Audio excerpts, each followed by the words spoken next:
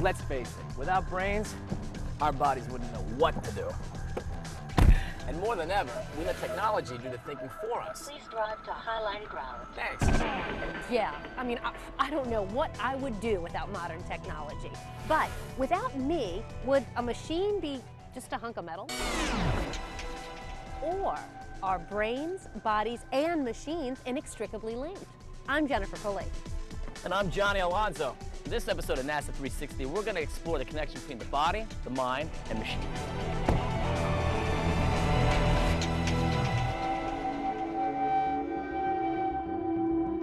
From tools we'll use for future space travel, built to think like us, and even look like us. Two very real applications we need right now, right here on Earth.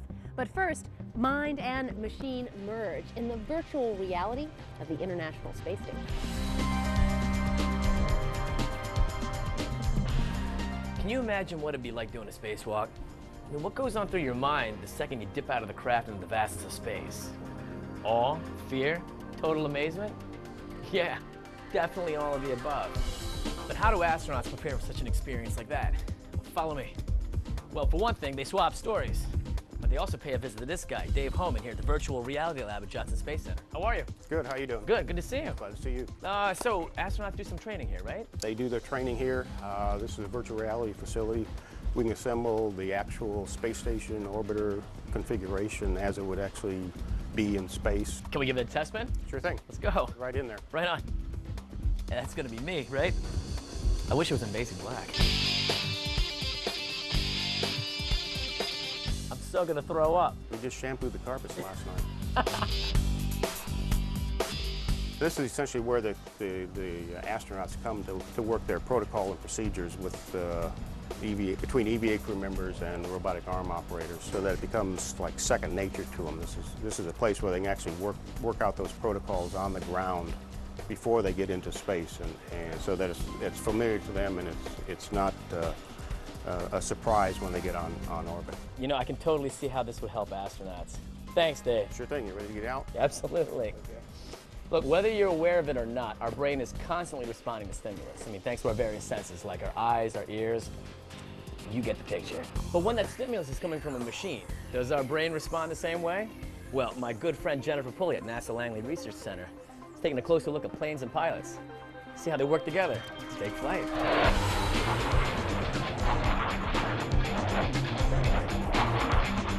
One of the finest examples in history of how humans have used their minds to build machines to take their body places is aviation. Now, the technology aboard planes has come a long way, of course. Cockpits are digital, and they're more automated than ever. But is it possible to have too much of a good thing? Let's find out.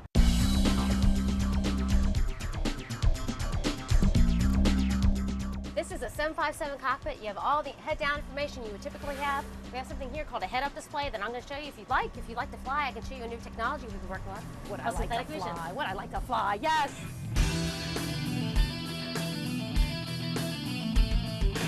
Stir clutch? Okay, well, I'm going to go ahead and put the sim into operate. You know, this reminds me of like driving a car. You know, same deal. You've got your speedometer at the outside, but I don't have all these instruments on my car. How do pilots not get overwhelmed and take all this in? That is a great question. The testing we do in here is we're looking at the best way to present information to a pilot. We want to do that so he maintains his situational awareness, so you remember there's a mountain out there. You remember which runway you're landing on. 16 right at Reno, not 16 left. And by doing that, we want to increase their situational awareness, but we also want to make sure their mental workload doesn't get so out of hand that it's overwhelming to fly. So what I hear you saying is you're looking at sort of a combination between protocol, aesthetics, what you see, and psychology. That's exactly right. We're looking at how humans best deal with information, how to best present that to them, and where to put it, and it's everything from visual to controls. Sounds like it's never a dull moment for the pilot. Probably not, but you know what? On a long flight, like a long en route flight from, say, Paris to New York, at nighttime when you really probably want to be sleeping, pilots, they keep all the information there, but they could become complacent. Not bored or anything like that, but there's technologies that you can look at. In fact, Dr. Alan Pope here at NASA Langley has been looking at brainwave technology in simulators to be able to determine when a pilot might be becoming complacent. Linda, I will be sure to talk to him. Thank you so much for You your are time. so welcome. Thank you for coming. Letting me fly.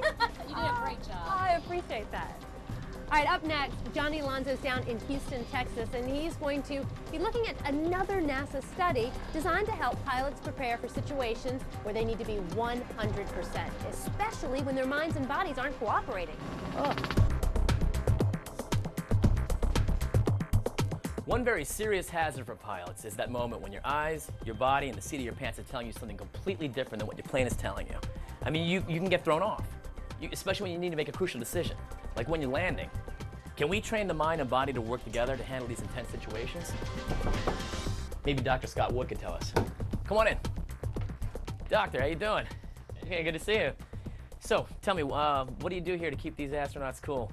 Oh, you know, we're just getting ready to start a study. Why don't we show you in the next room? Let's go. Let's go. So what do we have here? What we have here is a motion simulator that we've used with pilots and some of our returning astronauts. Okay. So it's creating some of the confusing, challenging sensory conditions that pilots experience. All right. And what we're really excited about is some of the new sensory aids that we've been looking at. Actually, this has been developed through some research in the Navy. And the point is, sometimes when you're in these challenging situations, it's not that we don't have enough information for the pilot in the displays. Sometimes it's just grabbing their attention, having them pay attention to it. And that's the point of these tactors. So these are small little pager motors. They're right here. And what they do is they vibrate. So wait, let me clarify something. These are sensors. So, I mean, when it's strapped on the body, if the pilot has to go right, they will feel like a vibration on the right side of their body. That's correct, yeah. This is their feedback. It's kind of like a tap on the shoulder just to get their attention and let them know what direction they need to correct. Very cool. And you said you have Julie helping us out today? Yeah, so Julie's going to wear these and get in our motion simulator. You're braver than I am, I'll tell you that. Okay, Julie, now we're going to try that with the tactor feedback. So what are you having her do, Doc? We're having her controller position so as the computer moves the chair off axis, she's trying to keep herself centered, similar to a pilot trying to keep their aircraft hovering in the same position.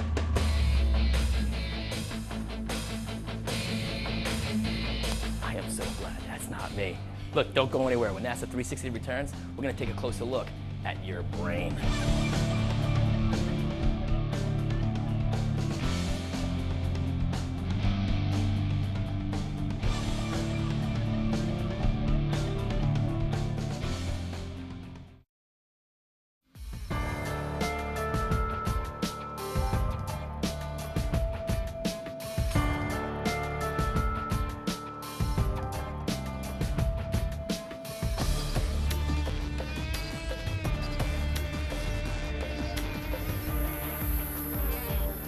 Notice that anytime you're thrown off balance,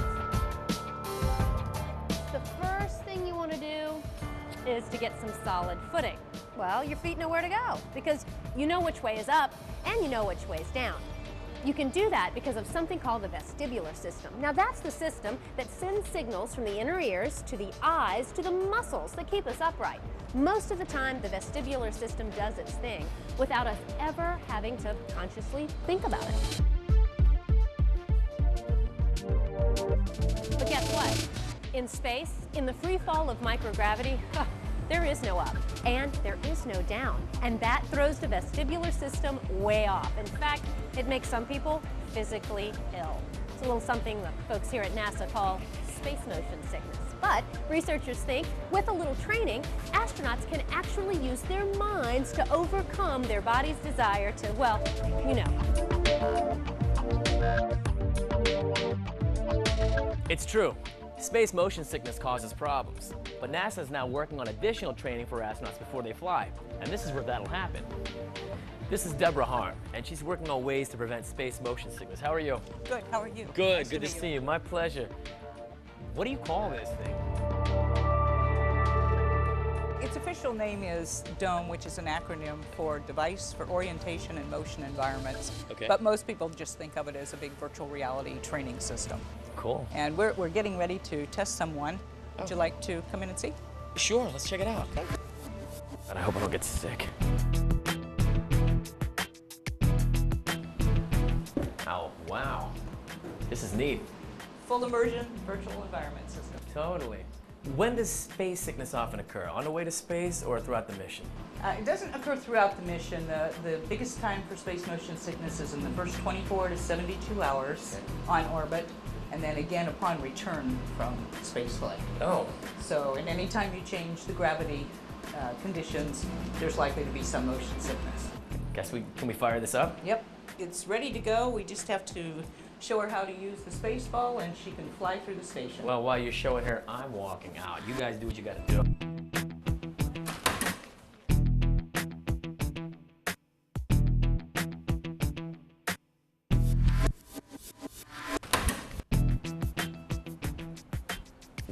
Deborah, that was awesome. Thank you so much for everything. You're welcome. It was my pleasure. Talk about mind over matter. Jennifer, you're up. Now, we all know that when our minds begin to wander, we are a lot slower to respond to things. And really, that's not good if you're a pilot. But what makes that happen? Our friend, Dr. Alan Pope. Hi, Dr. Pope. Hi. He decided to actually take a closer look into what was going on in the brains of those pilots as their minds were beginning to wander, right? That's right.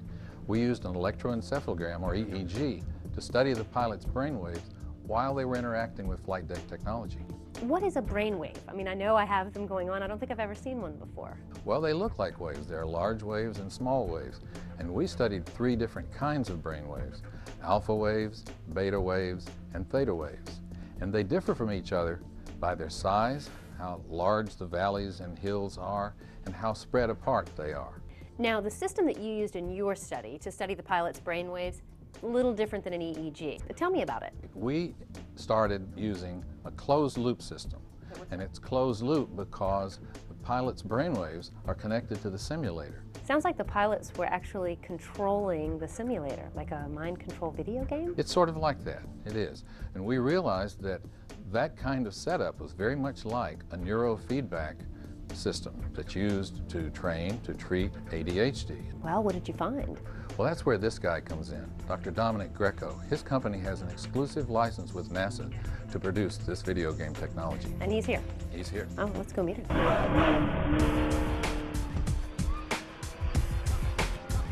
Dominic. How you doing? Good, Alan. This is Dr. Greco, the founder of Smart Brain Technologies.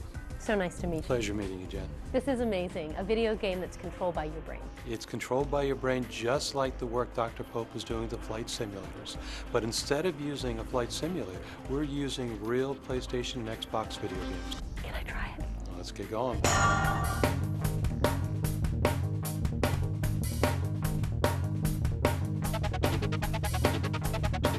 You're getting lots of feedback from your brain activity.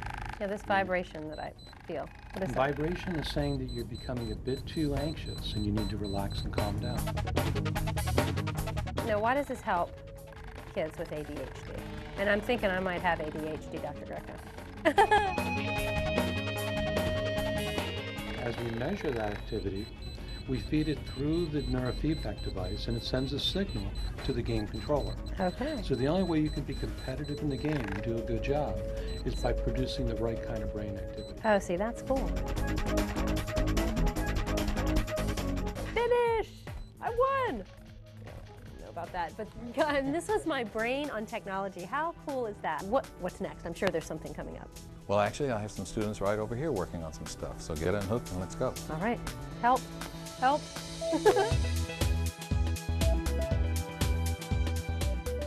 Here's some of my students who are working on the next generation of neurofeedback video game with an educational component. Chase, what's going on here? Well, Dr. Pope, as you know, education and video games have really, for the longest time, been 2 separate realms. So our project here is really to try and incorporate them and add a bit of fun into learning. The idea is to reward students if they keep more engaged. If you stay engaged enough, then you'll get a bonus later in the game during the interactive phase. Thanks for being with us today, guys. We really appreciate it. Okay, guys, earlier in the show, we learned how our minds and machines work together to help prepare pilots for flight. Well, what about after they return to Earth? Did you know that some astronauts, when they return to Earth, have problem with their locomotion? To find out what that means and how NASA's fixing it, Johnny Alonzo's on the scene.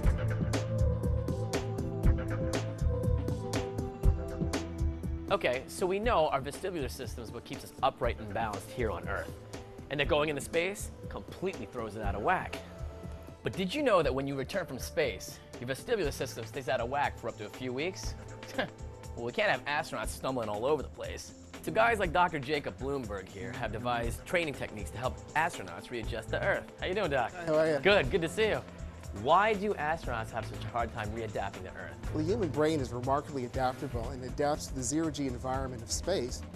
The downside of that is when you return back to Earth, you need to readapt to the Earth environment. And that can even take up to several weeks at a time. Wow. So, Doctor, tell me exactly what's going on here. Well, during this training, subjects walk here on the treadmill, and while they're walking on the treadmill, you can see that the visual scene moves up and down, and also the walking surface moves up and down too. And what this provides is a balanced challenge while you're walking. And this trains the brain now to become more adaptable to deal with some of these challenges. So you get better at dealing with it over time. This is great for astronauts. What about Earth applications? Well, falling is a real big risk factor for older adults, and we've been using some of this training to train older subjects to become more adaptable. So we think that'll prevent them from falling in the future. So we see some really widespread applications for this type of training. Well, Doctor, this is giving my brain and body a workout. Thank you for everything. Absolutely. Awesome. Listen, stay tuned because when NASA 360 returns, we're going to take everything you've learned full circle with a look at robotics and bionics.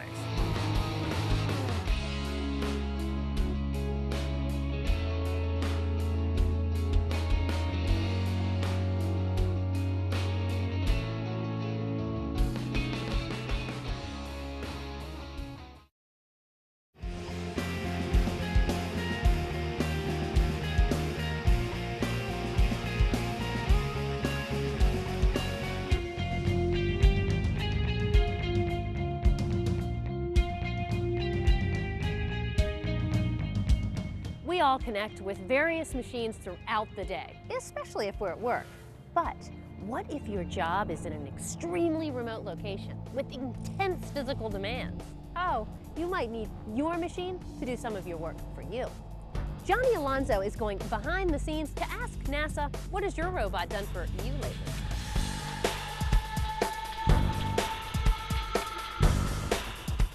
Just getting to space is tough enough.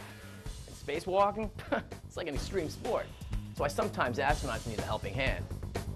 Or two. That's why NASA teamed up with DARPA. Together they're working on Robonaut, a humanoid robot that's going to work alongside astronauts in the extremes of space. How cool is that? Come on, let's go see what they're doing.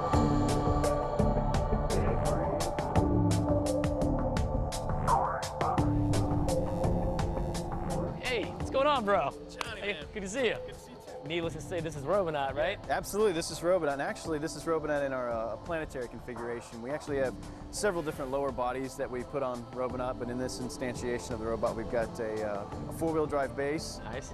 So we're visiting missions for the Moon and Mars. This is just wild. I mean, it just looks like lasers should be shooting out. Yeah, I know, it's fantastic. Actually, there are lasers shooting out of this thing right here. It scans out in front of the base, looking for rocks and stuff to, so the obstacle avoidance, things like that. And Okay. actually, in terms of the sensing all over the robot, we've got force sensing going on right here. So it knew to come in and not squeeze the box too hard. So it was actually actively sensing kind of the weight of the box. So Nick, when do you see this Robonaut technology, being used, like on the moon? So as we head back to the moon, circa 2020, before the human missions end up on the moon, you can envision Robonaut landing on the moon, a year or two ahead of the humans to start, digging trenches for lack of Putting together habitats. Exactly, doing all the preparatory work that's going to be required so that when the astronauts land on the moon, they're just productive out of the box. So is this timed 1-to-1? Oh man, that's a great question. It depends on where it's operated from, Okay. and it depends on factors like the speed of light and stuff like that. So what we're actually looking in that instance is something that we call supervisory control, whereas I'm a guy back at mission control or a person in a lab or in a HAB module operating maybe 2 or 3 of these robots. Huh. And what I'm starting to do is I'm starting to tell the robot, go over here and do this activity. So I'm actually not controlling the actions of the robot 1-to-1, but I've stepped back at a very high level and I'm controlling maybe 3 or 4 of these things, just pointing out activities for them to do. So I just realized that Robonaut's spun, what, about 180 degrees? when it's anthropomorphic like this, when I'm running the robot, it's then intuitive for me to control. So when I teleoperate the robot, I put the headset on, I put the virtual reality glove, and I step into this huge virtual environment of the robot. And I look down and I got robot arms, I got robot hands, I got robot legs. Yeah. And as I move around, the robot moves around and mimics my actions. You get a lot of advantage by making it look like a human. Nick, thanks a lot, bro. Johnny, pleasure, man. See you soon, huh? Robonaut, later. Robotic technology obviously has some important applications in space, but lately, it's been making a huge impact here on Earth. Combining the powers of mind and the machine right where the body needs it, that's a technology with a whole lot of heart.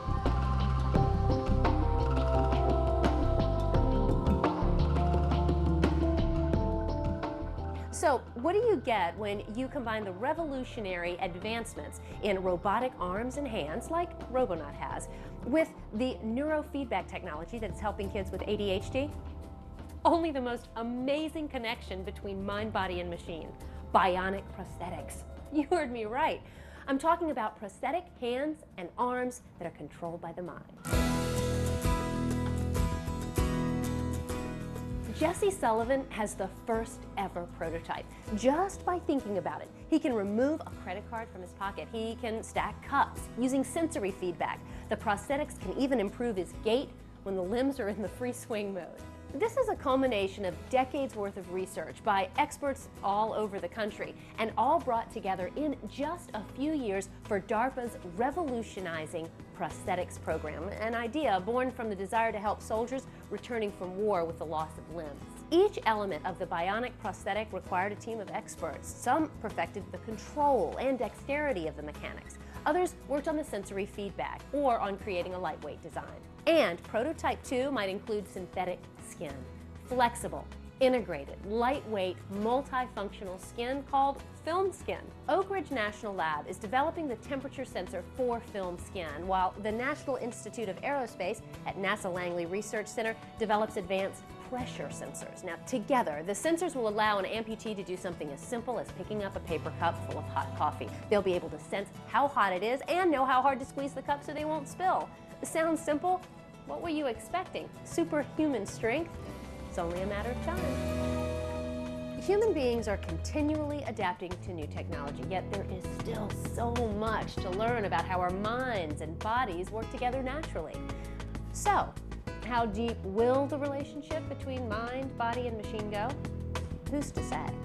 A little human ingenuity goes a long way, and machines will no doubt join us in our endeavors, whether it's exploring new worlds or working to make our own a little bit better. For Johnny Alonso, I'm Jennifer Pulley. Thanks for watching NASA 360.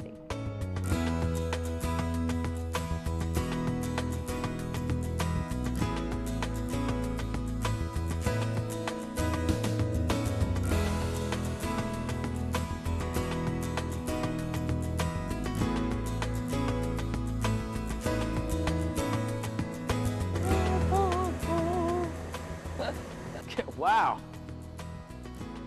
Am I a spaz or what? Is this working out? The limbs are in the free swing mode. Ooh.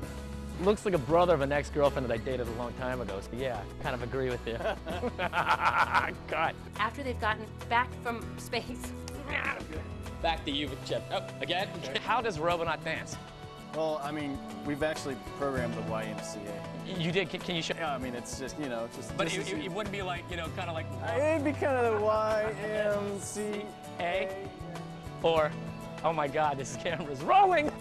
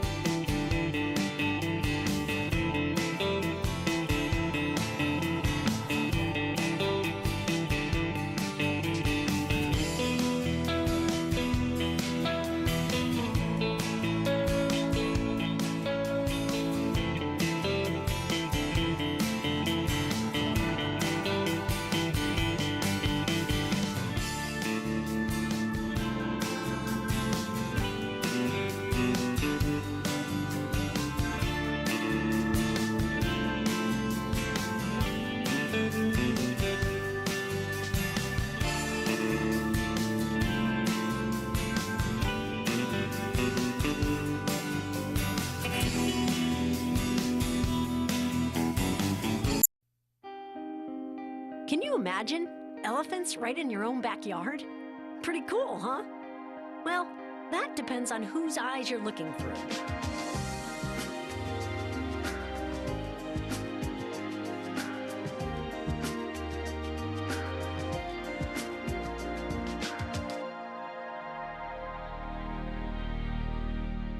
Hi everyone, I'm Julie Scardina here at Busch Gardens, Tampa Bay, along with our family of Asian elephants. You can see how big elephants are. In fact, they're the largest land animal on Earth. But along with their size comes enormous strength. And that combination doesn't always make them compatible with humans. We'll find out why shortly when we learn more about elephants, their habits, and their environments.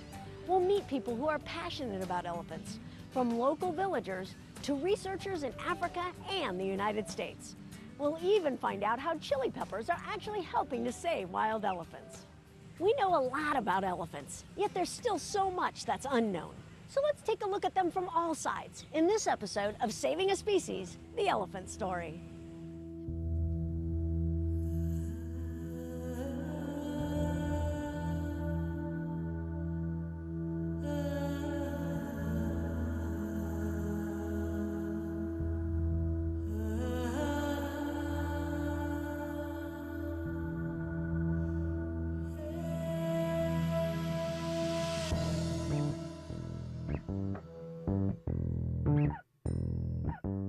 Elephants have captured our interest and our hearts since humans first appeared. They've been revered, respected, feared, and even domesticated. Yet their needs and our needs don't always match. Humans have been challenged to find ways to share space with these magnificent animals, especially as the human population expands. Today, elephant populations are declining. Currently, African elephants are listed as threatened on the endangered species list, while Asian elephants are listed as endangered. But why? There are several sides to the elephant story, and we can try to share many of them through the eyes, ears, and voices of humans. But what about the elephant's perspective? Over the years, we've gathered enough information to take an educated guess at what this view might be. Every time I visit Africa, it's a whole new experience. And this recent trip was no exception. Although I never know exactly what I'll come across, one thing's for sure, I will definitely see animals.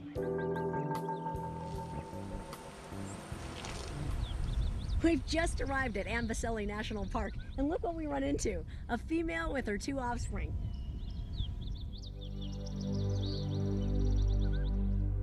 Seeing elephants in the wild is incredible to me. And coming from an urban perspective, I wonder how anyone could want to hurt them. So, I'm trying to find out more information. When it comes to crops, I know we've lost quite a number of elephants because of that. You know, they go crop raid and then the people become, mad with that, and then the KWS has to go maybe shoot an elephant because of something like that. Soila talked with me about the research program that the SeaWorld and Busch Gardens Conservation Fund supported. The study is trying to gain insight on how locals feel about elephants. Now, Soila understands their pain when they lose an entire field of crops to hungry elephants.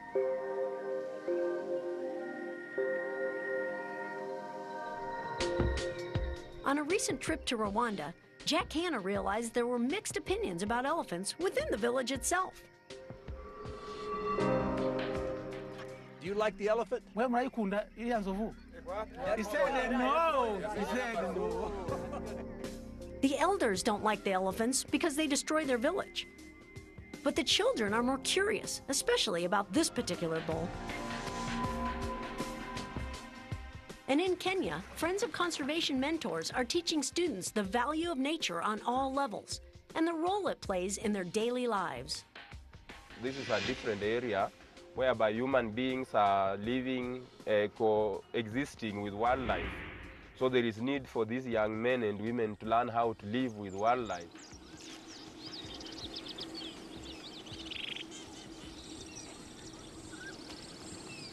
Elephants are what is known as a keystone species. This means that many other animals depend on elephants for their own survival. They're herbivores, and the vegetation they eat and digest helps disperse seeds. During migration, elephants use the same paths, creating trails that other animals and even humans use to travel. Their tusks are used to dig wells, generating multiple water sources throughout the habitat.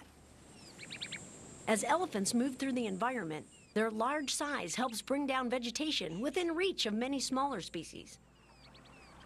The presence of elephants in an ecosystem is extremely valuable and impacts many other animals and plant life. That's why it's critical that we learn as much as we can to help increase awareness and preserve elephants and their habitats. When they go outside of the parks or when there's a lot of people nearby, oftentimes elephants and humans run into conflict.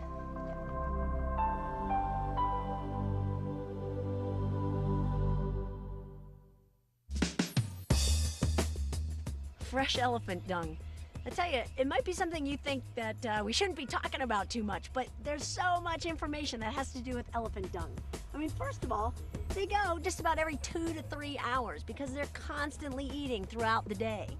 When they do defecate throughout the day, they can lose as much as 500 pounds. So they have to keep eating. And one of the other most important aspects about the dung is that it actually contains the seeds of grasses, the seeds of fruits, the seeds of trees, and what they're doing is they're dispersing those all over the savanna. This is the way new plants and new trees grow. Humans and elephants have had to share space since they first encountered one another. But in recent years, conflicts have escalated. And when it comes to what we term human-elephant conflict, it's a complex issue with many sides, but there are solutions.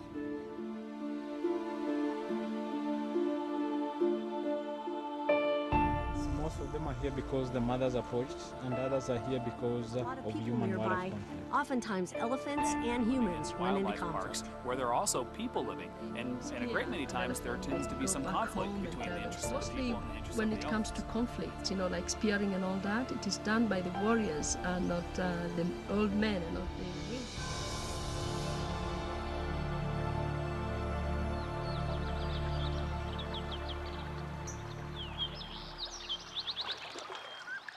Attitudes about elephants and how they can live compatibly with humans plays a big role in elephant survival. Currently, most African and Asian elephants are managed in protective parks, but this doesn't mean they don't sometimes roam into areas populated by people. And when that happens, they're not necessarily met with open arms. Like in the US, we've all heard stories of a bear wandering into a campground at Yellowstone, an alligator turning up in a swimming pool in Florida, or deer eating the vegetable garden in Wisconsin. Our attitude toward these situations is kind of similar to African and Asian attitudes towards elephants. But think about this. What if that vegetable garden was our sole source of food for our entire family? From that perspective, it's a lot more serious.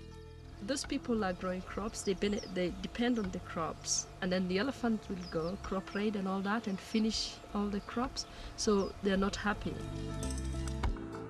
Elephants have been killed in retaliation or as a preventive means to protect crops. And as agriculture and development sites expand in Africa, the elephant's territory grows smaller, increasing the chance for human contact and conflict. During my recent visit, I witnessed the results of this complex problem firsthand. We came upon this really incredible event this morning. As we drove up, they had already darted this big bull elephant that probably weighs over 10,000 pounds. But he was speared in the foot by a Maasai. We talked earlier with Soila about human-elephant conflict, and here it is right now. Fortunately, we've got the veterinary service, the elephant researchers, as well as the Kenyan Wildlife Service, and they're all helping this animal right now. This elephant must have ventured too close to the village, and fearing for their crops, livestock, or safety, was speared by the locals. You wouldn't think a little spear wound could do that much harm, but these injuries often get infected. And that's what happened here, putting this bull at risk. African elephants can weigh up to 14,000 pounds, and Asian elephants up to 10,000 pounds, so they're capable of doing a lot of damage. Their trunk is sensitive enough to pluck small fruit and leaves off a bush, but powerful enough to lift more than 500 pounds or push over trees, huts, carts, and anything else that gets in their way. In addition to the spear wound, the team has found another injury, but this animal is estimated to weigh close to 10,000 pounds, making it impossible to get to while he's under sedation. They've given him the antibiotics, and now they're going to give him the drug to go ahead and wake him up, and hopefully he'll heal on his own as far as the other wound is concerned. Sharing limited space with humans isn't the only threat to elephants. Other issues, such as poaching, the illegal hunting and killing of elephants for their tusks, significantly impacted their numbers and still poses a real threat to their survival.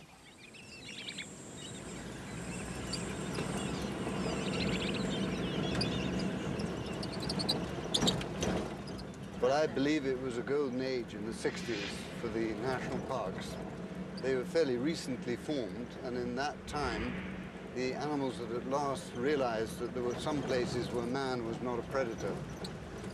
And for my first five years, that was how I saw them. Then the price of ivory went up by 10 times, never really came down.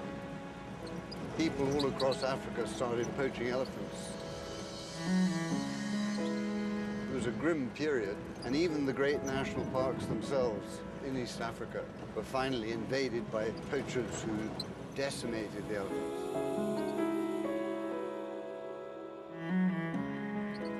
And that really went on until the ivory trade ban. So that basically did stop a lot of the ivory trade then. It certainly did. It changed things radically.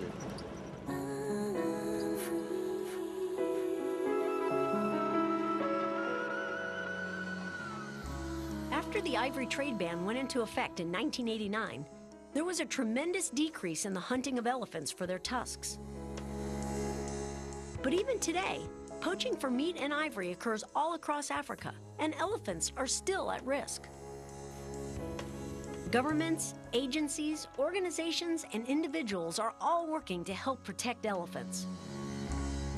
A variety of programs provide safety for injured elephants, care for orphan babies, or collect data to better understand native attitudes and needs, increase awareness, and offer solutions that work for the people and the animals. And on this day, one elephant was helped by an entire team of very caring people.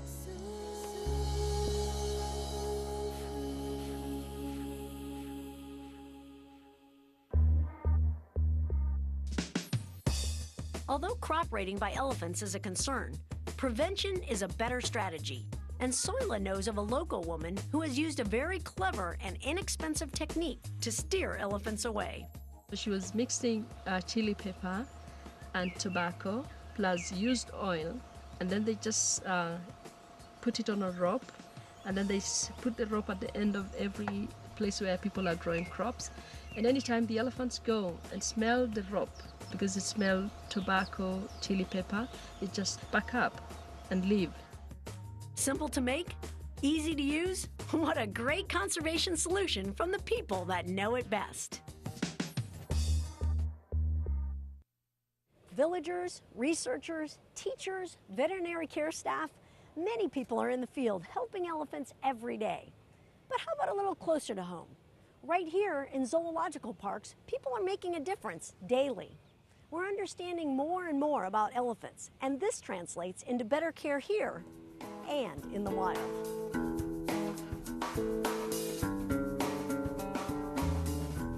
For a variety of reasons throughout history, humans have been training elephants to work for them. After all, they're smart, strong, and extremely able. But today, elephants are trained for very different reasons. What a good girl. At zoological parks like Busch Gardens in Tampa, Florida, animal experts train and condition elephants as a way to help care for them, learn more about them, and also contribute to elephant conservation, as we'll see in a moment. SeaWorld is world-renowned for its killer whale training program. The park's positive approach to training and conditioning killer whales has significantly benefited animal care and research, while making the guests' experience both fun and educational. But wait, this show's about elephants, right? What's the difference between training a killer whale and an elephant? Not much. Not much. Otto Fad leads the Asian Elephant Program at Busch Gardens, Tampa, and Jeff Andrews heads up the Elephant Program at the San Diego Wild Animal Park. Both have overseen an evolutionary approach in training techniques. And guess where their experience came from? They were both longtime killer whale trainers at SeaWorld. I started out training killer whales at SeaWorld before having the opportunity to come over to Busch Gardens, Tampa and help build a new elephant team. Yeah, good shot. Good shot. Okay. One of the things that we learned early on was that there are a lot of similarities between killer whales and elephants. For example, both live in matriarchal, matrilineal societies in a linear dominance hierarchy. And what that means is that there is a social ladder, and each elephant has to know exactly where they fit. Beyond that, elephants and killer whales both have very few natural predators, so they're naturally very curious and adaptable. That makes it easy and fun to train them. The programs at both parks set extremely high standards for their elephant care, and training is an important part of their program's success. What we want to do more than anything else is teach the animals to want to cooperate and participate with us. So through that, if they are just simply here having fun, interacting with us, the rest of it's really quite simple. But we do teach individual behaviors in small steps called approximations. And these small steps are things that the animals can easily understand and find reinforcing, and they build upon one another until we get to a finished behavior. Elephants are very social animals. So Busch Gardens' 6 Asian elephants can mingle with each other whenever they like. When the elephants need care, we keep them and the people at a safe distance from one another with an elaborate network of high-tech gates, ensuring the safety of our animals and our staff at all times. But this doesn't seem to get in the way of the special relationships that inevitably develop. Hey, Granny, here we go. Here we go. Okay, here we go, guys. We use a variety of reinforcers, including food, toys, visual stimulation, praise, and lots of rubbing and massaging. And each elephant is very much a unique individual, so we spend a lot of time with them getting to know what they like best. It's upon that foundation that all of our interactions occur. This trust and positive training allows us to access the animals in order to give them better care, and also to gather valuable research data. For example, the San Diego Wild Animal Park is conducting a study to gain insight into the walking distances and ranging behavior of elephants. They're using an interesting device called an accelerometer. So to collect data from these elephants on their average daily walking distances, I use this high-tech pedometer called an accelerometer, and it measures not only the frequency of movement, the range of movement, also the intensity of movement. But before I can do anything, I need to program it for today's activity. It's programming as we speak. It'll take just a couple more minutes for it to initialize. It's all charged up, so we should be good. Now that it's programmed, how do I actually get an elephant to wear this in a way that it doesn't find objectionable? Well, for us, we'd wear it probably on our belt loop. But for the animal, what I've done is I've devised this anklet, and I simply attach this into this anklet, and the animal's trained to wear this for long periods of time.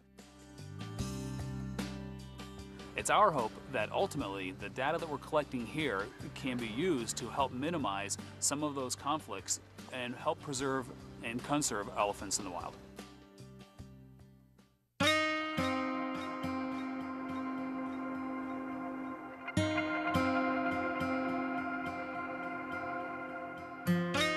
In an attempt to keep the gene pool of a species strong and diverse, zoological parks often work together.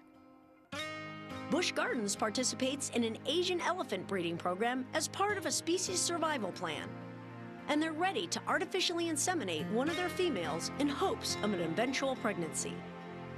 Months of training and conditioning has resulted in some amazing preliminary work, all leading up to one particular moment on one recent night.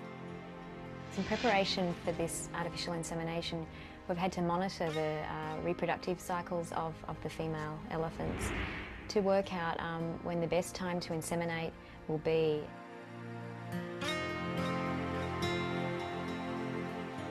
Because of her training, Rosie voluntarily allows the veterinarians and behavioral team to complete each step of the procedure. During the entire process, she's rewarded with a variety of things: verbal encouragement, skin brushing, and veggies for treats. Every step of the procedure is viewed on the monitor as Doctors Roback and O'Brien give Otto direction.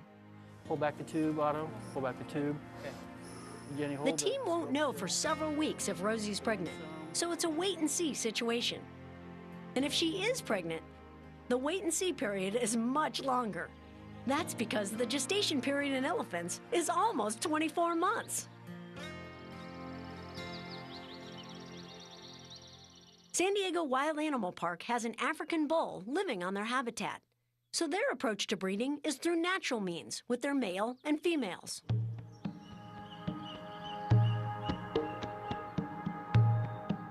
All of this training, the care, the artificial insemination, the education, in the end, what does it all mean?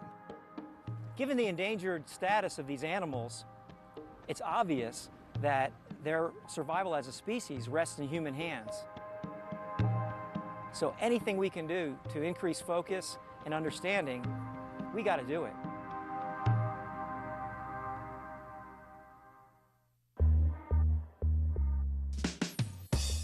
At the top of the elephant hierarchy, there is the matriarch. As teacher and protector, she leads the herd. Pachyderm Palace at Busch Gardens, Tampa Bay is honored to have, at its helm, Mem. Born in 1942, she's one of the oldest elephants living today, and there's no question she's in charge. We just saw how elephant training is evolving in such positive ways, and how it allows us to better understand their behaviors and their needs. So now that we've got all this great elephant knowledge, how can we use it to help them?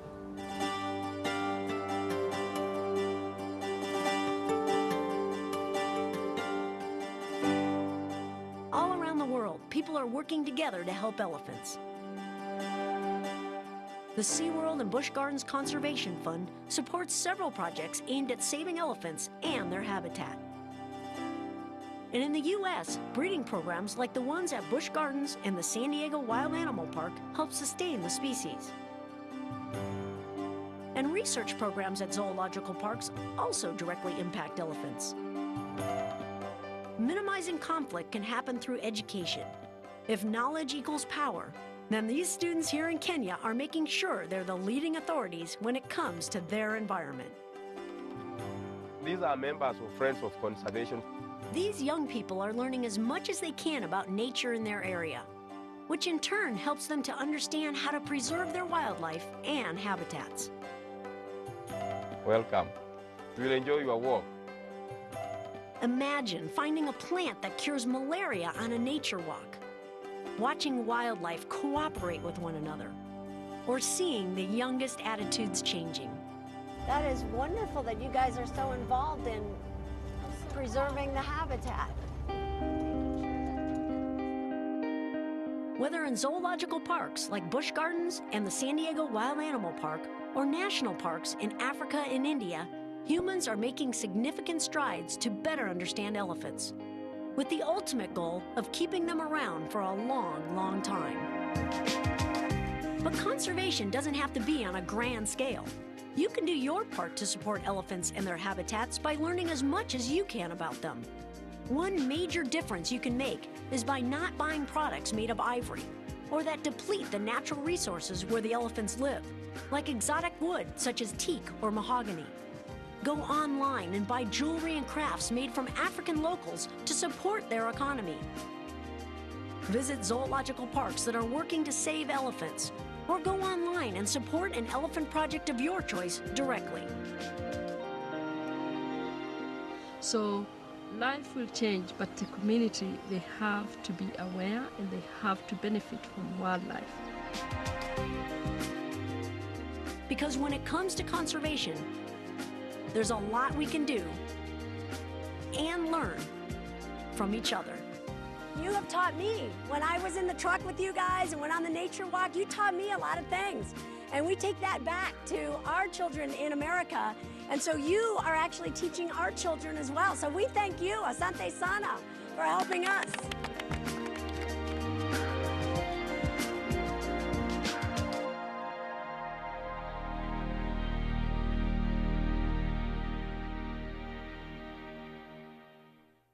Hi, I'm Jenny Bush. The elephants featured in this program are one of the many species that benefit from the SeaWorld and Busch Gardens Conservation Fund, a nonprofit organization dedicated to helping animals. We focus on 4 key areas: animal rescue, wildlife research, habitat protection, and conservation education. And we're passionate about every one of them. Look how smooth they are behind the ears. These guys are amazing. By watching programs like Saving a Species, you're helping just by learning more. And we encourage you to share your newfound knowledge with others. No matter where you live, there's more you can do. Visit our website at swbgconservationfund.org to find out how to get involved.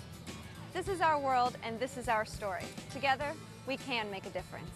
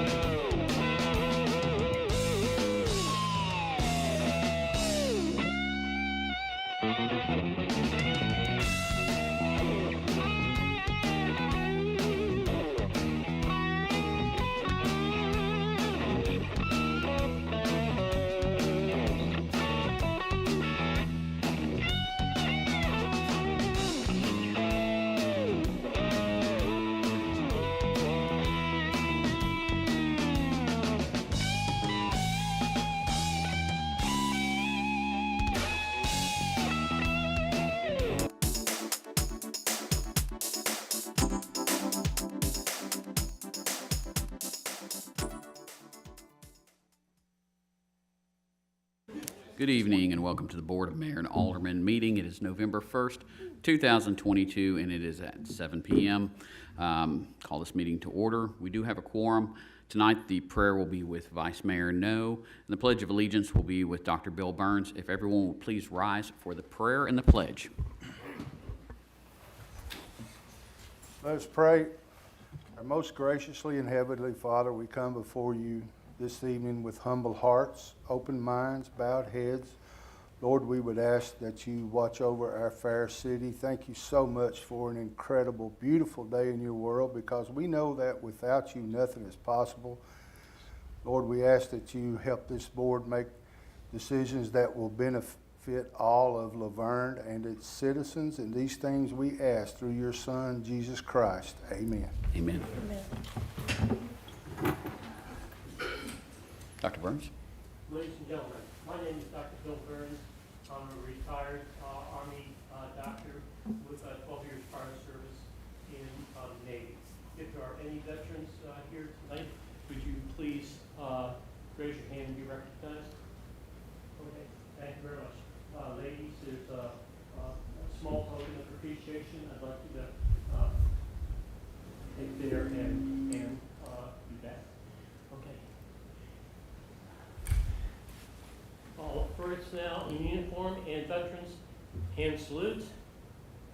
I pledge allegiance to the flag of the United States of America and to the republic for which it stands, one nation, under God, indivisible, with liberty and justice for all. Thank you. Thank you, Dr. Burns. First item is to approve the minutes from the October 6th, 2022 regular meeting. Make a motion to approve. I have a motion to approve from Alderwoman Honeycutt. Is there a second? Second. All in favor? Aye. Minutes are approved. Moving on to departmental reports. Chief Davis with the Police Department.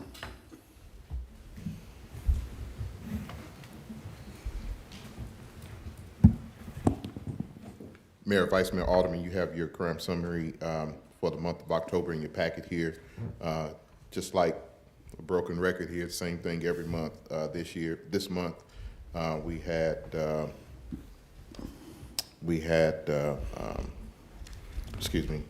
10 cases where motor vehicles were broken into, and all 10 of those motor vehicles were left unlocked, resulting in one firearm being stolen out of that vehicle in the hands of a criminal in the city now. Also in the packet, you see activity from the officers. As you can see, our numbers are getting a whole lot better now that we are sufficiently staffed. You can see 1,382 traffic stops, 26 DUI arrests, 36 arrests for drug violations. I will add that these stats are being put online as well, so any member of the community can look at that as well. Any questions? How's Blue Sentinel going? I'm sorry? Blue Sentinel, how is that going? Blue Sentinel is going good. We're in our phase 2. Right now, we're in the process of getting the cameras installed up by I-24. That's the easiest because there's already meters on the poles there. So that's going to be the easiest. The others that we're getting put up, because there's no power or poles that we can use, we're having to kind of go back and punt and get solar panels. That's what I'm trying to say. Get solar panels for those things so we can power it that way, which I think that's the way we'll go forward in the future, to where we just use solar power to power those. But other than that, we're moving right along with that. Does anyone have any questions? Thank you. Thank you, sir. Fire Department, Chief Beasley.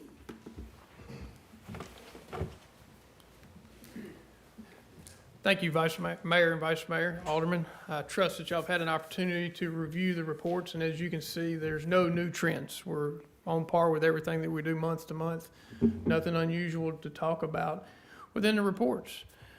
I do have a couple of things worth mentioning that are happening this week and next week, if y'all don't mind. Obviously, we know that there's a groundbreaking for new Fire Station 41. This week is a monumentous occasion. Obviously, it's long overdue, and thank you to the Board of Mayor and Aldermen for securing the funds to make that happen. Additionally, we have next week 4 recruits graduating fire school. It'll be the first time LaVergne Fire and Rescue is invested in a fire school itself. So with these 4 people that are graduating, 4 people that have done exceptionally well. Been on campus with them multiple times in the last 10 weeks that they've been there and watched and participated in their training. Our fire instructors have been part of the recruit training, so we've not just sent somebody off to be trained, so we participated in that. It's a great partnership between Murfreesboro Fire and Rescue and Lebanon Fire Department, so it's a great product. 2 of those individuals came from our Fire Explorer program, so we've invested in this community and continue to do good work with those young people in the high school. It's great to hear. Do y'all have any questions? Thank you, sir. Parks and Recreation Department, Mr. David McGowan.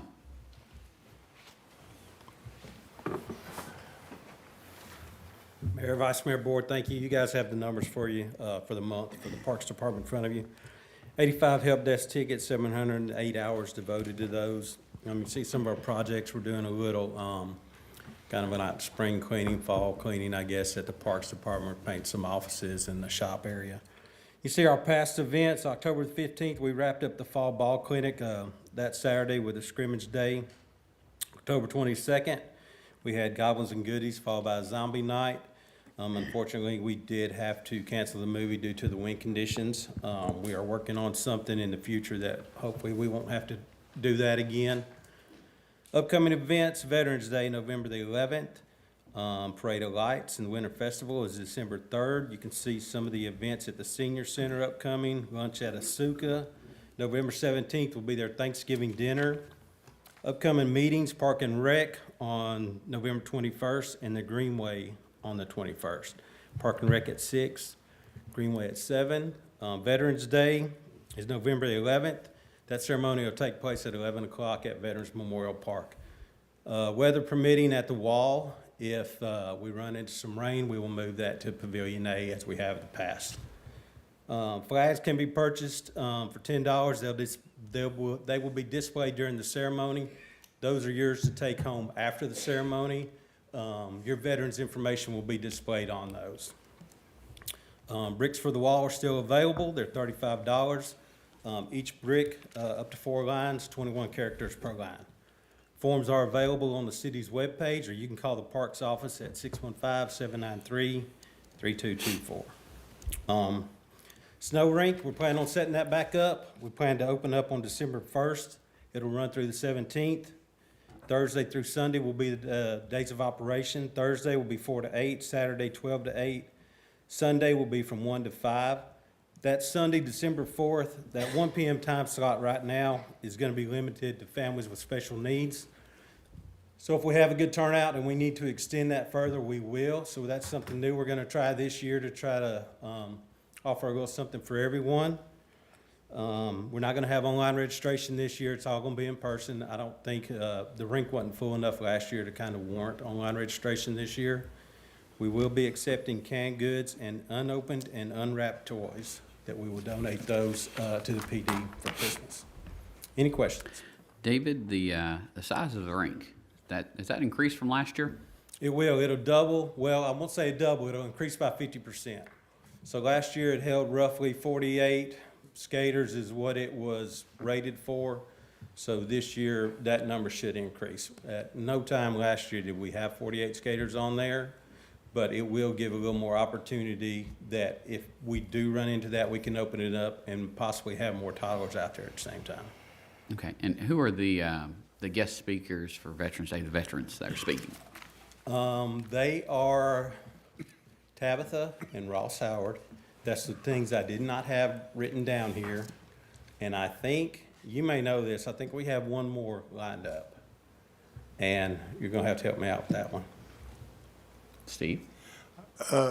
Kathy told me, and You and I are in the same boat? Kathy is God sent, and it's almost like you don't worry about it. I think when you start to lose your hair, it kind of affects your memory also. So we'll blame it on that. Here we go. Did the other part of the rink come in? It's supposed to be here Friday. Okay. It's supposed to, the delivery truck is set up to pick it up tomorrow. It's still in customs. It's been in customs for 2 weeks. So Friday is supposed to be our delivery date. So last year there was no issue once customs released it with it getting in here within a day. I think I did skip over the parade of lights and the Winter Festival. That will begin at City Hall. It ends at Veterans Park with a tree lighting, fireworks, snow rink, and craft and food vendors will be set up. I sent you a text message or an email about Fox had put it on there that it would start at Veterans Park and go the other direction. Yes, sir, and in the front part of that media release, they had it right, so how it got kind of backwards at the bottom, yeah, it's beyond me. Now, David, is Chief Beasley going to be out demonstrating his ice skating prowess like last year? I'm gonna practice. I'm coming for you. Is that hip recovered? It is. And then will Doug from Public Works, will he be doing the figure skating again this year? That was the plan. I think he kind of offered, and I think Danny also said he was going to come out since he has a hard hat and a vest. Nice. So we should be Well, good. they can show the lift. Yes, sir. I guess the only thing left is to put Michael in the Duncan booth. One last thing before I go, I definitely would like to thank Ann Smith for her hard work and diligence, keeping our events posted and getting those pictures out to the public so they can see what a good turnout we've had. Don't want her to get overlooked, but we certainly appreciate her help. Any questions? Thank you, David. Moving on to the Library Department, Miss Donna Bebout. Here she comes.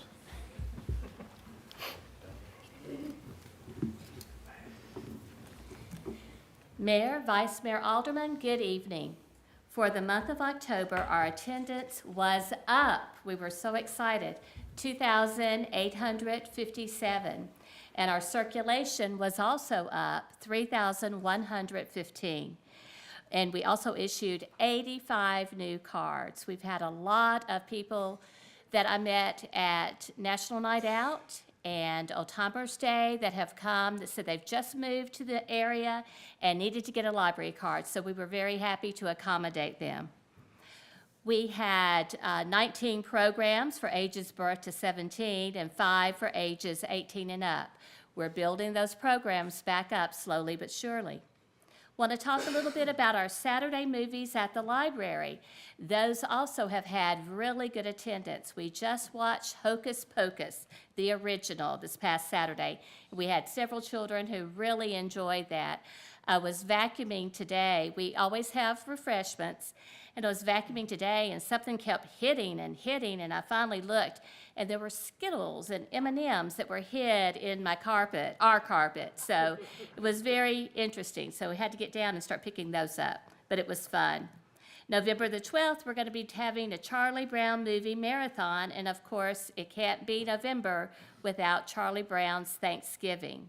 So families come on out, enjoy the movie. We have a wonderful TV, and it's just great to get in that meeting room and watch a good movie and have good refreshments. Tonight I wanted to talk just a few moments about a couple of programs that we have monthly. These programs, as you know, like our story times, we have ages according to what we help present in the story times. Like on Mondays, we have homeschool story time. That's for kindergarten through 3rd grade.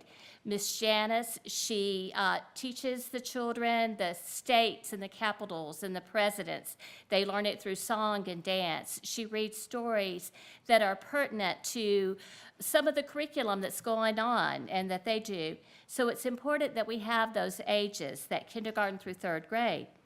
We have Once Upon a Story Time on Wednesdays, and that's for our preschool children.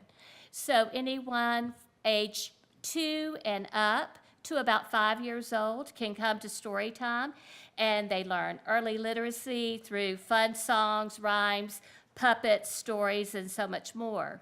And of course, through the fun of sharing books. Jammies and Stories is our one night that we have on Thursday nights at 5:30. Kids and families, which we've had adults come in their pajamas, and they come and they get to listen to some great stories, and it's families of all ages. We have them from babies all the way up to grandparents, and that's just a really fun time for music, movement, dance, books, and a craft. So that's why we have these ages divided out. We understand that there are siblings that need to come along sometime, and we welcome them. But we really like to focus on the age that we are looking at that time, or that we are there for. So our Kids Crafternoon, this is one that is coordinated by a former teacher. She's a former science teacher from St. Cecilia, and this is for students grade 1st through 5th. Now, we're going to have a great program on November the 8th at 5:30. We like to do STEM in action. STEM meaning science, technology, engineering, and mathematics. So when we give them crafts such as, a little show and tell here. Okay, looks adorable, doesn't it? When you look at this, do you think of STEM? Okay, but it does. They have to take the kit that is packaged up. They have to read the directions. They have to comprehend those directions, and they have to follow the directions. And therefore, after they have done all of those things, it becomes a really fun and beautiful craft. Show it around here. So this is one of the crafts that they're going to be doing. Oops, I have a turkey stuck to a turkey here. Okay, that's the Give Thanks turkey wreath. The next thing we're going to be doing is the gliding turkey. Now, it comes in a package like this. And again, they have to open the package. There's no instructions to this one. They have to use their mind and figure out how to put it together to make a glider. When they're doing this, Miss Becky's going to be talking about aerodynamics of a glider using currents of rising air called thermals. And we have a demonstration tonight, Mayor. You already did it. You are, oh. Did I miss it while I was talking? You said aerodynamics. Oh, and it came down. All right, you need to try that again. Okay, readjust the wings, readjust the tail feathers. All right. The air conditioning worries. We run into that all the time. Okay, stand and go. There we go, much better. So the mayor got the aerodynamics just right. And tonight, Miss Becky sent all of the mayor and the aldermen a kit to see if you guys can put this together.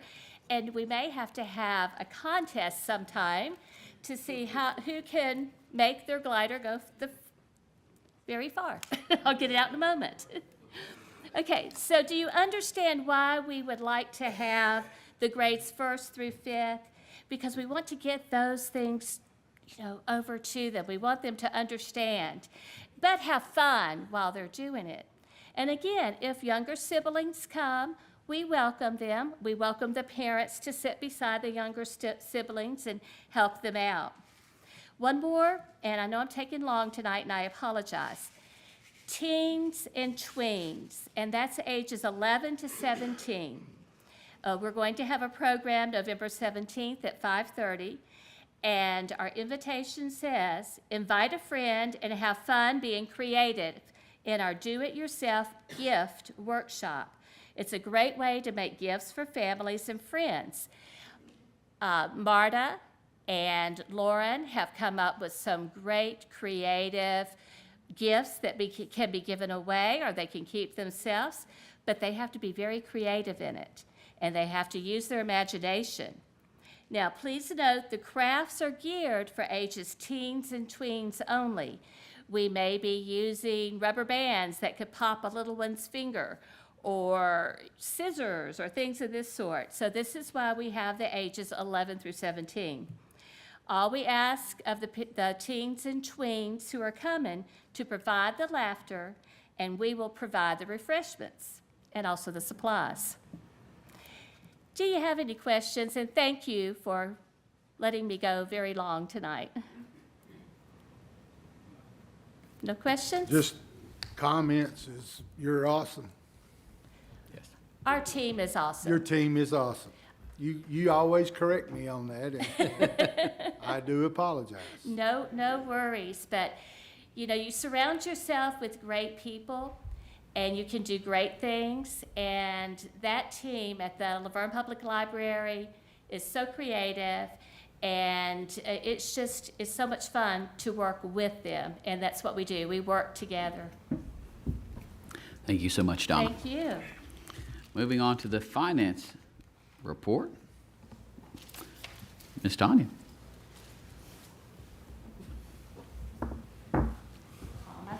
It's their first time, ain't it? Welcome, welcome. Good evening, Mayor, Vice Mayor, Alderman. I just want to apologize. I have no cool show and tell. I'm sorry. I'll be doing the financial report for September 30th.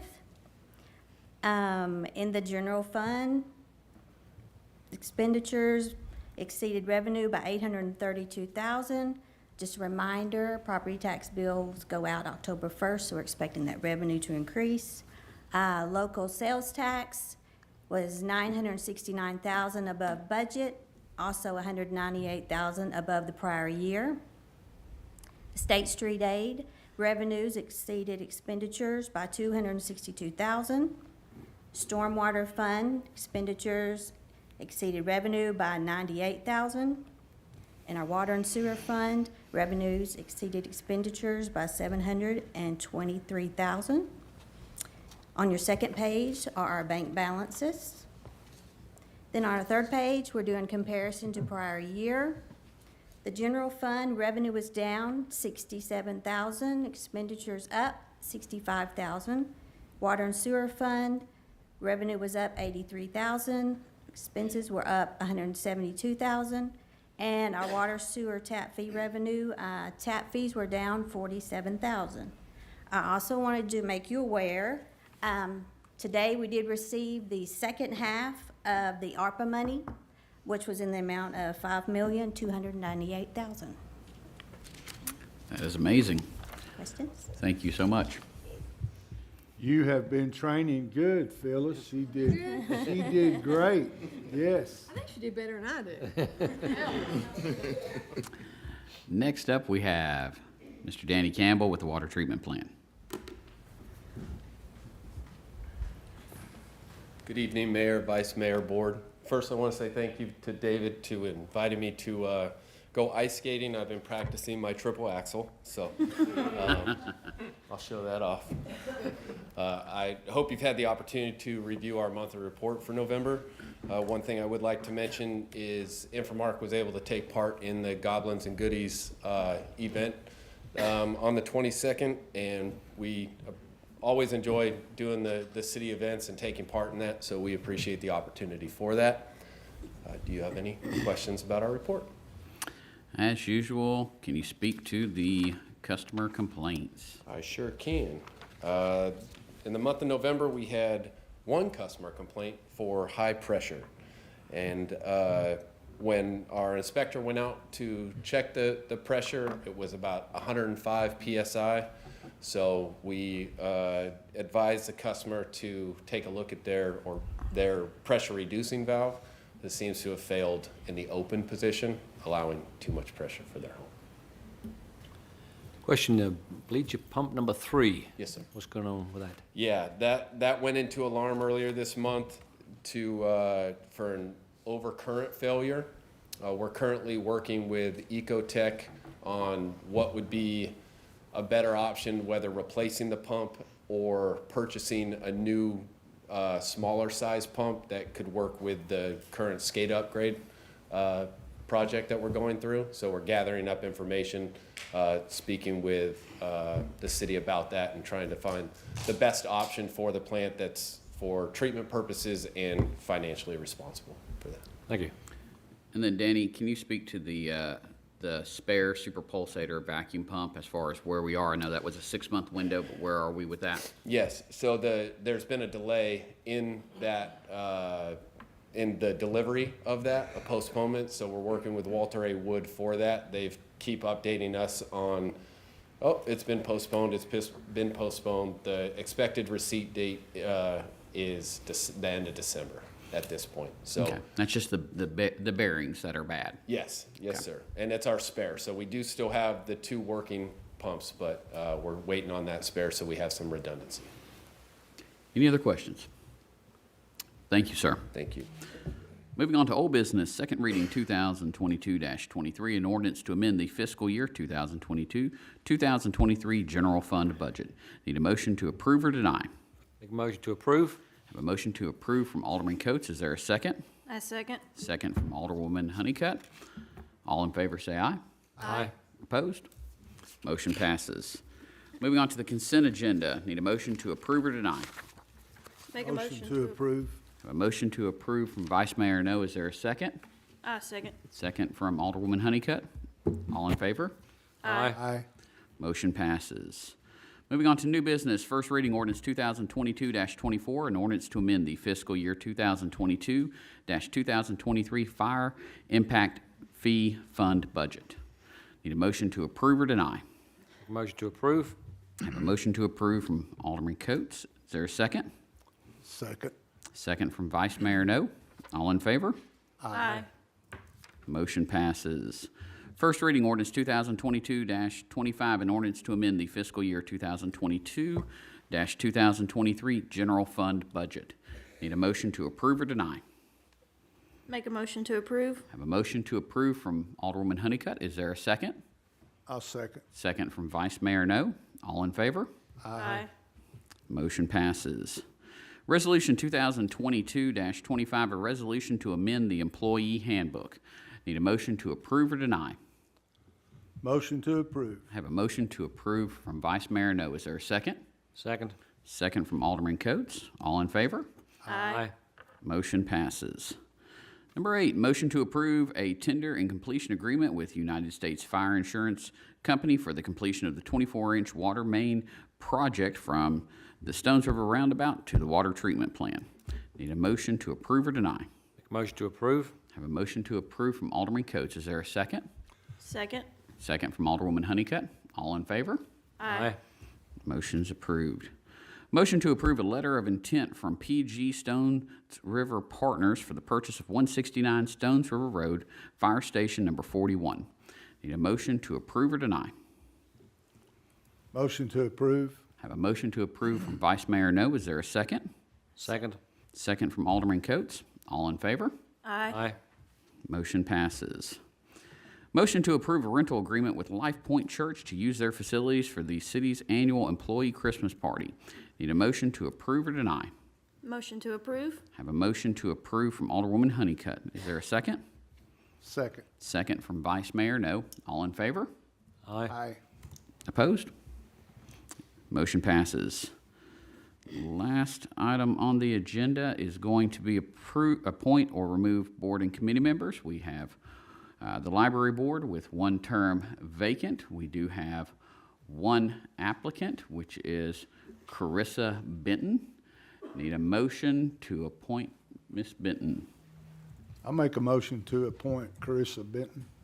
We have a motion to appoint Carissa Benton from Vice Mayor No. I'll second it. All in favor?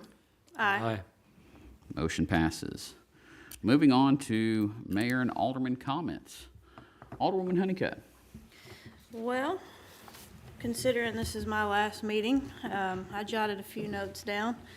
First of all, it's been an honor to be a part of this board. I'm proud of our work that we have done together and the things that we have accomplished to move this great city and community forward. I would like to thank the board for their confidence in me to serve and for our police, fire, and all of our staff and their hard work each day keeping our city safe and taking care of our residents. I'm so proud of the pay increases that we passed this year and hope they all know how much they are appreciated and how much that was well deserved. Again, it's been my pleasure to serve with you all. Well, most of you. I think, with that being said, I think someone in purple would do a very good job and do well in this chair next month, and I encourage everyone to get out and vote. And speaking of the color purple, grape just so happens to be my favorite flavor of Kool-Aid. Thank you guys again. Thank you. Alderman Coates. Hope everyone enjoyed the trick-or-treat last night. I'd like to thank the police department for keeping our roads safe with the children around them. Appreciate that, thank you. And not to forget Veterans Day, November the 11th. And also, make sure you come out and vote. Thank you. Thank you. Vice Mayor No.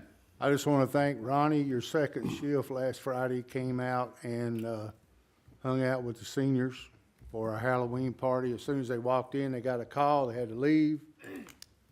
Luckily, it was something not bad, so they were able to come back. The seniors are always glad to see men and women in uniform come in and eat with them, dance with them. And then lastly, Alderman Miss Honeycutt. Thank you for accepting the appointment.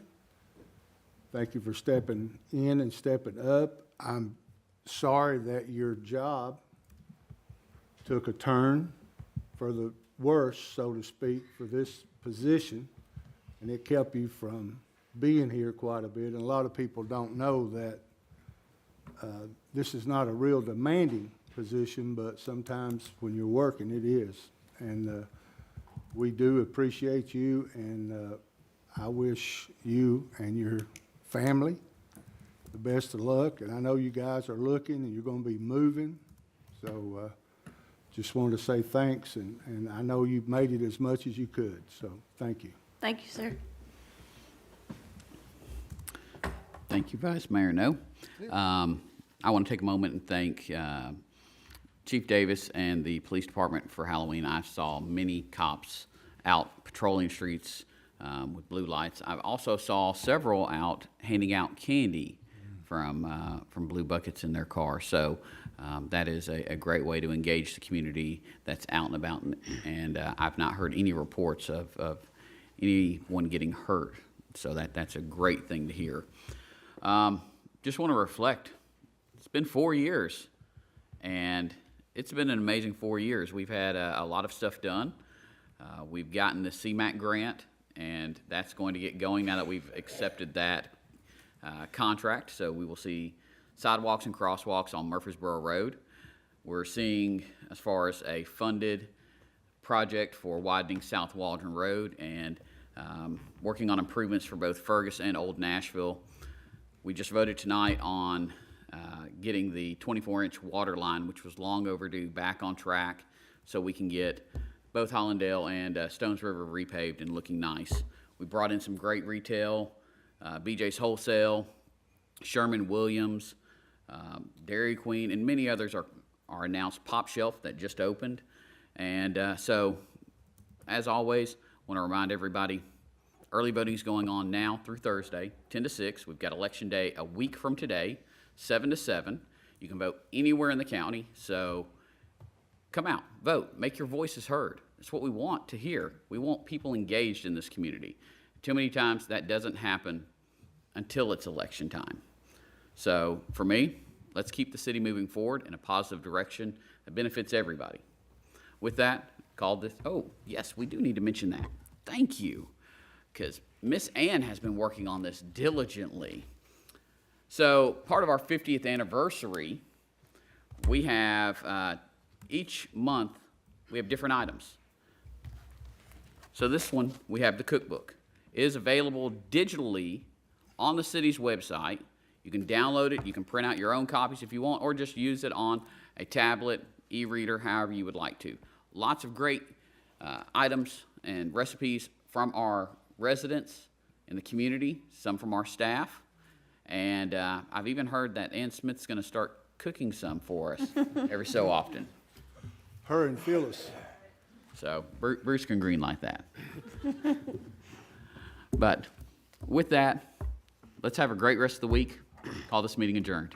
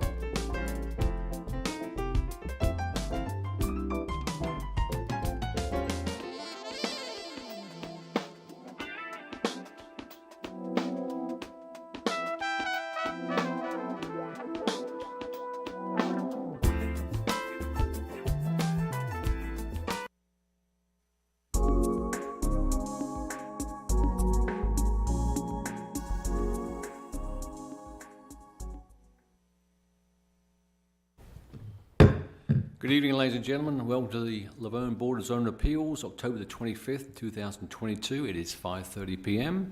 I'll call this meeting to order. We do have a quorum. If you could just review the minutes from the July the 26th regular meeting, if you would. Any comments or changes, let me know. If not, I'll accept a motion.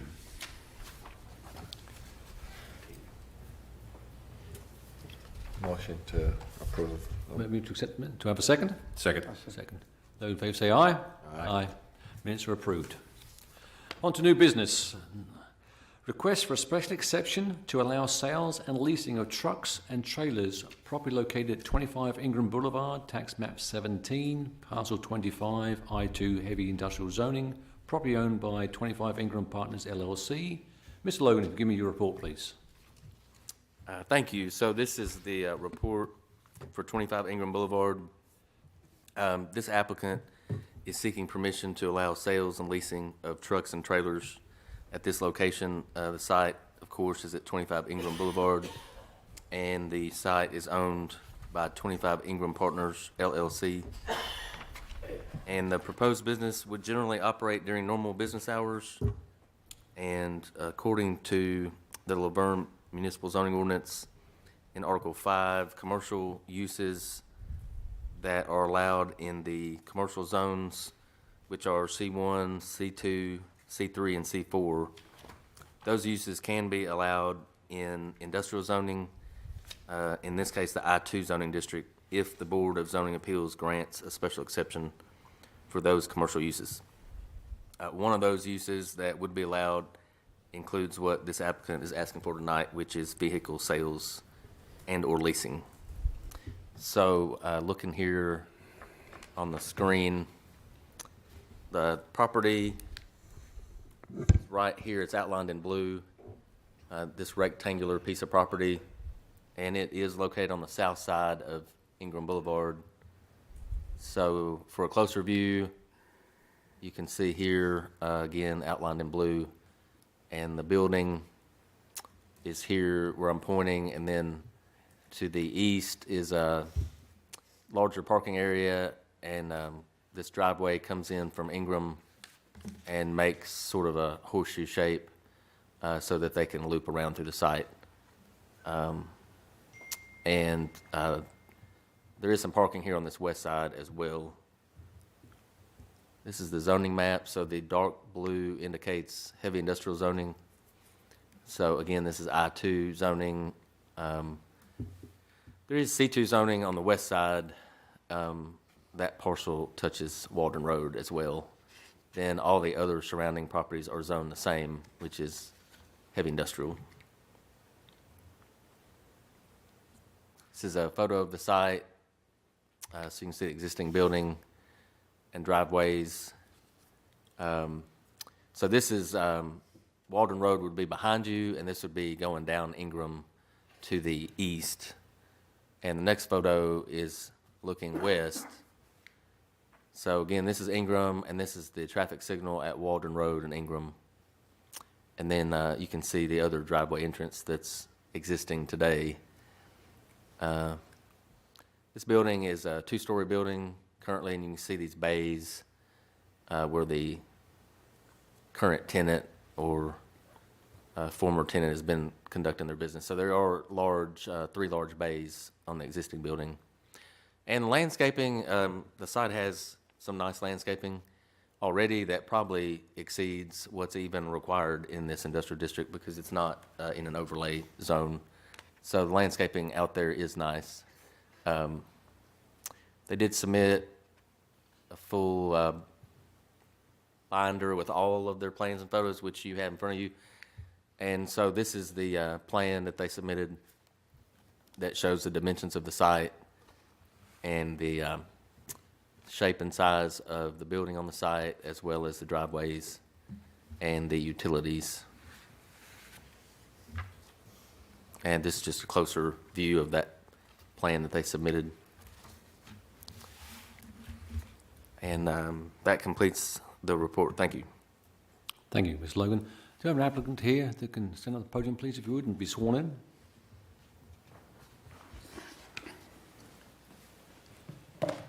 Do you promise to tell the truth, the whole truth, nothing but the truth, to help you God? I do. Please state your name and address for the record, please, sir. I'm Bill Herbert. I'm with the law firm of Thompson and Burton in Nashville. Our address is 1810 West End, Suite 1550 in Nashville. Thanks, sir. Any comments or questions for what Mr. Logan's report was? Any add-on to it? I've got a little bit of a presentation for you, but I would say that, and this is on me, when Mr. Logan and I first started talking, my client had been telling me that they were going to do some sales on site. They are not going to do that. There's no sales. This is simply truck leasing, and that's all. So I just wanted to clarify that. So we're here before you for a special exception, and thank you all for being here and hearing me tonight. As Mr. Logan said, this property is zoned I-2 heavy industrial. We're going to use the property as is. We're not going to make any changes to the utilities. We're not going to expand the building in any way. We're going to completely as is. The previous use is a concrete pumping company, and I've driven by there, and they may kind of still be in that building, or they may not be. I really don't know. So we're going to be using it to lease trucks. And if you look over in my little memorandum that I submitted to you all on the Exhibit A, these are the types of trucks that they're going to be leasing. And so they're going to be leasing these tractor trailer, but just the tractor component, no trailer component, and medium and light duty box trucks. I was told initially that they would keep about 30 trucks on site. That has been clarified with me. There will be about 15 trucks kept on site.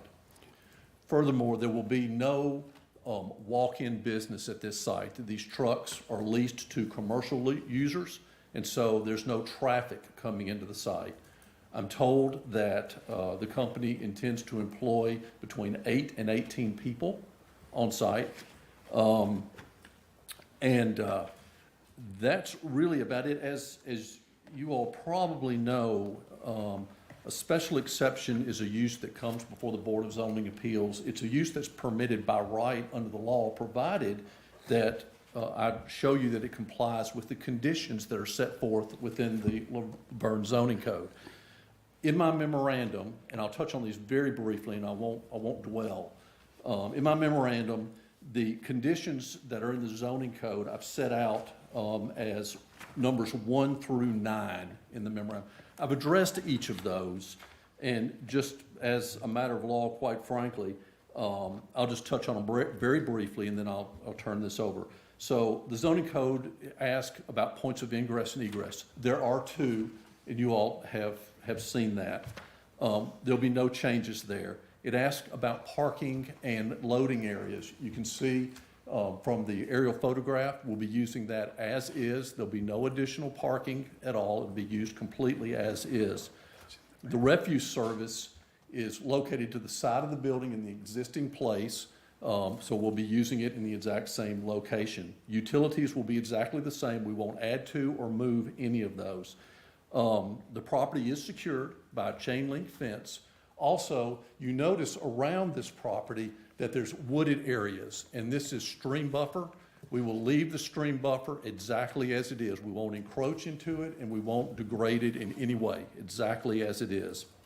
The sign that's on the property, it'll be changed to be the new user, but there'll be no change in the size or illumination or anything like that. The open space that's required by the city, we feel like was met by the current user, quite frankly, and there'll be no change to that. We feel like the use is generally compatible with the area. And if you need to see any more detail, I know that Alta survey that was given to you was really small. I've got it blown up. If you need to see it or have something that's more readable, Just quickly. give that to you. It's a heck of a lot easier to read than that other little computer paper that I had to. So, and with that, I'll conclude and be happy to answer any questions that you have, and thank you for your time. Well, first I'd like to say thank you for a very in-depth report and information. That's always very helpful to us. So just to touch on one, so you're not affecting the existing buildings and remain exactly the same, correct? Exactly the same, correct. Okay. Is there any maintenance on the vehicles at this site? So the vehicles that are gonna be at this site are gonna be, if you look at my little memorandum, you can see these trucks. Yeah. Those are the vehicles that are gonna be at this site. And in fact, the little company logo, that's actually the company that's gonna be leasing it. So it's these exact vehicles. They expect that there will be, what'd I say, there's gonna be between 10 and 15 of these vehicles maintained at the site at all time. I had initially said 30 in my memorandum. That is not correct. I've confirmed with my client. They're gonna keep about 10 to 15. So those roll-up doors are like a garage rather than a loading dock? On the building? Yes. Yes, sir, that's my understanding. Okay. And They're currently there, and we're not gonna change those. And the maintenance will be done internally in the building, I assume? I'm sorry, say that again? The maintenance will be done inside the building? That is correct. It'll be done inside the building, and I'll say this, they'll only be doing cleaning and routine maintenance. There will be no repair work being done on this site. Just whatever may be minor for cleaning up the vehicle, whatever, changing the oil to get it ready for the next person who's leasing the vehicle. Will they be doing fueling at the site? That is a really good question. I believe so, because there is already an existing pump at this site. I didn't see that on the... There'll be no add-on in that regard at all, but there is an existing pump at this site. So they're in compliance with all hazmat and safety regulations? Yes, sir. Okay. Any other questions from the board? With that, I'll accept a motion for or against the application as stated. I submit a motion to accept. I have a motion to accept. Do I have a second? Second. Second. All in favour say aye. Aye. Motion carries. Thank you so much. Thank you, sir. Y'all have a Appreciate it. great evening. Thank you. And with that, I'll call this meeting adjourned. Thank you.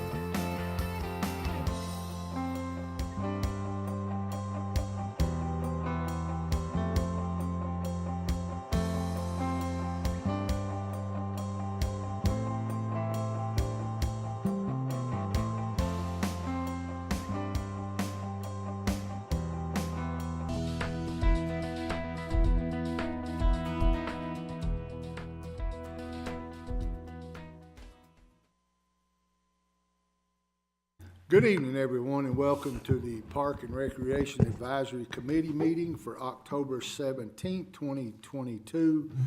We do have a quorum, and I call this meeting to order. I need a motion and a second to approve the minutes from the last meeting. I make a motion to approve the minutes from the last meeting. I'll second it. I have a motion from Ms. Carol Haas and a second from Chuck Isabel. I wanted to call him Izzy. It's okay, a lot of people do. All in favor, say aye. Aye. All opposed?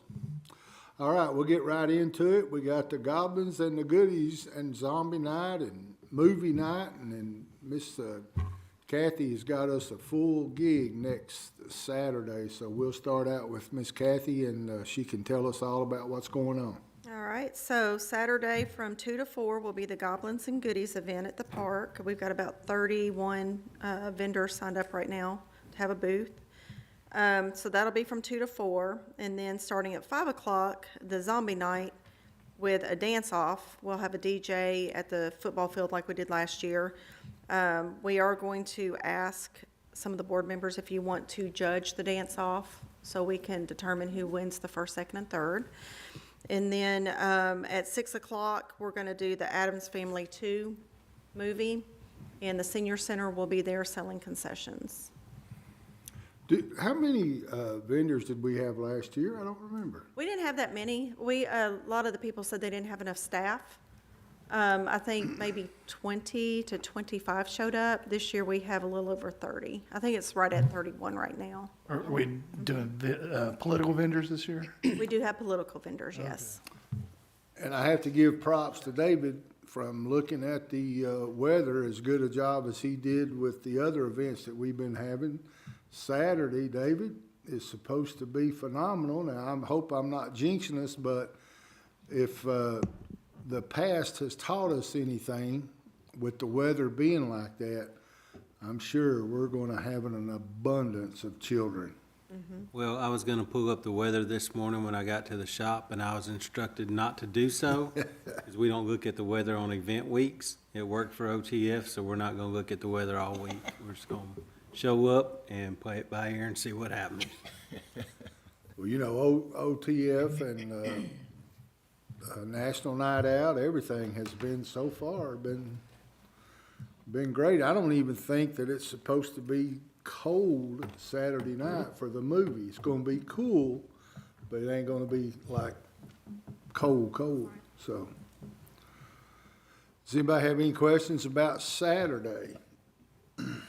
All right, so we'll move on to, as we do every year, Veterans Day, November the 11th. All right. The Veterans Day ceremony is November 11th at 11 a.m. at Veterans Park. Ross and Tabitha Howard and Pastor Randy Berg will be our 3 speakers this year at the event. And we have made the Facebook announcement to sell the flags for the Field of Flags. And then, of course, the bricks that are always on sale. So they still have time to get those to hopefully be delivered so we can have them on the wall by November 11th. The bricks for the memorial wall? Yes, correct. I saw something on Facebook, but one of those was removed. It was a blank. Okay. Yeah. But those are always for sale? Yeah, the bricks are always for sale, $35. We get a rush around Veterans Day trying to get the bricks on the wall. And then right around Veterans Day, about the month prior, we open the flags for sale. And those, Because the comment on Facebook, somebody, I guess, only had thought that they were not selling anymore. Right. So they're always for sale. correct, they are. Okay. Is it just for veterans? It is just for veterans on the wall, correct. And we'll, Veterans of the United States military, yeah, United States veterans. will you guys be set up giving away your world-famous coffee, hot chocolate, and donuts? Oh, yes, at Veterans Day, we will. We'll have refreshments that morning as well. Okay. Any questions about that? And now we'll move on down to the Parade of Lights. Okay, Parade of Lights is the first Saturday of December, which is December 3rd. And the parade will start at 5 p.m., start at City Hall, and then end in the park for the tree lighting ceremony. Chris Clark will be the grand marshal, and this year's theme is Fire Up the Holidays. And anybody that's, happens to be watching this on YouTube that may not be familiar, who is Chris Clark? He Or you want me to answer that? was, I believe he was the prior interim fire chief. He was. Yeah, I he think was- interim was, but he was assistant and then interim, correct, before going to EMS in Rutherford County? Yeah, he was our fire became our chief. fire chief. Yeah. Oh, so he was actual, okay. He was our fire chief.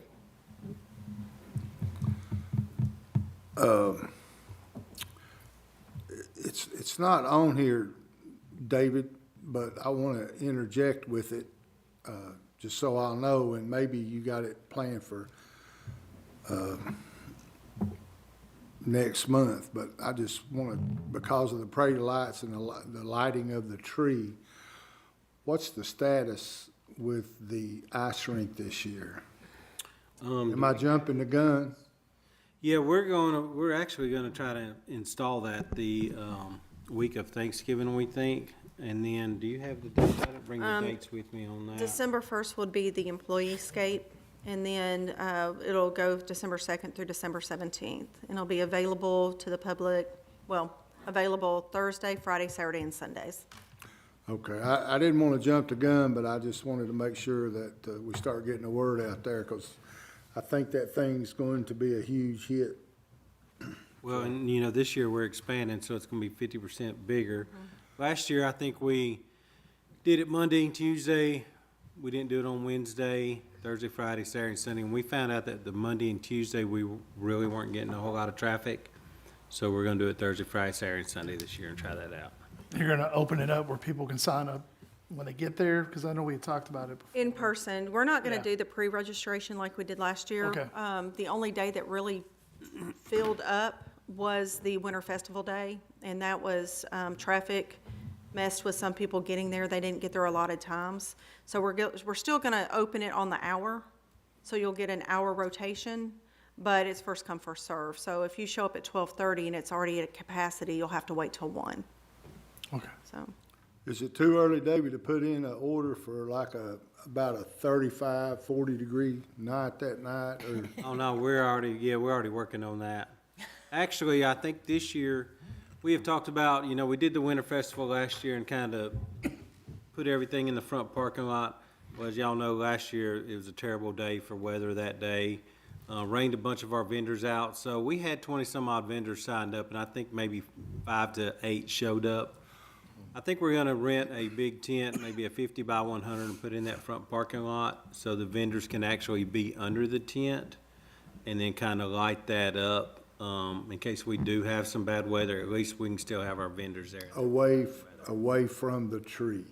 Yes, in that, probably around that middle front, in the front parking lot, in between those two light posts. I like that idea. And hopefully, we will get a good vendor that'll show up with coffee and hot chocolate.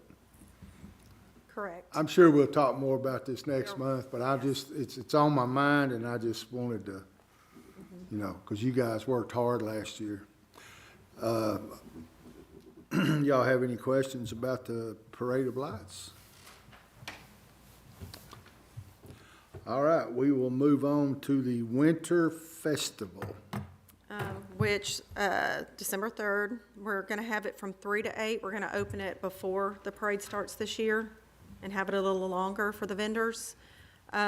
We have the horse and carriage rides. We've got 2 horse and carriage rides coming this year that will take them up through the walking trail in the back of the park and do rotations that way.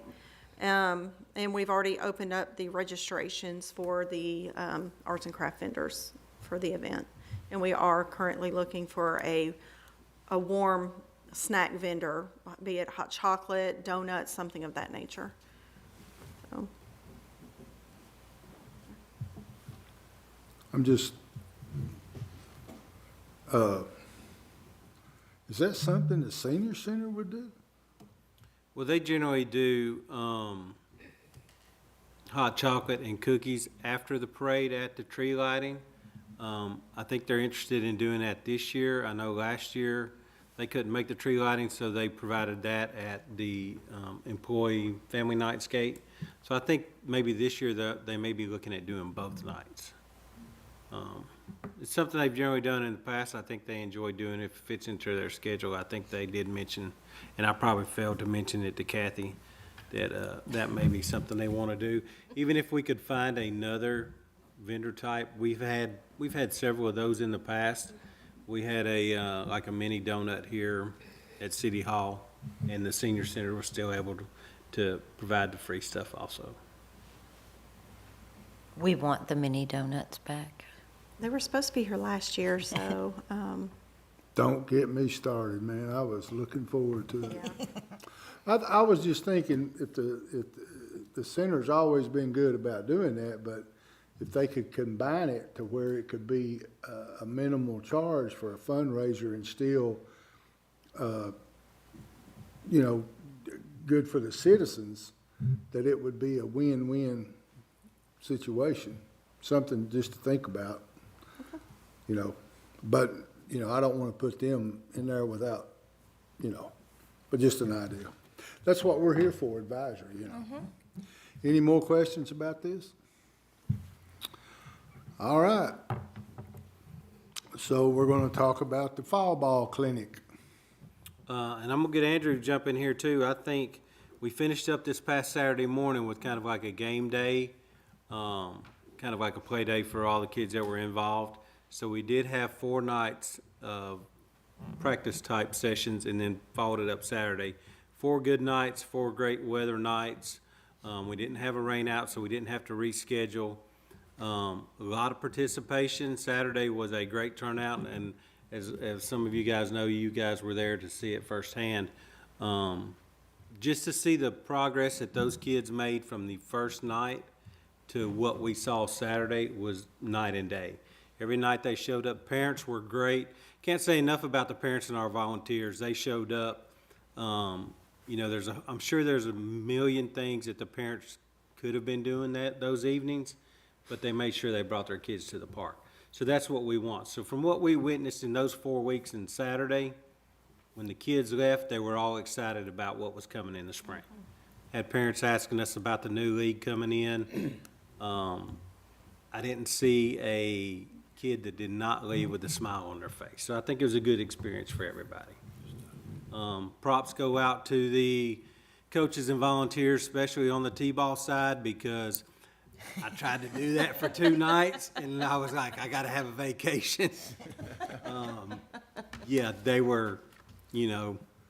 It was like a Chinese fire drill. Yes, sir. So, like many of y'all know, we're going through a transition where we're changing to the new league, and a lot of the parents want to volunteer with the new league. So I think just having the clinic and having the kids involved, once they want to get involved also. So that was a great sign for us moving forward.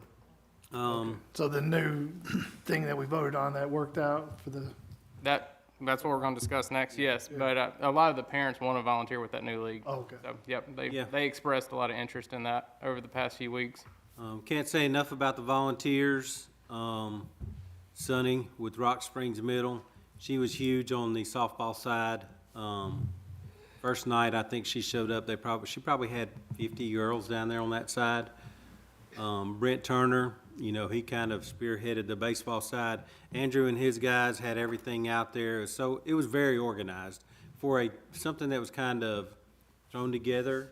I don't say thrown together because a lot of effort did go into it, but just to see the organization and the equipment was on each field when it was needed. It was pretty impressive for our guys to have our whole department jump in.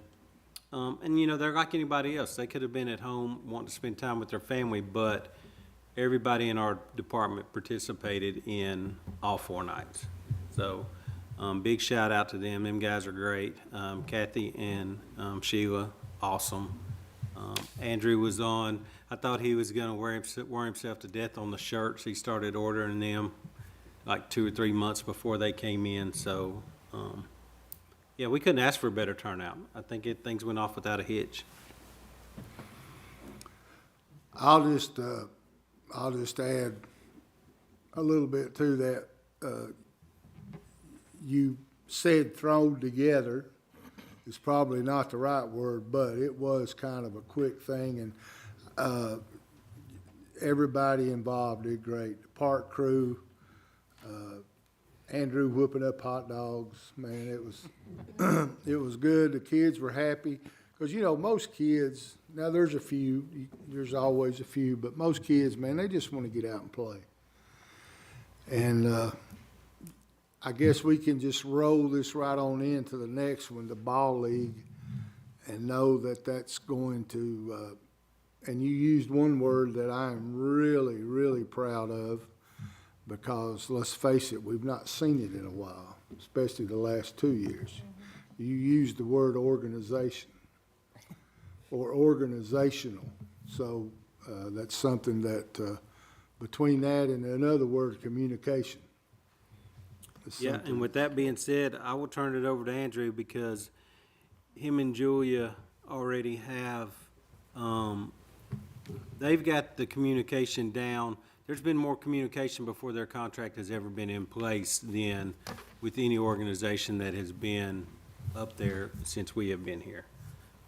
So, yeah, I'll let him run that down. Yeah, like David said, Julie and I, we probably speak at least once a week as of right now. But the last BOMA meeting, the board passed the RFP, which you all basically saw from the last meeting. And then the next month will be the user agreement. So that's just finalizing all the info that our agreement's set for the spring. And once that's done, they're good to go. So, but she's already pretty much toured the facilities. We've kind of expressed when signups are going to start, what our schedule needs are, what their needs are. So we're moving right along. So. Yeah, what we want to do is provide them with whatever they need to be successful, whether that be them printing up flyers and us going out on a Saturday and Sunday and standing at the local supermarkets or Walmart and handing them out for them. We're willing to do that, to put their signs up. I'll be honest with you, man, I've been here 12 years, and everything in our department seems like it's trending in the right direction except for that ball league. So that has been a thorn in our side. So we're ready to turn the corner, and I don't see it not being successful. I just don't, because I know their passion is there, their heart's in the right place.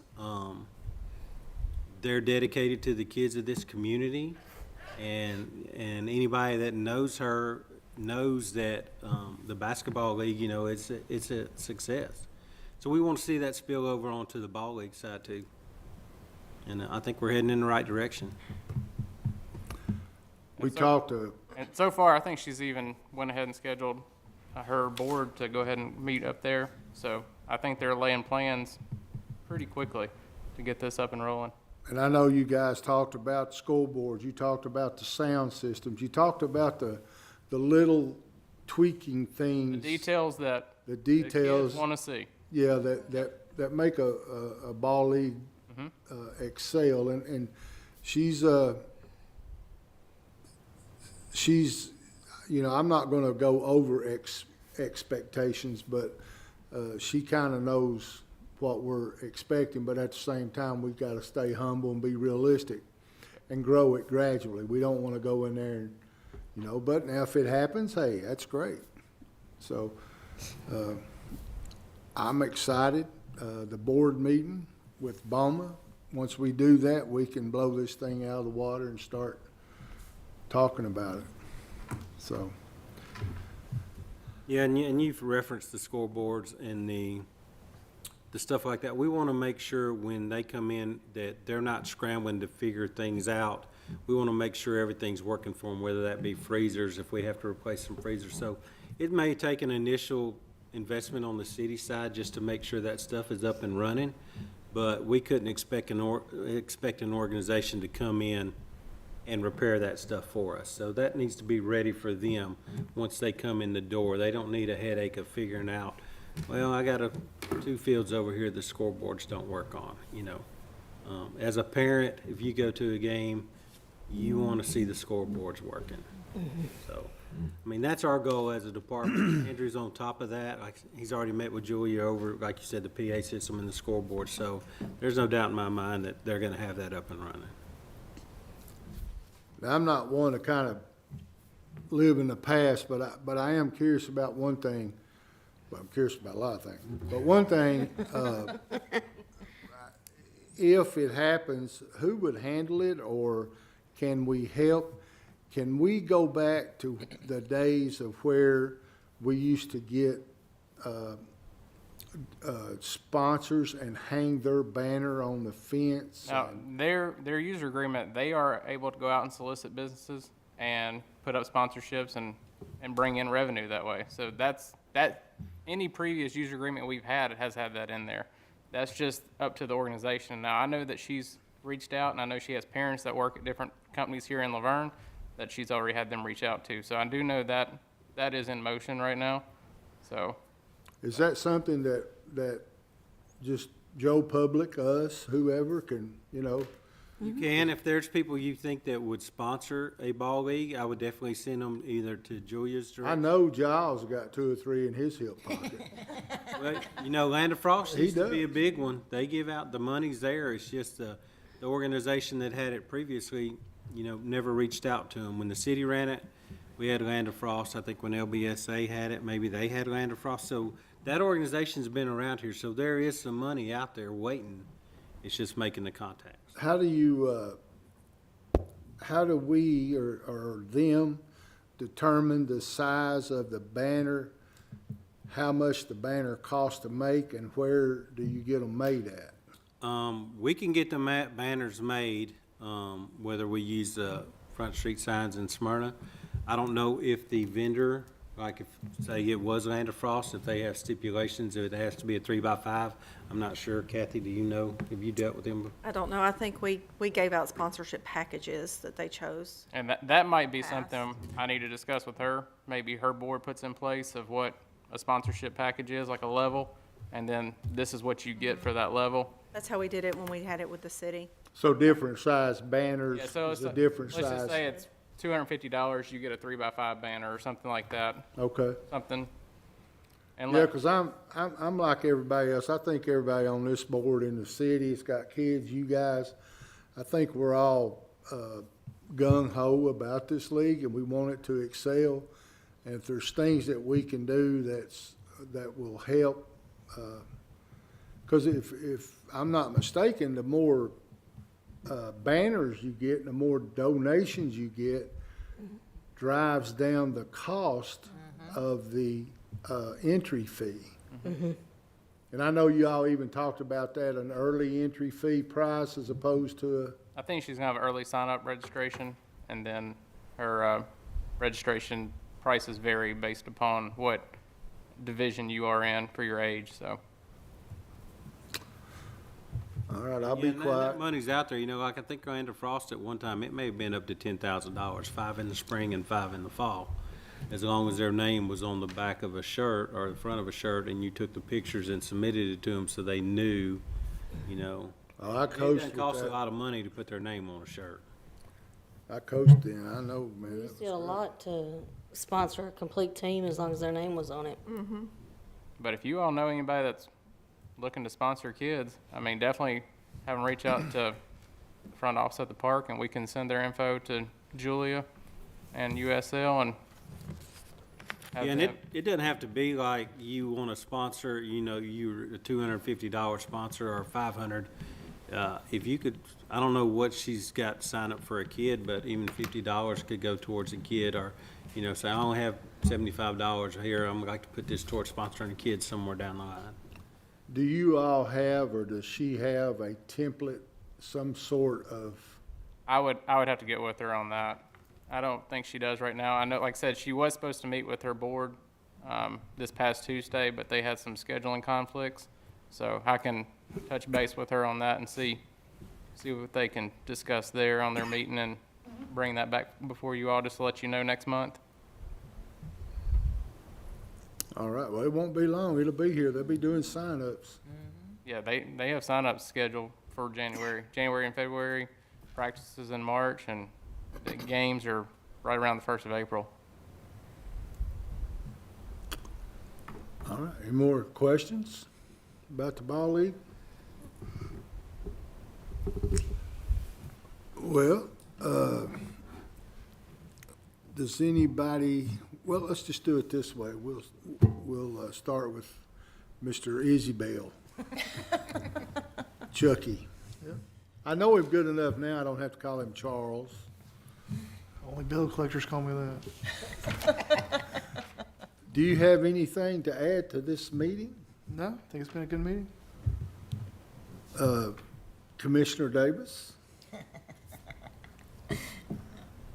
So, we have some really good stuff coming up. I'm really excited about all of this. And also, every year, I'm excited to see how it's growing as well. But I also want to thank you all for all of your hard work. We help when we can, but you're pulling all the weight, and we want to thank you for everything. Ms. Carroll?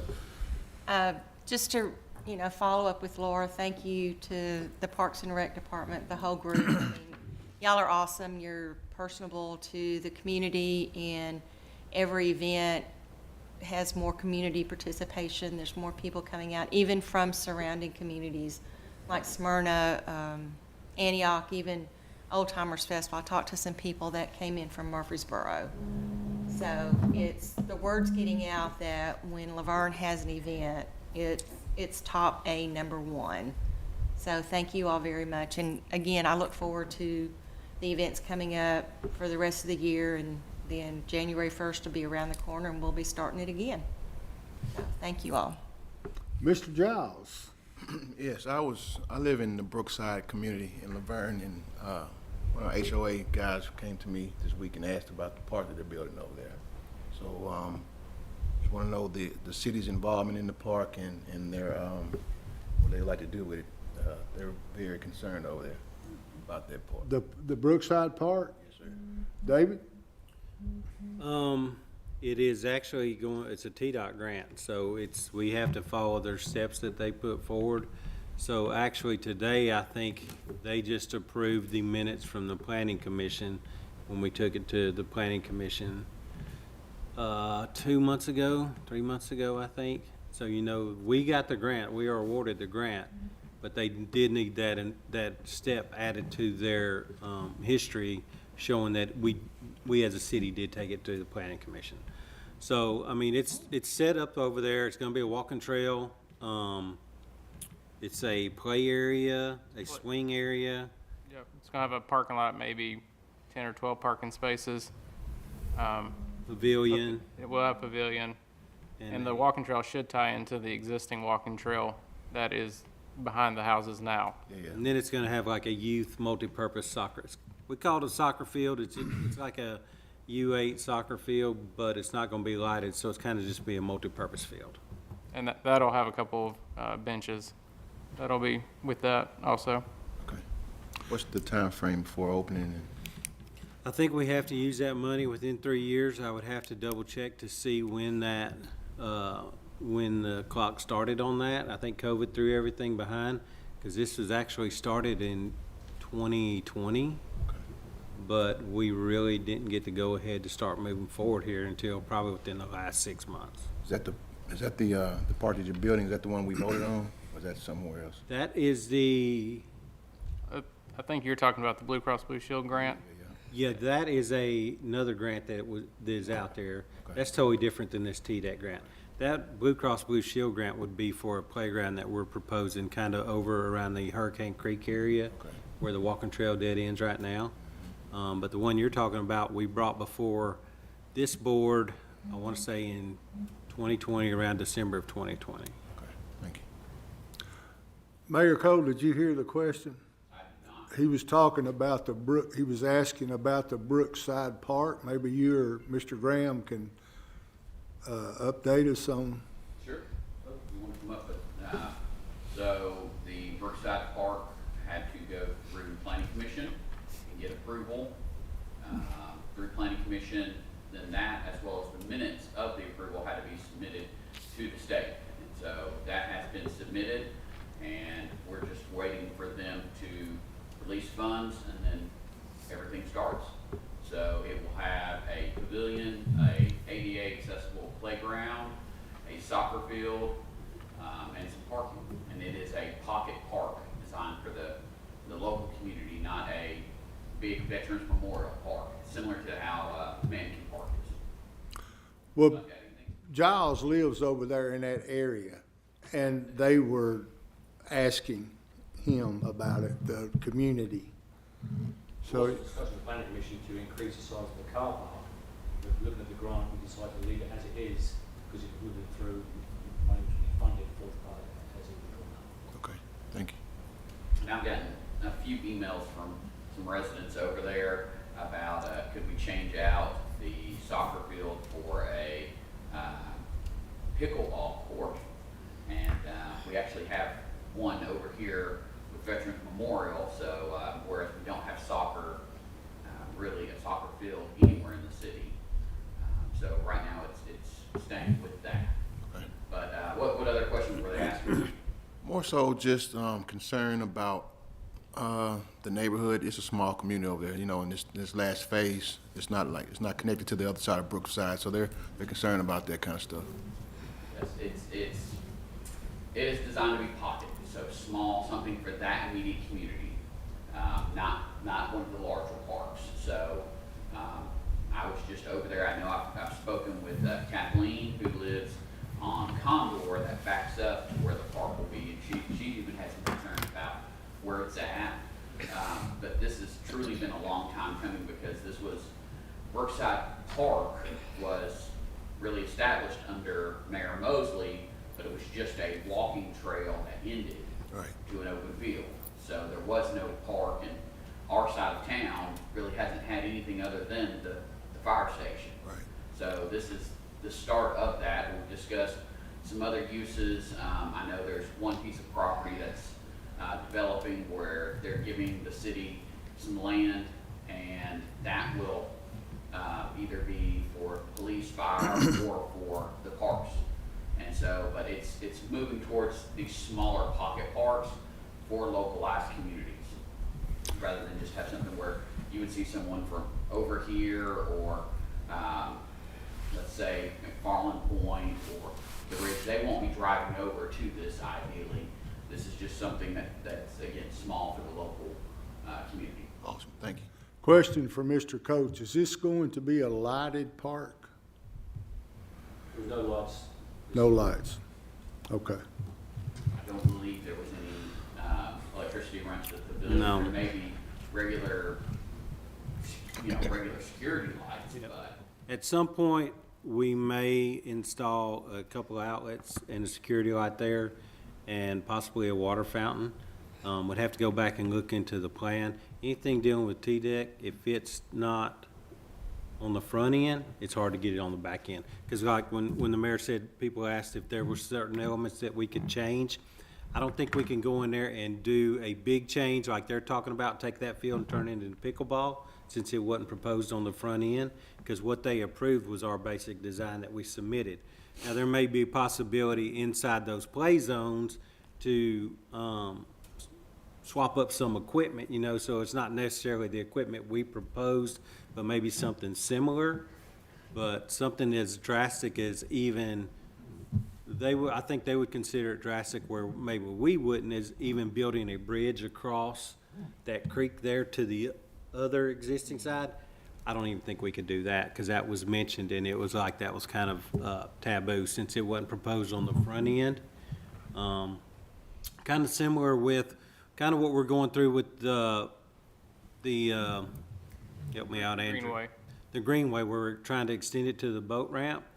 They said anything you think you may want on there 20, 30 years from now, put it on the front side of it. If you build it on the front end, that's great.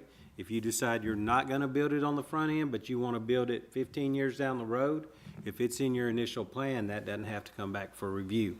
You can just go on to the next step. So that's kind of, I think, where we're at on that Brookside Park. Like the mayor said, the minutes have been submitted for the planning commission, so they're pretty much in their system. We're just waiting for the next go-ahead on the next step. Giles, do you have any more questions about it? No, sir, thank you. Gentlemen, thank you very much. Ms. Felicia? Well, I would like to know when y'all find out what the sign-ups are for the children for playing ball, because I personally would like to donate, and I would hope that our board. Say it again, I didn't hear you. I personally would like to donate for a child to play ball. Jerry, you got that on film? I've donated before, I just I don't know tell you people. have, but I have got to give you a But hard I time. I do hope that, you know, so that if there are any children that the parents can't afford it, I would like to, and I would encourage our board to Absolutely. help Yeah. with that too. Yeah, I'll reach out to Julia and get the prices on that and also talk to her about the sponsorship levels. So, and we'll have that for you next meeting. Is that it? That's it.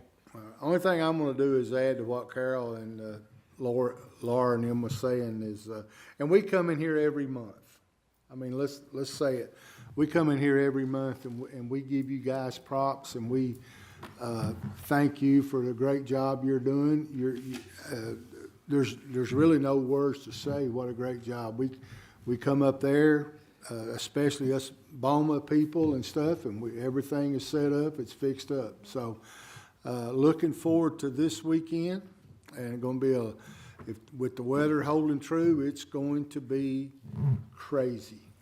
Everybody knows that, and I hope all your vendors show up, Kathy, because I know when them vendors don't show up, you get Yeah, it gets a little hectic. it gets a little hectic. So we are having a meeting next month according to this, is that correct? Yes, sir. Because we had We'll said have one something next earlier. month. I don't think we have one planned for December.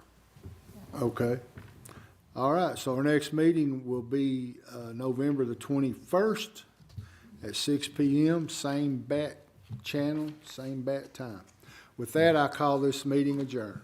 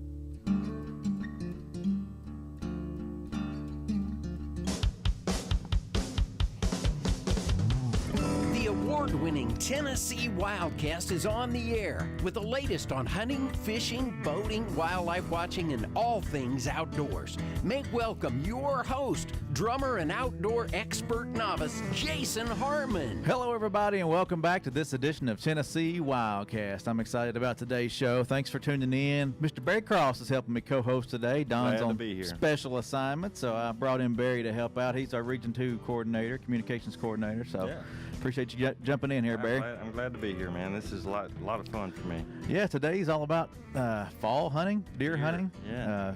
Getting closer to the muzzleloader season. We're still in the archery right now, but we're going to talk about tips and tricks, and we have Adrian Wilson with us today. He's with Tethered, and he's been with us before on Wildcast, but we appreciate you being here. Guys, it's always a pleasure. Enjoy it, and we're talking hunting. What can be better? Yeah, that's right. It's always fun. This is a great time of year. I love the fall. You got football. Man, you got Tennessee beating Alabama.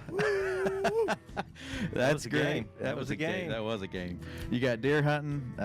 Fishing's still hot. You can still fish this time of year. It's a great time to be outside.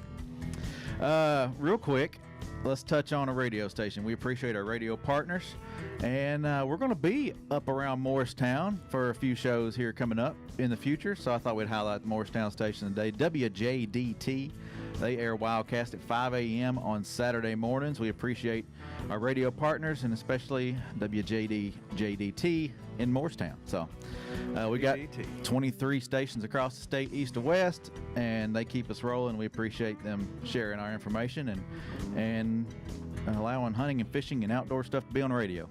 That's that's a good thing for a sportsman. If you get to go out and you're headed out to hunt or go and fish, and you're able to turn on a show and listen to hunting and fishing, I mean, it's just great. Yeah, it's awesome. One other thing, catch this show on your favorite podcasting app, on our social media channels. So go out there and listen, subscribe.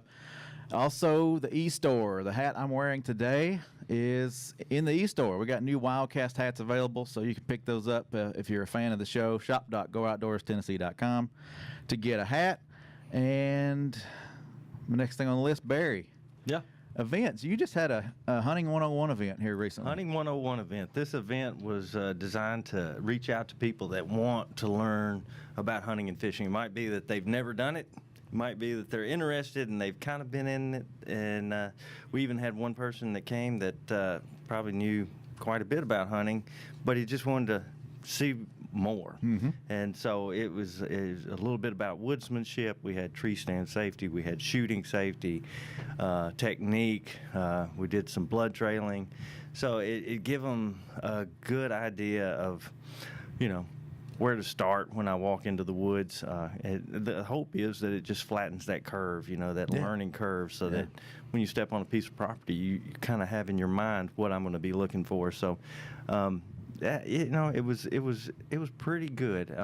We're hoping that we're going to have more of these, and that more people can come out and be a part of it.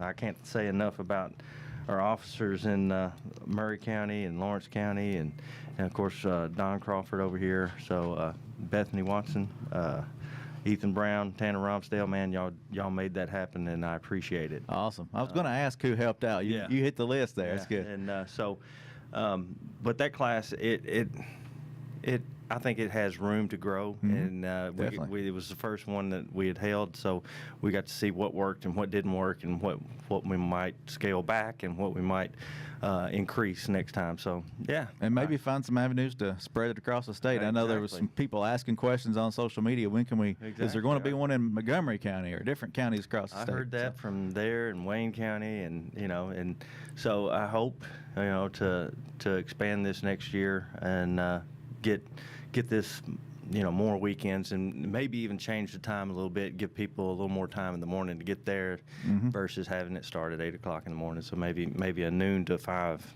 class would be better. So I look forward to doing more of those. But awesome. Outside of that, I mean, we got a lot of stuff going on in Middle Tennessee right now. I mean, we got quota hunts are coming up. We're about to have a senior fishing events. Fishing's not over. You know? No, I mean, you were out catching some fish in the rain the other day, I saw. yeah, I mean, if you have an opportunity to get out on any body of water right now, you can catch fish. And I'm not a big, trophy fisherman or by any stretch of the imagination. Of course, I'll take a trophy if I were to catch one, but I just like fishing and catching. And so right now is a great time to be out. And of course, we got, the youth hunt is coming up on 28th or 29th, 30th of October. We've got this weekend. Giles County, Coffee County, Lincoln County all have hunts. So, I mean, there's opportunity for people to get out there, and especially for the youth, to get out there and have a good time. So awesome. And I'm excited about having Adrian here so we can talk about hunting, because this is a great time to be in the woods too. I mean, it's just a great time to be in Tennessee. Yeah. Go Vols. Man, Barry's excited this morning. Adrian, thank you for being with us. You're with Tethered. You are a sales coordinator, social media stuff. I see you out there on their YouTube page doing some stuff. Tell us what you've been up to here lately. Man, so Tethered moved to Columbia, Tennessee here. Oh, that's right, Tennessee company now, right here in Tennessee. About 4 months ago. So from me working from the house, now I'm down at the shop daily, and a little bit more is required. And but it's rolling. It's going well. I enjoy the aspect of, as he said, we're talking hunting. Yeah. It's constantly. I'm the type of person I am. I'm always wanting to learn more knowledge, right? Just if it can help me, whether it's good knowledge or bad knowledge, I can decipher that for myself. But it's about learning, and his hunting 101 class. That's awesome. Getting those people out there and learning woodsmanship, or like you said, there's a guy that was already out there that probably knew a lot, but you can still pick up something, even if it's one thing. That's super valuable. That's a great tool. So other than being in the woods and actually hunting, right here with you guys. It's perfect. I get excited talking about it, and I don't always get out there. I'm going to make a point to get out there more this year and chase some deer and have a good time. And so I wanted to kind of touch in on, or since you've been here, have you killed any deer last year? Did you have a good season? Turkey season go good this year? Last deer season was great for me. Turkey season was really good. Last few years, I kind of cut my teeth on hunting in the turkey woods, right? That's where it just came all over me, and I was like, I'm in this forever. So, but the last couple of years, I'd actually taken a lot of people out, and I didn't actually hunt as much myself. And I found I really enjoyed that. And then this year, I was able to get out more myself, and I ended up tagging out. First time I'd done that in a couple of years. With some awesome experiences, awesome hunts, and you get to be around your buddies some, or you meet new people out there, and I just enjoy doing that. So it was successful. And as far as this deer season goes, haven't killed anything, haven't drawn back on anything. I've got some really good ones on some cameras, but I don't know if I'm getting older and wiser or lazier. I haven't gone as much because I'm more cautious on the wind and my entry and exit points, and I know kind of where I think they're bedding, and I haven't been able to get out there as much as I'd like to based on the wind situation. And then they've changed and I think we're going to talk about this a little bit, but their summer patterns have changed to these fall and winter patterns, and it's just been tough. But I've got some good ones on camera. Fingers crossed. Maybe next time I'm in here, I can show you some pictures. Hopefully. Well, it's not like you said. We'll jump right in. It's kind of some tips for this type of this season. You got the juvenile hunt this weekend, but archery's been going strong. You'll have archery again, following that weekend. But talk a little bit about what you're saying. You're checking your wind. You're watching your cameras. You're trying to be more cautious. I don't think you're being lazy. You're just being smarter about it. You don't always just have to hit the woods hard. There's also a little bit of studying going on. And that's I was obviously joking about the lazy thing because I want to be out there as much as possible. But talk about that October lull you mentioned. There's not an October lull. These things are moving. They're still there, aren't they? They're still there. They've maybe traveled a little bit, but a lot of guys, I hear them talk about this October lull, or they're not on camera anymore. They've moved off. Some might have. Sure, some of these bucks are going to get out and move. They got a big home range. But you know, the biggest thing is getting boots on the ground. You've got to get out and move. You can't, sure, you can hunt the same tree every single hunt, but your percentages are going to be super low. You might get lucky and shoot a big booner. That's fine. But again, percentages, if you play the percentages, it's not going to be very high. You know, you got to get out and find the rubs and the scrapes and the hot food trees, and find where they're browsing, and find, you know, it's not always about setting up on a trail and just, that's not your sign, you know. Yeah, those trails have probably been there for years. I've found some beat down trails that, you know, if you're buck hunting right now, you don't want to just sit on a trail that does are going on, you know. Right. You want to get out. For me, I don't consider myself a big buck hunter, but I mean, that excites me. That's in my mind. That's what I'm kind of after. But Oh, I'll sure. shoot those and That's whatnot. the home run, isn't it? Right. Bottom line, I want mature deer. Yeah. I don't sit there. I don't sit there. If I shoot a good deer, I don't ever score my deer. I just don't care about that. For me, it's more about my passion for being out there in nature and getting the adrenaline rush and putting that plan together that works out. And if that deer makes my heart do this, I'm going to shoot it, you know, within legal means, right? You're connecting with nature, and Right. you know, it's a different feeling. So, it's not about the score. so if I'm buck hunting, I'm looking for buck sign, and you might have a few hunts where you don't see anything, but if that buck sign is there, that's what I'm after. For me, it's not about just seeing deer. Obviously, that makes you feel good. Oh, there's a doe, or there's this or that. But you know, I think you got to. Well, I feel like you have to move around. You have to find the sign, and you got to be mobile. Well, that's what I always tell people. It's kind of like a puzzle. You got to put that together to figure out what you're going to be able to harvest. And, you know, to me, that's the fun part. Sure. I mean, because if I can read the woods and I can put myself in position, I've already won. Yep. You know, whether I harvest anything or not. But the cool part is being able to see that animal, and that's what people really need to learn. And it's not just one thing. You It's put a plan multiple. together, Yeah. and to see and to test your own skill and knowledge. I mean, as a person, who doesn't feel good about that? Yeah. You know, Yeah. that okay, I've dissected this. I've looked at the map. I've looked at my sign. I've checked out the wind, and I've put this work into it. It's not like I enjoy doing that work. It's not really work to me. It's something that I enjoy doing, and then like you said, whether you shoot the animal or not, or harvest the animal, having that encounter with it, and like, man, what I did worked. And so it's always about testing your skills and knowledge, and that's awesome.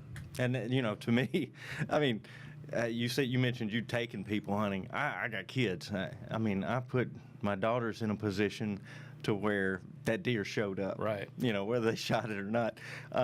It was there, and I'm like, there it is, you know, Oh, yeah. and it made my day, you know, and of course they thought I was the king because I just said, yeah, this deer is going to show up, and he did. But I mean, being able to take all that knowledge, put it together, is part of, you know, what we want people to understand. And what would you say your top 5 tips for, you know, if you're going into the woods? What are the top 5 things that you need to focus on? So a lot of the land I'm hunting, because I do travel a little bit with tethered or whatnot, I'm hunting new properties. I've never been on new WMAs. So first thing I want, public land, right? Yeah, I'm like 90-something% public land. Not opposed to private. I'd take some private if anybody wants to throw some out there. My phone number is. But yeah, so first thing I'm doing, I'm looking at we'll say it's a WMA. I'm pulling up one of my maps. I'm looking for certain fingers and points and saddles and maybe hard lines from one transition to another. And those are things that have been good to me, so that's what I tend to look for. So I'll mark those on my map, and then if let's say I have 3 or 4 days to go out and hunt, you know, the first day I'm going to spend scouting. Like I'll call it speed scouting, and I'm just trying to move through there and check out these points. I'll do that. And I'm just constantly looking for sign. I'm marking if I find a scrape or maybe a rub, whether it's old or new, I'm going to mark it, because if I come back here, I'm like, okay, during this rut area, this is an old sign that maybe has something in here, right? Or you know, a lot of those places, a new buck will move in. I mean, Right. usually they tend to gravitate towards some of the same places. So I'm just marking everything and taking notes and having a little data. And then, so that first day, I go back and look. I'll also do this. I don't know, especially public land. I'll mark where other hunters are. That way, I kind of use that maybe to my advantage, or see where they're parked, and then go. Good and bad, right? Yes, yes. Because they're there for a reason usually. Right. I mean, and you know, we were talking about this earlier a little bit. I generally, if I'm hunting public land, if other hunters are in there, I'll know where they're parked, and generally they take the same path, right? Yeah. So I'll go. There's the gate. We're Creatures going of that habit. way. Yeah. I'll go and park off the side of the road where I can, and maybe go up, kind of think where they might be going, and hopefully when they're going in, they might push deer to me, right? Or based on what their wind situation is. So you asked for 5. I don't know if I've given you 5. Well, You just mentioned yapping. wind. You Yep. just mentioned wind. I mean, That's a big factor. How big is that for you? I mean, walking in, set up, everything. I think, well, and let me add to that. I think the entry and exit routes are huge for me. Like I got some good deer right now that I'm looking at on camera that I don't feel comfortable going in based on what I'm seeing on some of these cameras, where they're at and where their bedding is and the wind direction. So I'm staying out of there, and it's hard because I want, you know, I want a piece of them, right? Yeah. I want that encounter, and I haven't had a face-to-face with these deer at all. So I haven't hunted as much this year because I've been more selective, and I've not been that guy that has one buck and I'll hunt him every day. Right. I've never been that guy, but I've got a few right now. I've never had this. This is new to me. So I'm trying to, in my head, I'm playing it smart. I'm like, okay, I know I can't go in there in the mornings for sure. But I can go in there midday and kind of creep in. And I've had some of those sits, and I've had some really good encounters with a lot of deer, but just not the deer I'm after. So yeah, I'm not a big scent control guy. I'll wash my clothes in a scent-free detergent and things like that. Yes, but I'm playing the wind. I'm trying to take. If I have to take the long walk around to get to where I need to be, because that puts me in a better situation with my wind, I'm going to do that. Yep. That's important, because these deer, if they smell you, the mature deer, in my experience, are not going to come around. That's right. They're not going to. So I have to take what I know and my knowledge because at the end of the day, I don't want to waste my time. I wanted to go in there because I'm looking to kill that animal. You want to give yourself the best chance. There you go. Yeah. So what about somebody hunting on a smaller piece of property? Say they got 10, 15 acres, and there's only really a couple of ways in. Do you tell that guy or gal just to go for it, get in there, whether the wind's bad or not? What do you do? You only got so much property, so much area to hunt. I've been there. That's tough. That's kind of one of the properties I'm on now. I'm talking about a private land, and it's limited on. If I could cross property lines, I'd be pretty good, but I can't. Right. And so that's another reason I've stayed out of there. Yeah. Okay. So if it Keep playing the wind. if it's for me, if it's like what I would consider a really large deer, I'm staying out of there. If you're just going in there to get some meat and shoot some does, I think you can take some more chances. You go and then hope for that big guy to come through. Yeah, I think you can do that, but I would advise against it most of the time. Yeah, most of the time. It's a situational It's thing. tough for some of those weekend hunters that only have a few Well, hours. find the wind that's going to work, or the stand location that's going to work best. Sometimes you got to go with what's going to work best. And I'm of the mindset, little wind is more dangerous than a lot of wind sometimes, because I feel like a lot of wind kind of blows my scent out of there pretty quick. Sure. Whereas if it's just a light variable wind, it's just like that scent just drops to the ground, and you're like, oh my God. And that's one of the things I really pay attention to is my thermals, especially in the evening. I've set up where a wind might be coming out of the south, but my thermals are going somewhere else. So that's something I've really gotten better at in the last few years, because I've had situations where my wind has been perfect, and then these deer start blowing at me. I'm like, what in the world? And then I've taken some milkweed, and I'm like, thermals. Yeah, you know, right there just- to them. Yeah. Yeah. So And you bring up a good point. I mean, wind, that wind was when I first understood what I was doing wrong. I mean, when people started talking to me about wind, I was like, what? You know, I spray down, I wash my clothes, and I still do that. I'm kind of like that ball player that's superstitious, you know, wear the same socks every game. But I wash my clothes, I do all that, but I do believe you can't totally beat a deer's nose. No. I mean, their nose is like 2,000 times better than ours. They can smell all kinds of stuff. And so I feel like playing that wind and understanding what that wind's doing for you, it's really when you're going to start seeing deer and being able to watch multiple deer. You know, before, when I was hunting, by the time I saw one, he was going to smell me. And I either shoot him or I don't. Now I can watch a deer walk through the woods and I get to see how they act. You know? and you know, there's always going to be the debates on you know, the hunt the wind versus the scent control. I know. I think if you combine both of them, I think you do up your odds.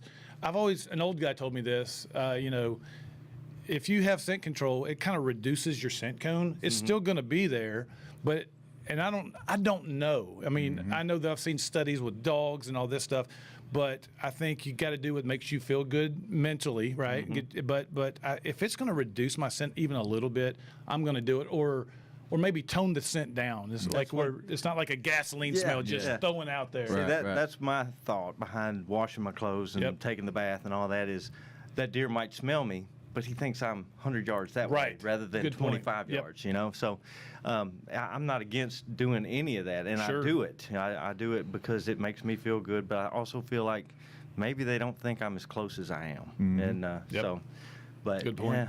Good point. Well, before we run out of time, what about ignoring the sign and grunting and rattling this time of year? Touch on those for just a minute. Well, he was just talking about some rattling. I like rattling personally. I've actually killed a few bucks with the rattle. My largest one to date was a rattle. Is this the right time of year to do it? Yeah, well, I Does think it matter? I think so. For me, I've noticed here in the last 3 weeks, I've seen bucks sparring, and I think again, and I'm saying sparring. I don't think they're going at it and fighting. So I think tickling light this time of year to get their attention or to pique their interest where they might want to come in and get a look-see. But he mentioned a while ago, you know, the mature bucks, they're going to move downwind to see what they smell, right? Right. So position yourself to maybe take that out of the equation or sit up in a situation where you feel like they are going to come downwind. You have a shot when they do that. And I like rattling. I think now as the season goes on and they start to really fight, you can bang those things together a little bit. And I think you spread it out, whether it's every 15 or 30 minutes, somewhere in there. I think you can overdo it, and guys just beat these horns together and or bags or whatever they're using. But I'm a fan. I've seen the results. But yeah, I plan hopefully this evening. We've got some nice cool weather here in Middle Tennessee that I can pique some interest this afternoon, and we'll see. Yeah. And just a heads up, this show was recorded before the weekend, so Yes. we're not hunting on juvenile. I'm not doing a juvenile. Yeah. But and do you ignore the sign, or you make sure you pay attention to that sign, right? What sign are we talking about specifically? You know, any sign? rub, scrape, trails. Oh, I think you have to. You have to, yeah. I think you have to, or at least, like I said, whether it's old or new. If I'm hunting that new property and I'm doing my speed scouting, I'm marking everything. But if I find really fresh sign that I feel like I'm like, oh my goodness, I have to hunt this right now. Like this feed tree is dropping like crazy, and there's all this buck poo. Like I think you got to sit on that. Yeah, don't ignore something just because you identified something over there. If you find something better, it's time. Everything's situational, though, right? You know, you know, if I have a hard line of saying, okay, I'm just speed scouting today, and I'm going to take all the notes, but if I come across something that's so good, does that mean I'm going to capitalize on it? No, but I'm upping my chances. Right. So yeah. Well, So after this weekend, after the juvenile hunt, you've got one more week of archery. Are you doing anything different as you move into to muzzleloader? So I think I'll typically, I have a muzzleloader and I have a rifle, and I may use both of them. I like my bow so much, I'll probably use that for a while, unless I just get super frustrated and the big one just keeps hanging up out of range. But what I'm going to do, these bucks are starting to get right. I think they're going to be moving more in daylight and checking for these does and chasing a little bit.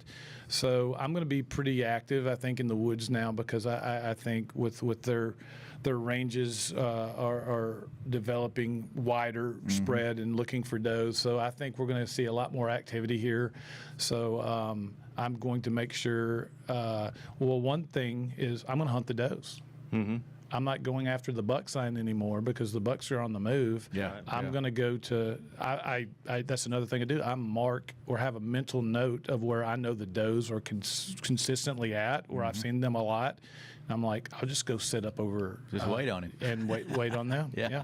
I mean, because right now the bucks are shifting from food to love. They're wanting to find the does. Does are still eating. And so your acorn tree that starts dropping, that's still a good spot to be in. And you nailed it there too. But these bucks, they know what's fixing to come, and they're gonna wear themselves out. So they're wanting to eat right now to get their bodies to where they can go through that tough rut season. Right. So right now, I think especially you gotta, if you can find the hot food sources, and I know there's a lot of acorns in the woods, but there's always that the tree, and that's like finding a diamond in the rough sometimes. But I'm looking for the tree. Yeah. And don't ignore the sign. Don't ignore that sign. Yeah. So, well, I had it to throw up on the screen. Todd, we got just a few seconds here. I'll throw it up. If you're watching, the deer season is here. Young sportsman this weekend, 29th through the 30th. And then you got one more week of archery before muzzleloader. If you're in Unit CWD, you get to start hunting with a gun or muzzleloader a little early. So October 31st is when that kicks off. Check your guide, tnwildlife.org. Visit the website to find this information. Always make sure you got the right licenses. GoOutdoorsTennessee.com to get that. Adrian, appreciate you being here. Oh man, I enjoyed it. We should do this every day. Well, let's set it up and do it again. We may even come down to your facility and shoot something out there at your new shop. Y'all come down to Tethered, and that'd be awesome. How do you find Tethered on social or? TetheredNation.com is our website. We have Instagram and Facebook, so come and check us out. We've got the Tagged Out tour going on now too with some young guys. That's pretty. You can find them. We can find Tagged Out on YouTube and the Tethered Nation on YouTube. So awesome. Good deal. If you haven't tried saddle hunting, give it a shot. Check it out. I think I'm going to try it this year. I said I was going to try it last year. I'm going to try it this year. A lot of fun. Hopefully. A lot of fun. So anyway, appreciate everybody tuning in. This is Tennessee Wildcast, and we'll see you next time. Thanks for tuning in. Stay connected with TWRA by visiting our website at tnwildlife.org and follow us on Facebook, Twitter, and Instagram. Hey, it's all about Tennessee wildlife. It's what we do. Tennessee Wildcast will be on the air again next week. We'll see you then.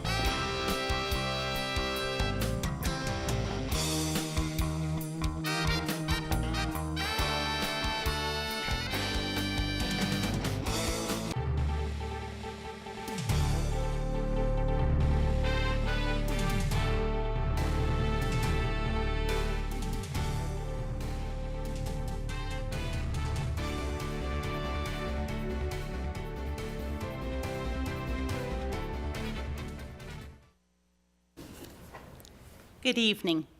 My name is Amy Sayward, and I will serve as moderator for this candidate forum. This forum is sponsored by the League of Women Voters of Murfreesboro, Rutherford County, and the City of LaVergne. The League believes that candidate forums provide an excellent opportunity for voters to become more familiar with the candidates and with their positions. It is my pleasure to welcome both the audience here at the LaVergne City Hall and our viewers at home for this program. Please know that as the moderator, I am not publicly affiliated with any candidate or any party.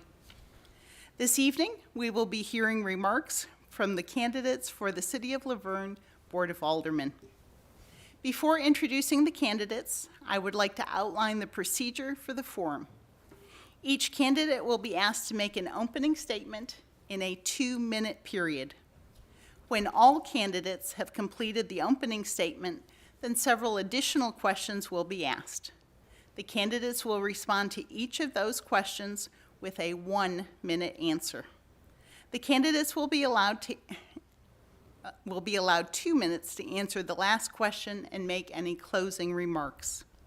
We want to take this opportunity to thank all of the residents who took the time to send in questions for tonight's forum. These questions were reviewed by a committee of the League of Women Voters, and several questions regarding the topics submitted by citizens were included in the list that was forwarded to me and to the candidates. I have selected the questions to ask this evening that will address many, but certainly not all of the current issues facing the City of LaVergne due to our time constraints. Again, I want to thank all of the candidates for their gracious acceptance of our invitation to participate in this event. Starting first with introductory remarks tonight is Mr. Graham Coates. Good evening and thank you. I've been a LaVergne resident for 28 years. I've been married to my wife Tammy for 31 years. I grew up and attended colleges in Cambridge, England. We live in Lake Forest Estates, and I own a business here in the city. I've been in aviation for 40 years. I'm also a general aviation pilot. I've worked with the present and past 6 mayors on different boards and committees, volunteering my time, been part of the Planning Commission for 20 plus years. I've seen tremendous growth in the city and the financial impact, and I feel I can continue to be a great asset to the City of LaVergne. I'm also representing the city on several boards, including the Board of Zoning Appeals and Economic Development Advisory Committee. I've been in Alderman for the past 2 years, and the Board of Mayor and Alderman have worked hard to institute major infrastructure projects, including, but not limited to, the widening of South Walden Road from I-24 to Rock Springs Road, building a new fire station on Old Nashville Highway, planning ahead by approving the cost to survey the planned widening of Old Nashville Highway. In addition, continuing and funding the plans for new city facilities.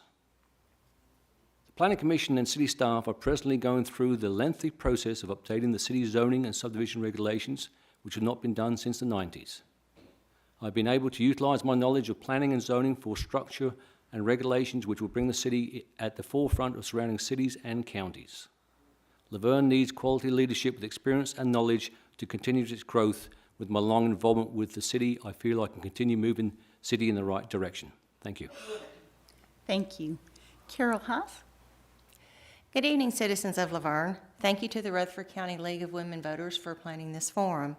I'm Carol V. Haas, member of the LaVergne community since 1997. I'm a retired lieutenant colonel from the U.S. Army Reserves, serving 25 honorable years, and was deployed in support of the Persian Gulf War and 3 times for Operation Iraqi Freedom. I served in various leadership roles during my time in the service to include company commander, detachment commander, and battalion commander of various military police units. I've been employed at Vanderbilt University for 32 years, rising in the ranks from secretary to division administrator. I'm responsible for all the administrative functions in the division and work with various areas including human resources, finance, contracts, and grant submissions. I graduated from Middle Tennessee State University with a Bachelor of Arts degree and Trevecca University with a Master of Business Arts degree. I raised my son in LaVergne, participating in the recreation leagues and volunteering within the community.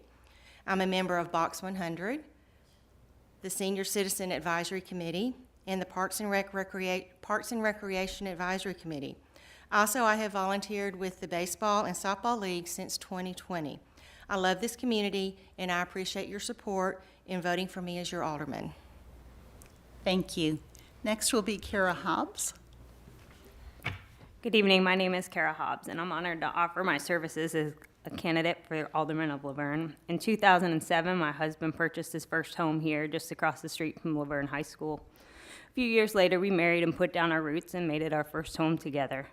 In 2017, we built our forever home in the Ridge in the South Waldron community and welcomed our daughter and future student of Rock Springs Elementary. After relocating to Tennessee in 2011, I attended Tennessee State University, receiving a Master's of Science in Nursing. I've spent the last decade serving Rutherford County as a nurse practitioner, and I'm currently employed as a primary care provider in Murfreesboro. In addition to serving our local community, I spend much of my spare time involved in international mission work. I serve on the board of directors of a nonprofit organization for the prevention of human trafficking in Cambodia and Southeast Asia, known as Freedom's Promise, where I serve as the medical missions coordinator. Since 2015, I've led several other medical missions serving the oppressed populations of India, Cuba, and Africa. I've openly expressed my concerns in public formats about the rapid growth of our city, development pushing forward without proper planning or infrastructure, and without considerations for preserving the characteristics of our existing neighborhoods. I'll voice my desire to see our city elevated to the quality of life we all deserve. There's so much positive development occurring around our city, yet I feel LaVergne has been left feeling stagnant and immune to this prosperity. As your alderman, I would strive to bring responsible growth to our city, elevating the quality of life for the citizens of LaVergne by revitalizing our neighborhoods and applying for additional grants to do so. The only effective accomplishment is through collaboration with our citizens, including those that are not elected or in appointed positions, and in a form that allows us to engage the community in decision-making and what's best for our neighborhoods. Thank you. Next will be Kathy Tyson.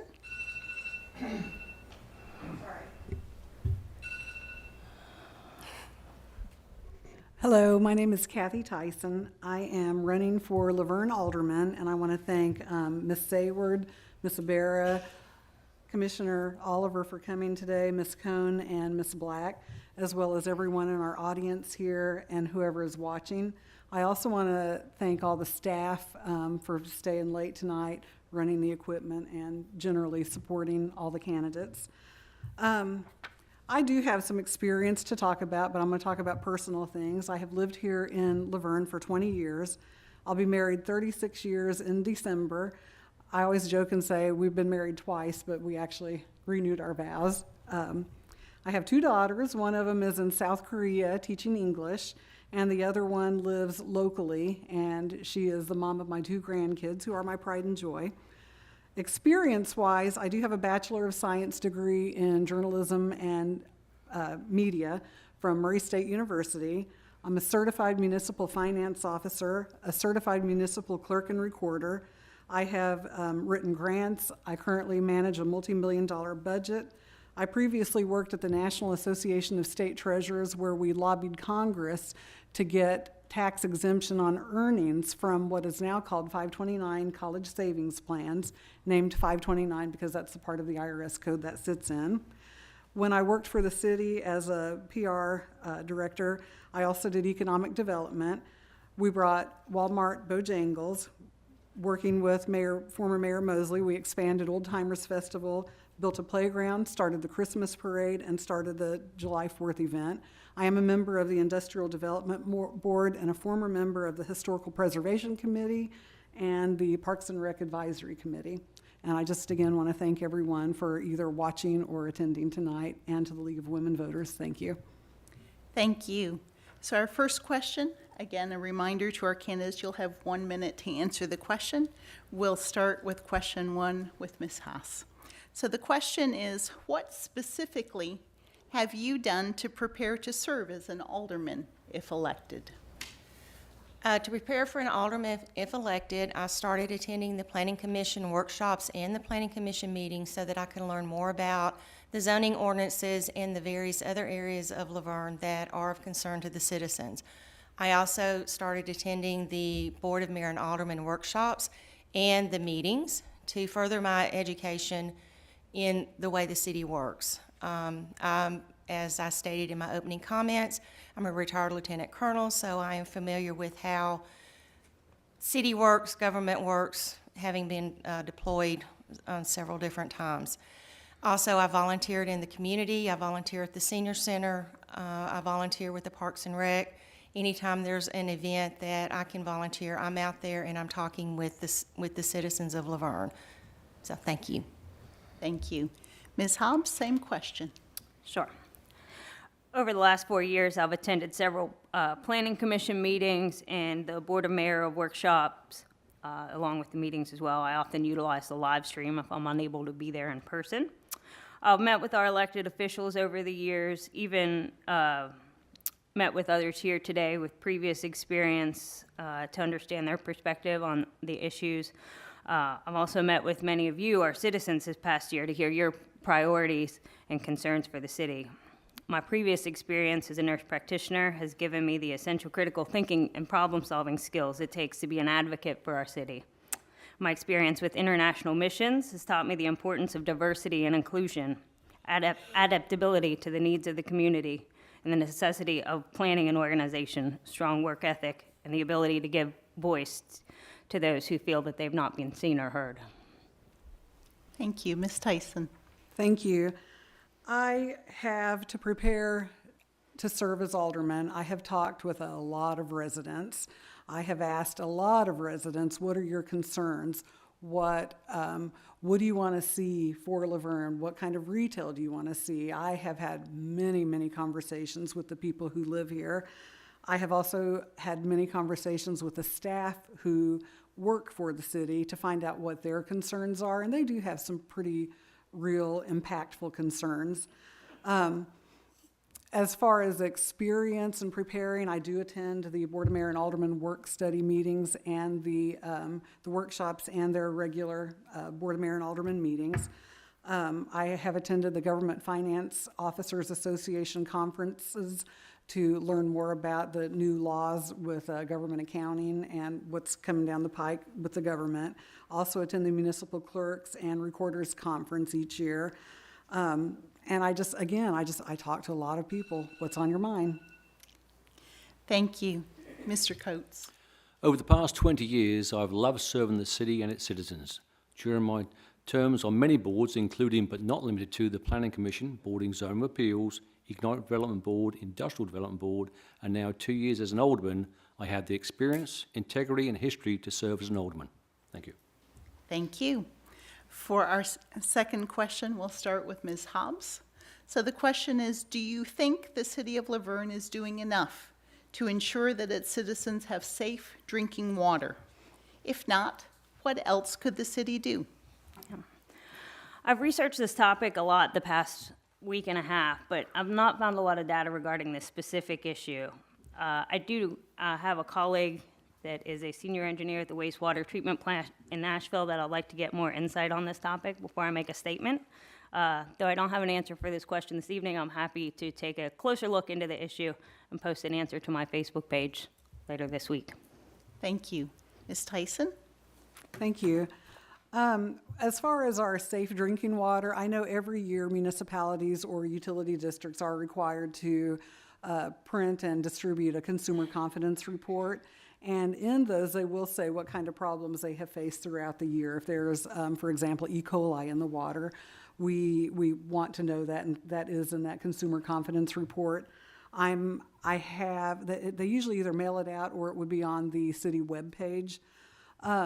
TDEC, the Tennessee Department of Environment and Conservation, they look very, very carefully at all utility districts, and they are making sure that if your water is not good, they're going to come after you. So I think that the city is doing a good job, because if they're not on notice from TDEC, that means they're doing a very good job.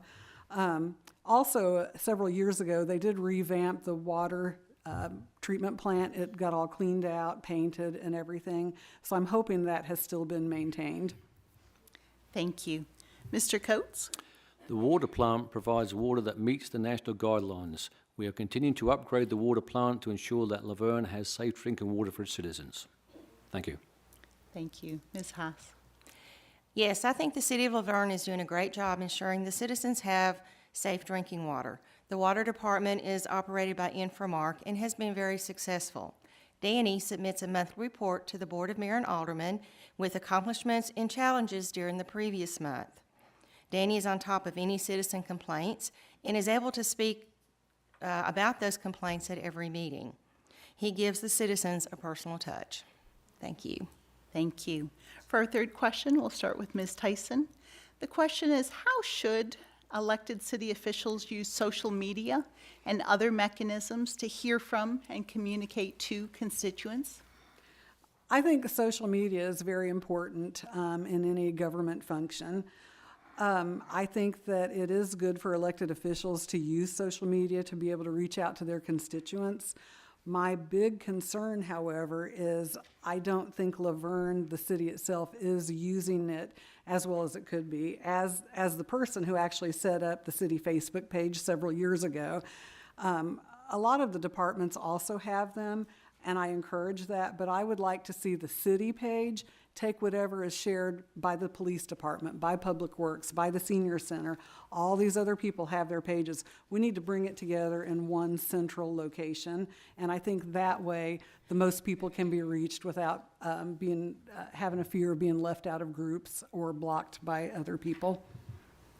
Thank you. Mr. Coates? On social media, there appears to be a lot of misinformation going out. And so I suggest citizens call me directly to answer their questions and for me to listen to their comments and their suggestions. Thank you. Thank you. Ms. Haas? Social media can be used as a positive means of communication. I feel face-to-face communication is more effective as comments on social media can be taken out of context. A chat over coffee can be more effective. Thank you. Ms. Hobbs?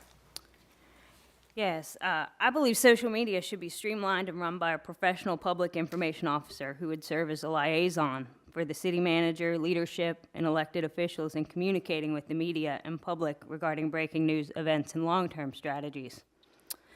I do not believe elected officials should have sole discretion to disclose city business on personal pages or profiles unless that information is being shared from a city official page. Many social media platforms allow for censorship and unproductive debates that result in nothing more than heated banter and misguided text and gets us nowhere as a city. Thank you. Our fourth question will start with Mr. Coates. Crime prevention is an important city issue. Please share with us how you plan on addressing this issue, taking into consideration your understanding of what solutions have been supported and recommended by the residents. We get a monthly report from the police department, and the police department at the present time are doing a tremendous job of keeping LaVergne safe. Some of the things I'd like to see the police department get involved with will be body cameras, which I think we are discussing as a board, and hopefully that will improve the communication between the citizens and the police department themselves. Thank you. Ms. Haas? Crime prevention is very important in a city and in any community, and our police department is fully staffed at this time, which Chief Davis reported at a previous Board of Mayor and Alderman meeting. Also, safety within the community depends on the citizens doing their part by locking their car doors at night, taking valuables out of their vehicles, making sure their homes are locked up, and having situational awareness to know what is going on around them. Thank you. Thank you. Ms. Hobbs? Yeah, I agree with the former two statements. I believe our police department does an outstanding job. Chief Davis does an excellent job. But one of the main concerns that I have heard from some of our citizens is just the concern for our youth. Programs and support for programs that are in our youth. I think that's an essential part of what we need for growth in our city and keeping those juveniles occupied, doing something productive. There are several programs already in place, but I'd like to see our city give them some kind of support in addition to that. I also support Board of of civilians to help with any kind of input that they could provide. And it's not just our youth, you know, it's, as Carol had mentioned before, it's we need to be accountable for our own actions, locking car doors, making sure that our valuables are out of sight. But yes, I agree. Thank you. Thank you. Ms. Tyson? Thank you. I believe that our police department really does a great job. But as far as crime prevention, I think that really starts almost in the cradle.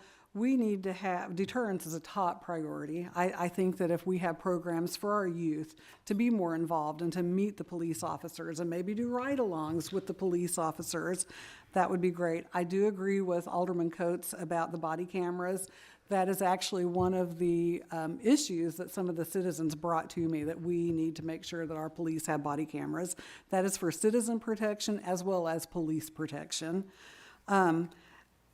Another thing that we really need to talk about are our very, very dark streets. I think that, and this is something that will go hand in hand with crime, light those street lights up. If we have dark areas, make sure the light bulbs are changed or add the street lights in those areas. That's going to keep people safe. And then finally, before she stop, mutual aid with other cities. Thank you. Thank you. Question number 5, we'll start with Ms. Haas. What do you think that city government could do to improve the appearance of the Murfreesboro Road area? Currently, the city does have a grant with, from the government to build sidewalks on Murfreesboro Road, and they do an update on the progress of this grant at every Board of Mayor and Alderman meeting. It is in the, I think it's in the approval stage with some of the light studies and other, I would have to go back and look at the meeting to make sure. Also, storefronts, attending the Planning Commission meeting. The builders and the developers, they have a standard for storefronts now.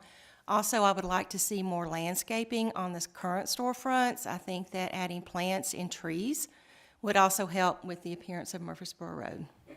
Thank you. Ms. Hobbs? Yes, I believe I would like to see our city implement the Tennessee Main Street Grant Program that would focus on design, economic restructuring, city promotion, and organization.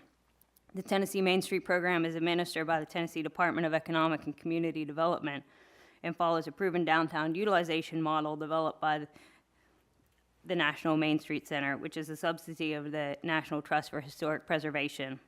As your alderman, I would take personal responsibility in helping complete this application process, spending the last 2 or 3 months probably assuring that our city would be eligible for such a program. Thank you. Thank you. Ms. Tyson? Thank you. I have talked about this on my Facebook page where I'm running for alderman. I think the city needs to set aside about $250,000, maybe even $300,000, to offer low-interest loans to businesses who wish to clean up, paint their buildings, beautify it, whatever. It would be a very strict process that they would need to go through, and that would include having bankers and other financial people sit on that committee to determine if they are financially sound enough to loan that money at the low interest rate. Also, we had an overlay plan where new businesses, as they came in, they had to put like the nicer street lights up. I have only seen one business that has had that, and I would like to see that occur more, to have nicer street lights, especially on the Main Street area. But I think that low interest loans to local businesses would be great to clean up their business. Thank you. Mr. Coates? With the present overlay district, the new buildings going up on Murfreesboro Road have to comply with greater restrictions on building products that can be used for their buildings. And as we move forward with our new subdivision zoning and subdivision regulations, the citizens have already seen a dramatic improvement, and the new buildings have been constructed, and we plan to continue this in the right direction. Thank you. Our next question, we'll start with Ms. Hobbs. Do you support term limits for mayor and alderman members? Why or why not? I'm in support of term limits for both mayor and alderman members. In supporting term limits, we support new people with fresh ideas that are strictly focused on serving the interests of their constituents during their short time in office. It also safeguards public service from those who seek to exploit it for personal gain. Term limits would motivate our board to be more aggressive in action planning, knowing their time comes with an expiration date. Without a clear end to their term of service, a sense of urgency is lost to address the issues that they specifically ran to fix. What's worse is they hold their constituents out, promising a perfect solution, keeping the issues at a valuable campaign talking point, even though their ideologically perfect solutions are impossible to enact. A hard term limit adds the pressure for our representatives to actually do the job we hired them to do. Thank you. Ms. Tyson? Once upon a time, many, many years ago, I was absolutely against term limits because I felt like that if you have a really good congressman or someone like that is doing a great job, you get the rug pulled out from under you and you lose that congressman or your state official. However, watching what has happened up in DC where people are members for life, I have changed that opinion, and I try to be flexible with my opinions. I think at this point term limits really are necessary to bring in new ideas and new voices to the table instead of having certain people at whatever level of government run roughshod over everyone else. So yes, I do think term limits would be good. Thank you. Mr. Coates? I do support term limits. If you look at the city charter today, section 3-3-11, it does in fact include term limits requirements. However, it's up to the board of Mayor and Alderman to propose the requirements, but the city would need to hold an election to approve the term limits. Thank you. Ms. Haas? Yes, I support term limits for all government positions. I believe that's across the board pretty much.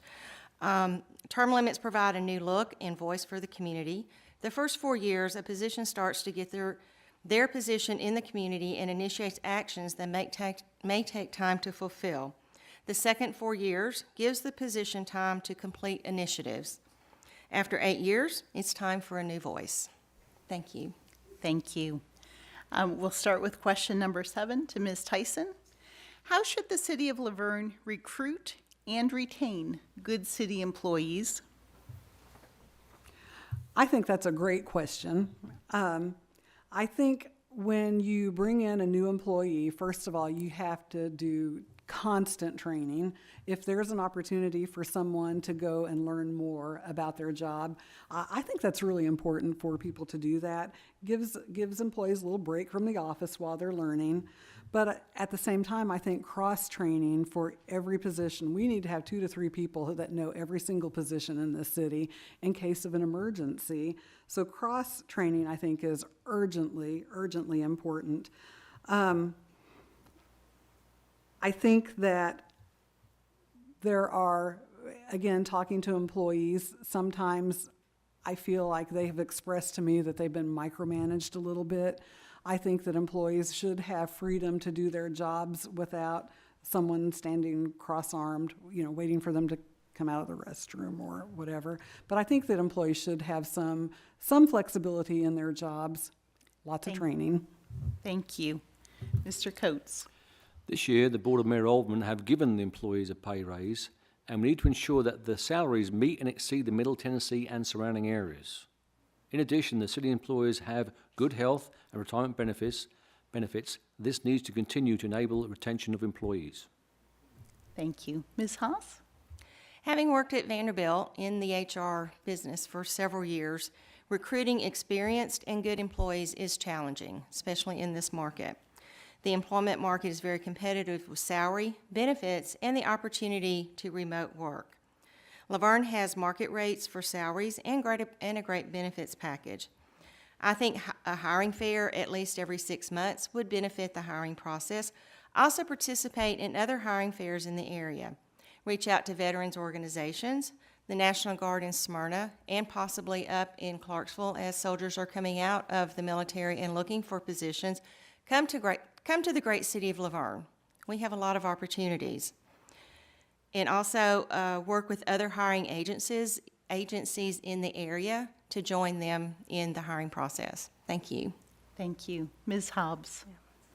I do agree our city has great employee, competitive salary, benefit packages, but I also want to start the question by just saying, I think our city does have good employees. However, I'd like to see these employees have the autonomy to fully function within their position. And I think through that professional fulfillment and helping achieve their professional goals would help retain them here in the city, giving them that autonomy to do their job. I do think that there is an area of improvement for new openings and city positions, and I think we should look within our city for those positions. I've spoken to many of our citizens. Many of you have experience in grant writing. You've done a lot of great things, and I think there are several of you that are eager right here in our own city to serve your city in that capacity. Thank you. Thank you. Mr. Coates, we'll start with you for our 8th question. What do you see as the role of city government in meeting the needs of an increasingly diverse population within the city of LaVergne?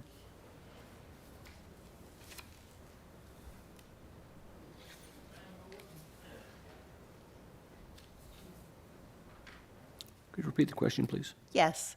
What do you see as the role of city government in meeting the needs of an increasingly diverse population within the city of LaVergne?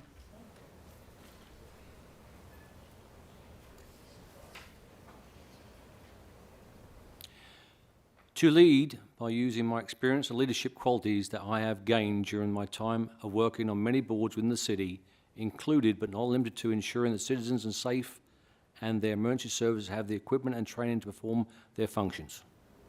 Thank you. Ms. Haas? The role of city government in meeting the needs of the diverse population in the city of LaVergne is hosting more ethnic events. Some ways are working with the Arts and Beautification Committee that was just newly formed in recruiting community artists for murals around the city showing the different ethnicities, reaching out to the residents to participate when there are committee vacancies, and also volunteer events within the community, inviting ethnic food vendors to city events such as Old Timers Festival and the Block Party, and encourage participation in the rec leagues by coaching teams. Thank you. Thank you. Ms. Hobbs? Yes, I think the most important thing is just acknowledgement of these communities. I know at our Old Times Festival, that was the day of the Mexican Independence Day, there was no formal recognition of that. I mean, granted, we all saw the beautiful costumes and the floats, and got a little bit of cultural diversity and education if you chose to interact with those individuals. But I think that would have been an area of improvement for us to recognize them, and important for their community that we recognize their Independence Day. Also know that there's been a young woman in the community that's had tried for the past several years in Juneteenth efforts to celebrate their community. And I just don't see the city support behind that. So I would love to see us get behind some of those, our citizens that are trying to bring these issues to light. And most importantly, representation across our boards. I would love to see somebody on BOZA, just with cultural diversity. Thank you. Thank you. Ms. Tyson? So city government, the first and most important main function is the protection of life and property. And I think that given the amazing police and firefighters we have, police officers, firefighters, and their leadership, I think that LaVergne is doing a great job in the protection of life and property. I think the quality of life here in our town is urgently important, but again, the city is addressing the quality of life through the Parks and Rec programs, although I would like to see exit surveys as people do participate in activities to get ideas from the public, what they would like to see, what they thought of the event. Library is wonderful. I think the staff does a great job cleaning and maintaining the city. But also infrastructure, I think, is a huge role for the city, making sure the roads are paved, potholes are filled, water, the water is clean and safe, and then also the sewer the wastewater as it leaves the plant to make sure it's good when it goes to Nashville. Thank you. For our 9th question, we'll start with Ms. Haas. Do you support additional growth in the South Waldron Road area? Additional growth in any community is a positive positive project, regardless of if it's in South Waldron Road, or if it's in the Lake Forest area, or if it's in the Old Nashville Highway area. Currently, the administration is working on economic development and growth, which also would bring in more tax dollars, which would allow the budget to support more activities within the LaVergne area. So development is good, growth is good, brings in more tax money.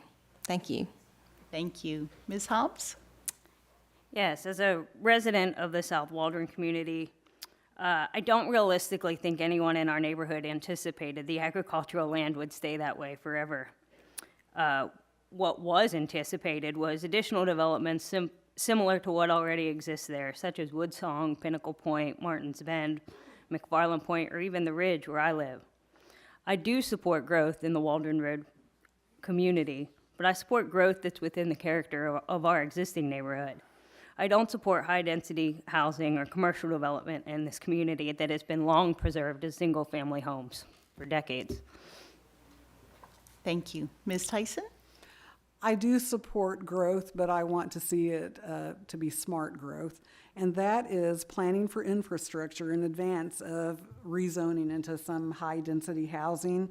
We've got very narrow roads out in the South Waldron area, and I hear constantly about big trucks driving off the road, blocking. Growth is great, but it has to be smart. We need to also partner with the county to make sure the schools are ready for that type of growth. I think that zoning originally 20, 30, 40 years ago was put in place for a reason. And I think that as we have on the wall up here, honoring our past, building our future, we need to remember in our past why that was designated a certain way. Smart growth is great. Let's keep that up. But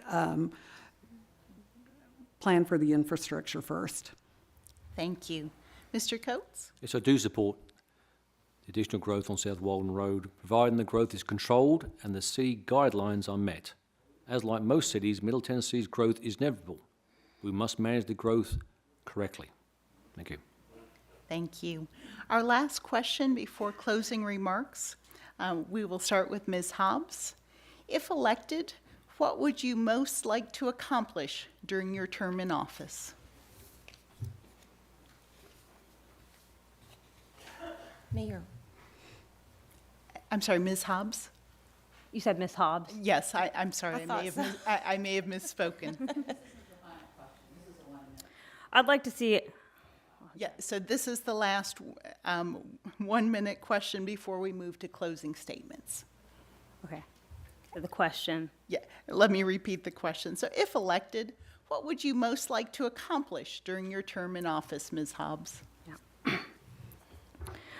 I would like to see an increase in grant writing. I'd like to see a volunteer board of professionals, as I mentioned before. There are several in this community with experience with that. Come together and collaborate with Ms. Sadler, who is our current grant writer, for her to lead a committee in the process of obtaining funding. There are millions of dollars within the past 4 years that has gone by the wayside because of the lack of manpower and oversight in this particular area. Many residents I've spoke with have volunteered their time and expertise in this area to serve our city, and I think we need to utilize this. I would also like to personally be responsible for collaboration with the Army Corps of Engineers in revitalizing the Hurricane Creek Rec area. It's been absolutely heartbreaking for me to see residents eating their picnics among geese feces on our banks. There's no reason we can't do better for our citizens in providing minimum requirements of a picnic area and a pavilion. Thank you. Ms. Tyson? If I am elected, some of the things I would like to accomplish is I think that people who represent the city, whether as an employee or as an elected official, need to understand accountability. I see a lot of times on social media, people who have accepted gifts that are valued at more than $50. That would be an up to 1 year in jail as a Class A misdemeanor and a possible $4,000 fine. We need to, the employees and other people need to be aware of that $50 limit. I would also like to see the city open its own animal control office. We've got a lot of feral cats and stray dogs that we can afford to open our own. And then finally, I think that the city did accept or hired an ombudsman for employees. I want to see an ombudsman for the people. Now, elected officials, they do act as that voice for the people, but people have questions about housing or bill relief, and I think that to have an ombudsman would be great for our citizens. Thank you. Mr. Coates? If I was elected, I would like to keep moving the city forward in the right direction and ensure growth and infrastructure that is required with the growth is adhered to, and complete the process of the new zoning and subdivision regulations and ensure that the needs of our police and fire departments are met along with all other departments. Thank you. Ms. Haas? If elected, I would support the continuing efforts for the economic growth in the community. Look into creating affordable housing. I know at one time, several years ago, that was attempted, but once again, try and look into that. Continue efforts for the sidewalks on Murfreesboro Road, which we have the grant, and it is in progress.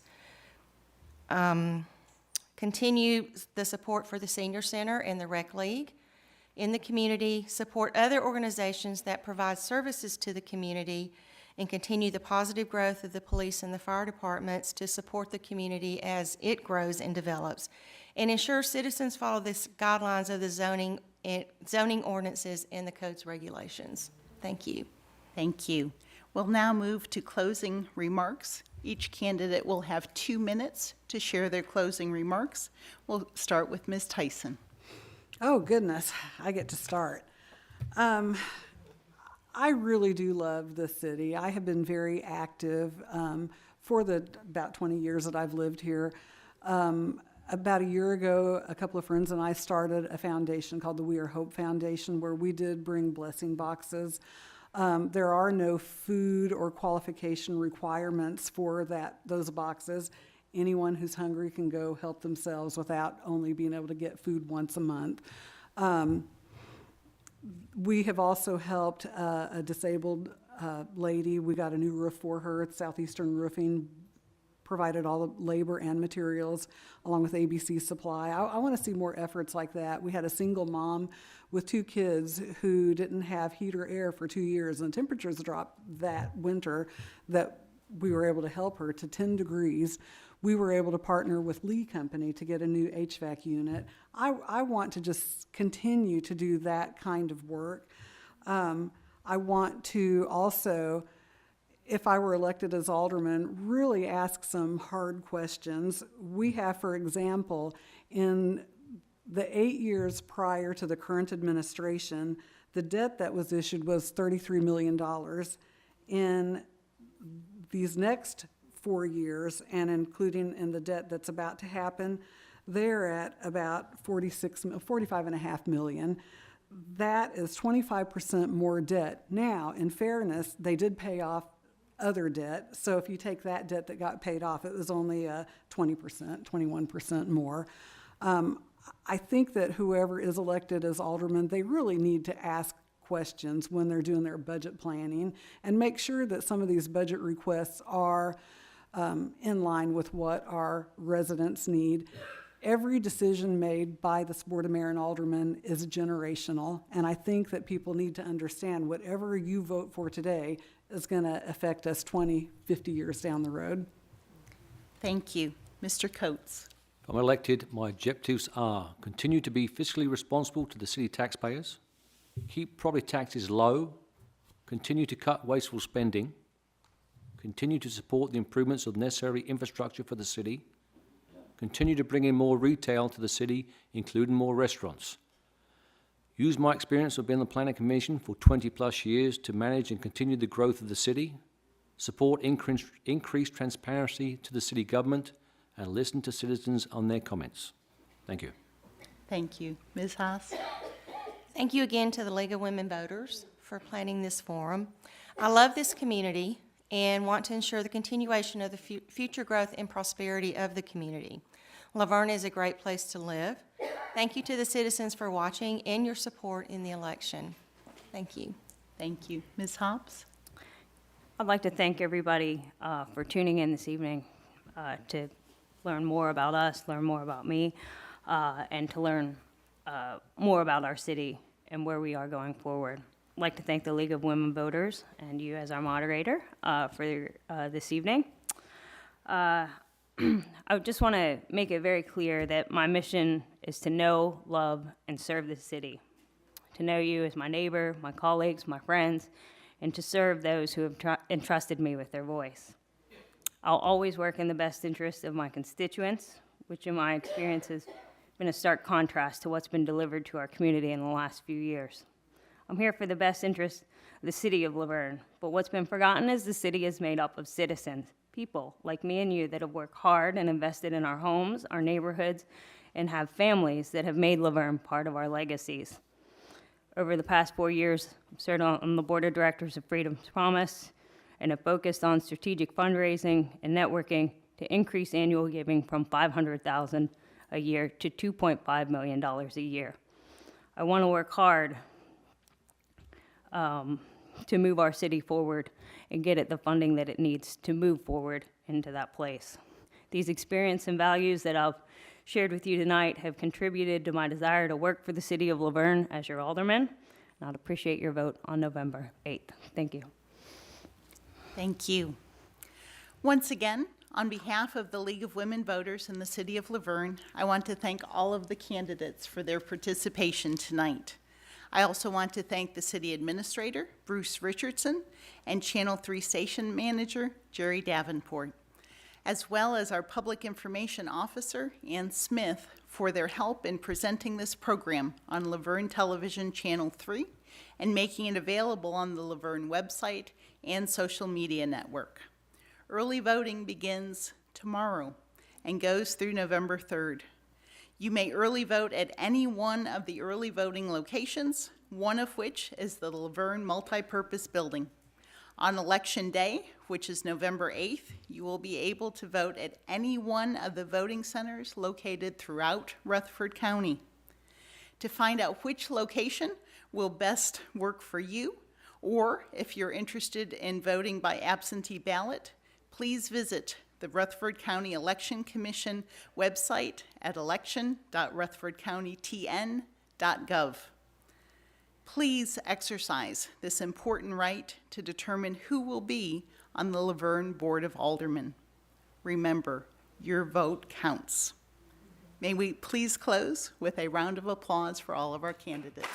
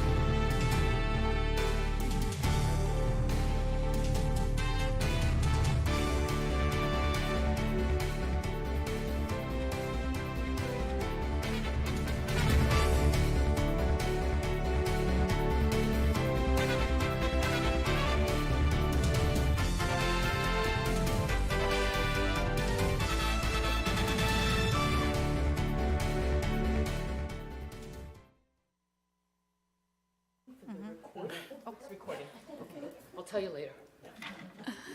Good evening. My name is Leanne Carmack, and I will serve as the moderator for this evening's candidate forum.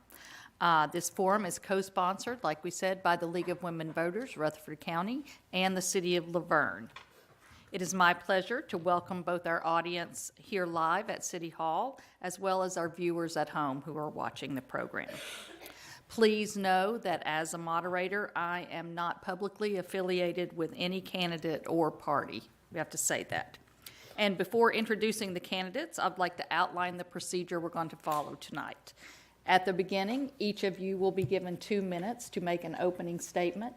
Then I will be drawing from a list of questions that have been submitted by public LaVergne residents, and some of those have been included in this batch, and some of them probably didn't make the cut. They were reviewed by the League of Women Voters. I want to thank all of the candidates for their gracious acceptance of our invitation to participate. And once you have your 2-minute opening statement, I'll ask these questions and you'll have 1 minute to respond. Please keep an eye on our timekeeper. Speaking first, we're going to go to Mr. Jason Cole. Please start with your 2-minute opening statement. Good evening. My name is Jason Cole. I'm the current mayor for the City of LaVergne. First, I would like to thank the League of Women Voters for having this forum, as well as the audience for being here and participating. I am someone who has been in this community a long time. My parents built a house roughly 30 years ago, and I spent my teenage years here. When my wife and I got married, we bought our first house here, and we have 2 children, Desmond and Carly, who attend local schools. My wife is a school teacher, and I got involved. I started showing up to meetings and learning about this community, and then volunteering for boards, and then I ran for alderman. And being an alderman, I learned how the city works in different processes and helped to make change. And then I ran for mayor. And over the last 4 years, we've made significant strides, even through a pandemic, to make LaVergne better for everyone. So for me, that's who I am. I'm a father, I'm a husband, and I'm here to help everyone. Thank you. Thank you. Mr. Mednick, your opening statement, please. Hi, good evening. I wanted to thank Jason Cole for hosting the event, as well as Bobby and the League of Women Voters. I've served over half my life with 31 years of active service in the Army as an Army aviator. I retired with the rank of Lieutenant Colonel, and now I have an opportunity to serve my community. As mayor, I pledge not to take a salary for my personal gain, but instead will donate the mayor's salary towards infrastructure projects. As many folks are aware, sidewalks, crosswalks, and road maintenance, especially the first 2, are very important to me. Sidewalks and crosswalks and road maintenance. I also pledge to the people of LaVergne to not vote for any changes residential zoning from low-density R1 to high-density R3. I will lead by the will of the people. I will also hold town hall meetings to provide an opportunity for the people to voice their opinion. Additionally, I'd like to create a citizens advisory panel to provide input and a voice for the people, from the people to the mayor and to the aldermen before major decisions are made. For example, the residential zoning changes we have all experienced. Again, I will not take a salary while I'm in office and look forward to serving the people of LaVergne as your mayor. Thank you. Thank you. Our third candidate, Mr. John Rutledge, your 2 minutes begins. Thank you. And thank you, everybody, for showing up. Thank you for the League of Women Voters for having us here today. I'm a longtime resident here. Family moved here in 1976. Attended LaVergne Primary. Went to Roy Waldron Junior High School. At that time, it was the Lakers. Graduated in 93 from LaVergne High School. Lived here, worked in this community for a little while. 2011, I joined the LaVergne Fire Department as when it was still a private service, owned by James Gafford. Worked there till 2020, December of 2020. So I went through all the way through the city, buying the fire department and through that whole process. Paramedic through the state of Tennessee, currently work for the Nashville Fire Department. Graduated top student in my class at 45 years of age. Shows that I want to work I want to give you what I got. I also graduated with honors in an applied science degree in paramedicine. You know, this is a little difficult for me because I have memories up here. So, family served in this community for a long time, and I have served in this community for a long time. And I want to continue that. I want to serve you. That's why I'm here. I'm honored that citizens have asked me to do this. So, thank you. Thank you. Okay, we'll begin our first question with Mr. Mednick. Here we go. What do you feel is the main responsibility of the mayor in LaVergne? Well, I want to make a difference to my community and the experiences to make, and I have the experiences to make the substantive changes. I'm not a politician. I do not want to be a politician, and I want to represent the people and act on what the people want. Thank you. Thank you. Same question, Mr. Rutledge. The main responsibility for the mayor is representing the citizens, nothing more. Representing the employees and nothing more. You know, providing a vision to our administrations and letting them push forward and get everything done instead of us pointing and telling people to do it themselves. So give people leadership. Thank you. Same question, Mayor Cole. The main responsibility for the mayor is to represent the city as a whole and to push for the city as a whole to be a better place. At the same time, the city needs a vision, and that's what the mayor is there to set a vision, set a direction, and to set those guideposts so that the city administrators, the staff directors can take that and move forward. Thank you. Thank you. Question 2, remember we have a 1-minute limit, and this one will start with Mr. Rutledge. How should elected officials use social media to hear from and to communicate with constituents?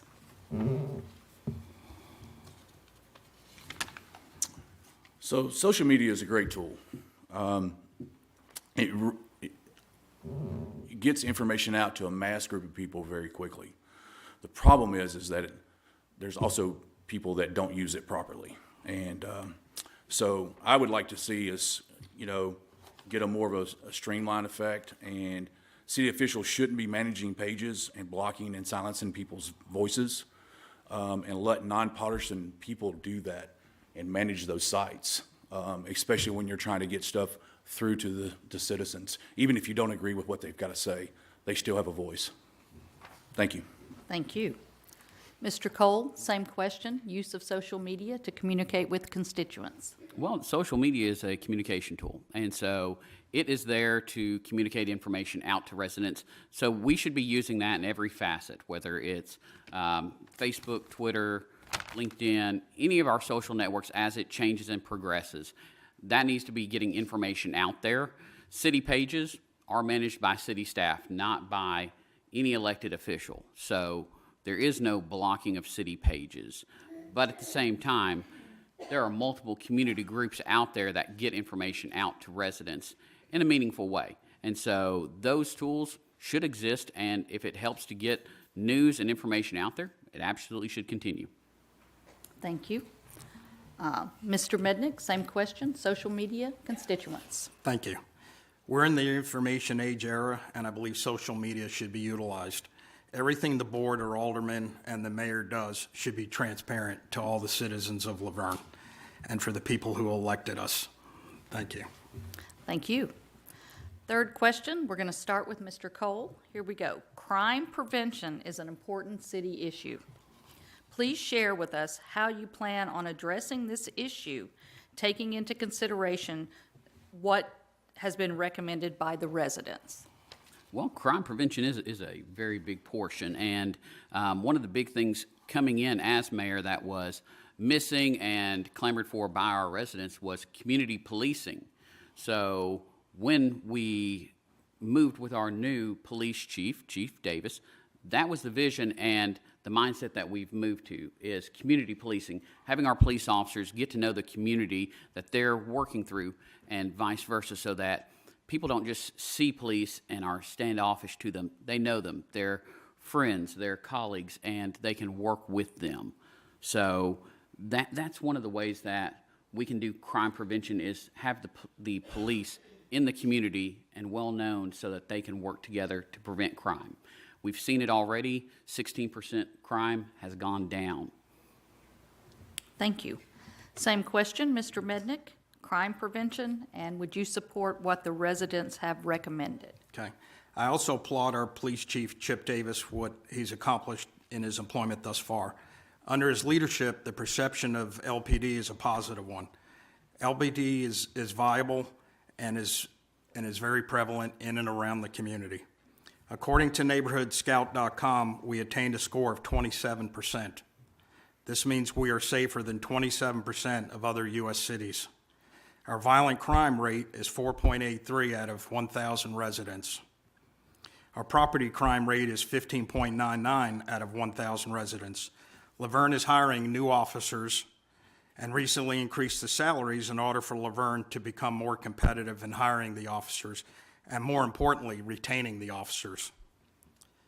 We should also seek additional support from the Sheriff's Department. We're all paying our county taxes, and how many folks have seen a sheriff's vehicle in and around our vehicles, or in and around our neighborhoods? So we should see a presence. Neighborhood Crime Watch has shown to be an effective tool in combating crime. Thank you. Thank you. Mr. Rutledge, crime prevention. So working alongside the LaVergne Police Department, they all do a wonderful job. Chip Davis has stepped in and done an excellent job, and I'm so proud of him for that. But those guys can only do so much. You know, being boots on the street, that's where we got to be. And the best thing we can do for crime prevention is put police officers on the streets.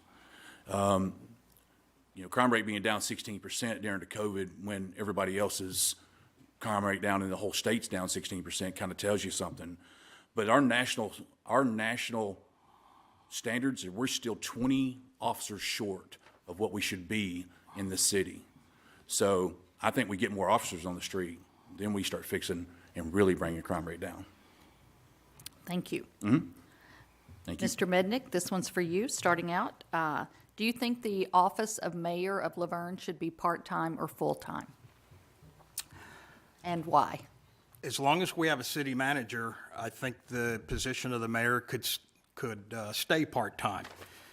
We have a population approaching 40,000 people. As long as it's part-time, I, for one, with the salary that the mayor gets, again, I would donate that towards infrastructure projects going towards sidewalks and crosswalks for the city. Thank you. Same question, Mr. Rutledge. Thank you. With our current budget, the way that we have for our city administrator, I think that's, you know, it's ill-advised to just do it on a whim. You know, citizen input on here would be great. I've talked to a couple citizens about this questions before I even knew it come up. I was kind of surprised by it because maybe it is something we go to, but I think adding two more aldermen to our board and making it a weak mayor government the way it's designed is a better option at this current time. And so we get the citizens back involved with more people, and we split the vote, and we get the weak mayor system the way it's supposed to be. So, thank you. Okay, thank you. Mr. Cole, same question. I believe that the mayor position should be part-time. We have two qualified city administrators who have gone through expert training to get there. If you take that and you suddenly put that to a 4-year term elected position, you're going to have constant classes going over and over again to get those people exactly where they need to be. I think it should be part-time. I think that the mayor should stay in the community, and they should be able to hear from those people that they represent and find out what the problems are and move from there. Thank you. That leads us right into more questions about communication. There seem to be several. Do you think transparency is an important goal for the office of mayor? If so, how would you achieve it? Mr. Rutledge. I mean, thank you. But I mean, my question is I mean, how can transparency not be important? Like this is the goal of us as leaders is that we are transparent and tell everybody what we're doing and showing them how we're doing it. And then how are we going to do that? Well, the very first thing about transparency is being open and honest. I mean, it takes courage to be honest to people. It's hard, especially when you're scared because you're going to tell somebody that something they don't want to hear. So we achieve that with integrity, being straightforward, honest, and firm with people. And you can add friendly in there too, won't hurt. Thank you. Mr. Cole, same question. Transparency in the office of the mayor of LaVergne. How would you achieve that? Transparency is an important goal, not just for the office of the mayor, but for the entire city. Since I've come in as mayor, we have started putting whole agendas online, both social media and the website. Of course, we have had for quite some time, we've had the YouTube channel. That information gets out to people. You can answer questions and go through that, all the different issues that are going on with people. You can talk. That's the biggest thing in this society that's missing is people sitting down and talking versus just saying, hey, I don't like you, I don't like your position, and moving on, and you're just a bad guy. Communication is a big part of transparency, and so that would be an important tool for everyone, for the city and for the mayor's office. Thank you so much. Mr. Mednick, same question about transparency.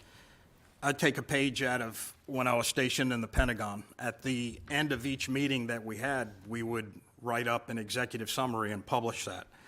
I would do that here in LaVergne as well. Upon each meeting, I would write up who attended and what was voted on and what was discussed, and I'd place that on social media as well.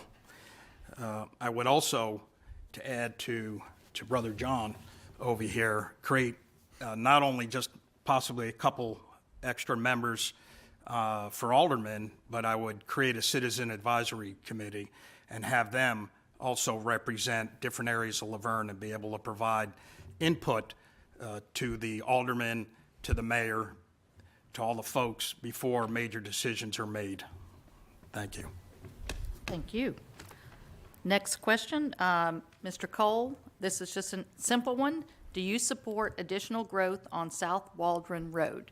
I support across the city, including South Waldron Road, smart development. We have been working through our zoning ordinance update, which is currently a 30-year out-of-date document, modernizing it, adding design standards across the city to raise those standards and add everything from lighting, landscaping, parking to do that. So yes, if it's planned out, you can't, in my opinion, I don't see how you tell property owners they can't develop their property if it's zoned correctly and they're building to code. If we take away one freedom, what other freedoms are we coming for next? Thank you. Thank you. Mr. Mednick, South Waldron. If elected, I serve the people of LaVergne, and I want to do what the people of LaVergne want to do. I support what the people want to do, but also want to ensure that it's also legal. If the people oppose such a new development, then I will support that, and I will not support a new development going in there. I also will support some of the things in the past where residential zoning had been changed from R3, which is high density. I would not support that. If it's R1, I would support keeping the R1 zoning at R1, which is low density. Thank you. Thank you. Mr. Rutledge, South Waldron. Thank you. I support controlled growth. I support growth that makes our city thrive. As I agree with Mr. Cole, we don't determine if people have the right to build on their property and do what they want with it. What I don't agree with is forcing commercial into people's areas that, number one, don't want it, or forcing a PDR into an area where people don't want it. And so if it's controlled and it's well thought out and our infrastructure's in place, I think it makes us thrive. If it's not, and we force things on into situations that we're not ready for, I think it tears the community apart. Thank you. Thank you. Mr. Mednick, this one is for you. There's been a lot of talk here about uplifting the voice of the people to this role. How do you plan to stay in communication with your constituents? Well, again, I like to use social media and the social media platforms that are available. So in addition to the social media, again, I would use the executive summaries and putting that out. But also, each quarter, I would hold a town hall meeting and give an opportunity for the mayor and just the citizens to be able to discuss what's on their mind and weigh those opinions and be able to move forward with an informed decision. Thank you. Thank you. Mr. Rutledge, how would you stay in communication with your constituents? I think the number one is just our regular activities that we already have in our meetings with our public forums. I also think that our Parks and Rec department do a great job at putting events on, being at those events as much as possible, and communicating with all the citizens that come out.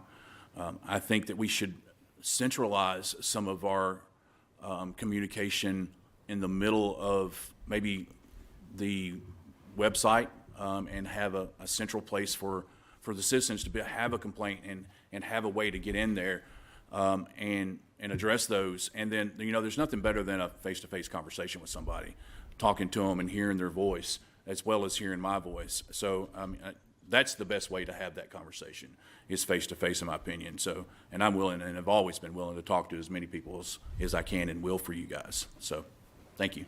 Thank you. Same question, Mr. Cole, staying in communication. Well, it's not about just waiting for residents to come to meetings. You should be listening at meetings, but at the same time, board members should be out in the public. And that's one thing I do, is I have conversations with people, whether it's at the grocery store, out to eat, having donuts and coffee down at Dunkin' Donuts. You have to be out in the community. You have to understand what the community is wanting and what they're asking for. So that's part of this. We have tools online already where people can submit complaints, questions, codes, issues. They have that. They can track it and see it. But for our elected body, they should be out in the community, whether it's at events, whether it's just grocery shopping, talking to people if they have issues, and trying to help them. Thank you. Thank you. Mr. Rutledge, this one is for you. What do you think is the number one issue facing the city of LaVergne in the next 5 years? And how would you address it?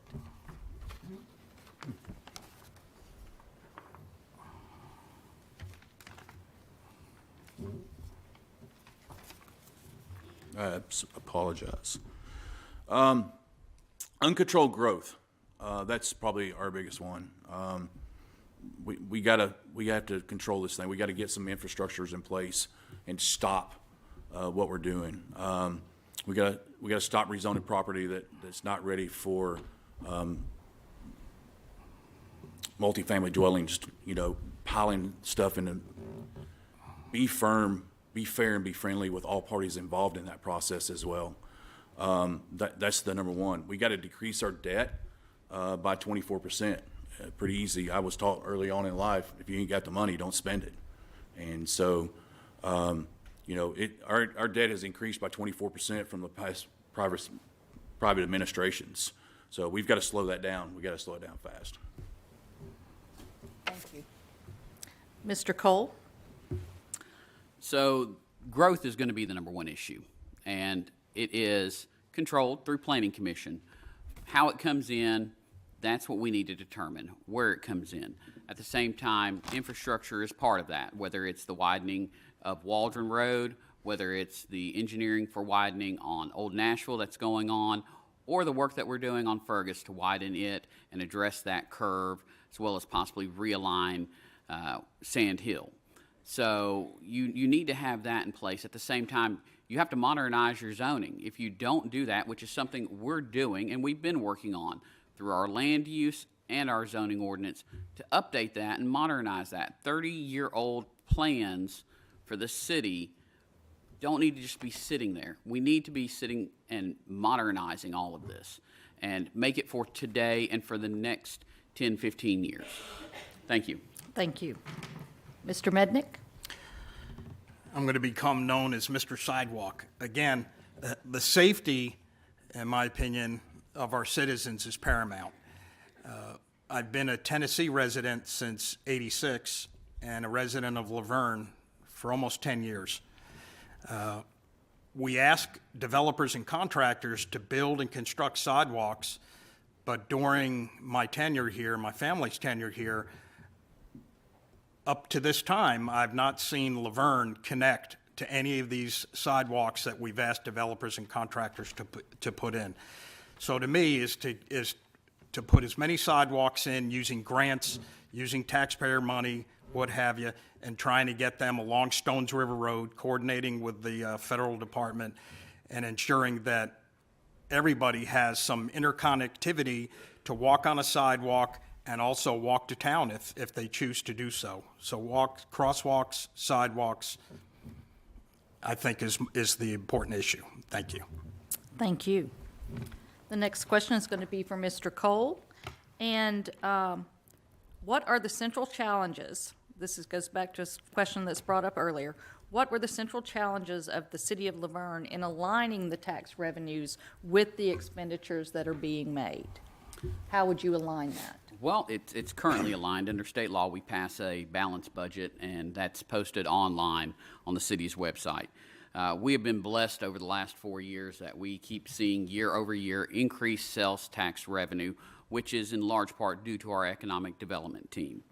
So the central issues with aligning those is making sure that we're putting our needs ahead of our wants and making sure that we're prioritizing our spending and doing it in a meaningful way, that we're covering what we need to, whether it's additional police, additional vehicles, a new pumper, which we just put in an MOU for. There's multiple things, whether it's road improvements. You have to prioritize those and then go from there. And you work with all the departments to do so. Thank you. Mr. Mednick, same thing, aligning tax revenues with expenditures. Okay.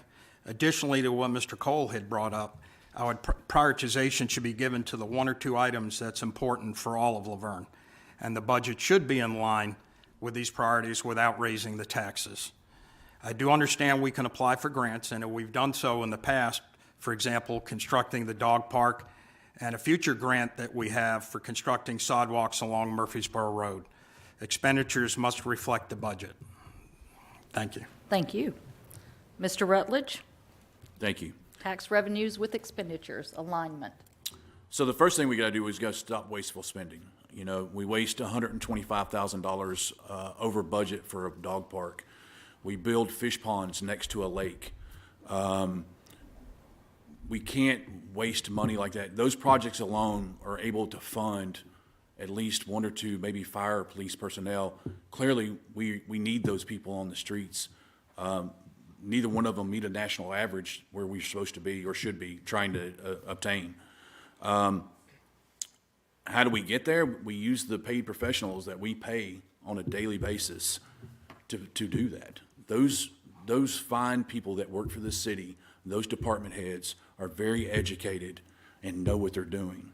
We support them, we guide them, we give them the tools that they need to line that budget where we know it, so we can buy the pumpers and stuff and not have to worry and say, because it's going to go out of date anyways. You're buying it whether you want to or not. So stop wasteful spending is the number one key. Thank you. Thank you. Mr. Mednick, this one's going to go to you. What would you say to encourage newly eligible voters to vote, and why is this election important? I would say the same thing to the young folks as I also have told my son and my daughter as they're growing up. I see a lot of young folks complain, and then when I ask a question, if you're involved in the community, no. I ask a question, did you vote in the last election? No. So for the young folks that have issues or they have important opinions, they need to vote. It's a privilege to vote, not a right. It's a privilege to vote, and the young folks should vote and have a voice in the community that they live in. Thank you. Thank you. Same question, Mr. Rutledge. Thank you. I would urge them to understand what he just said, that, Mr. Mednick, that thank you for your service, by the way, because you are the reason that these young people get to vote. And let them know that they matter, right? A lot of young kids, especially in politics, they think that their voice doesn't matter. They don't think that they're heard. And we got to let them know that their voice matters. They matter. They are missing great opportunities to provide a lot of good things to this community. And we got to communicate them and let them be informed and let them know that they matter.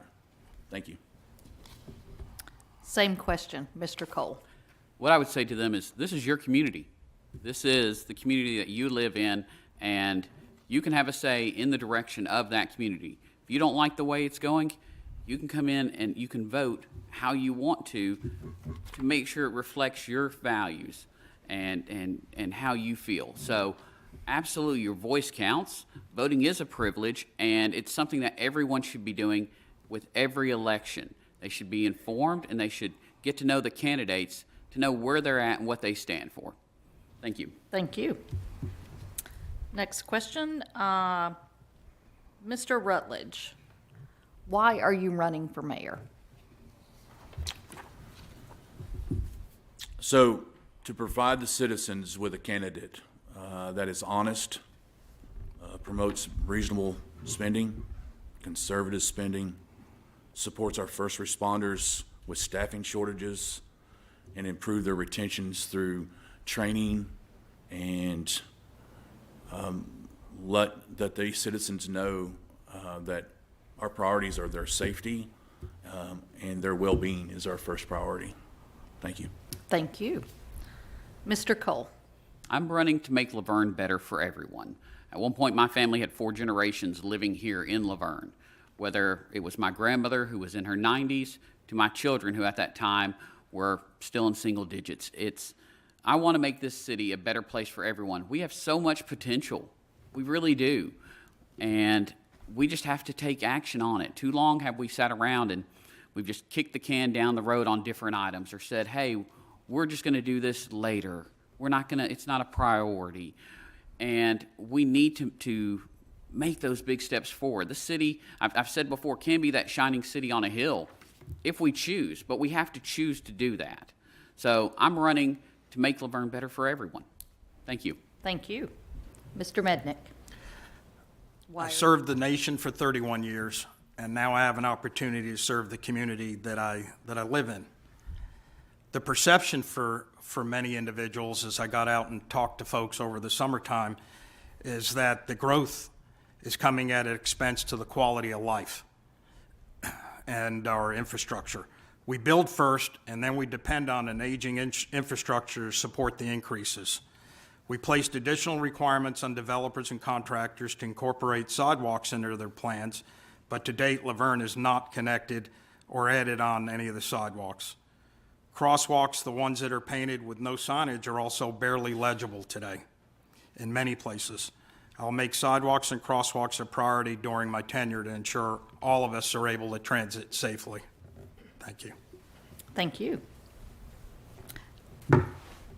Another question. What would you propose to ensure more racial diversity in the LaVergne Police Department management positions? We'll start with you, Mr. Cole. Well, as mayor, I hired Rutherford County's first African-American police chief. That's one step forward. But for me, we have to have diversity, and we should be reflecting our community. So we have the most diverse community in all of Rutherford County. So as a result, our police department is mirroring that. So if you look, we now have officers that speak Spanish, Cambodian, Arabic, which is something that's not the norm. You go to other departments, they don't have that.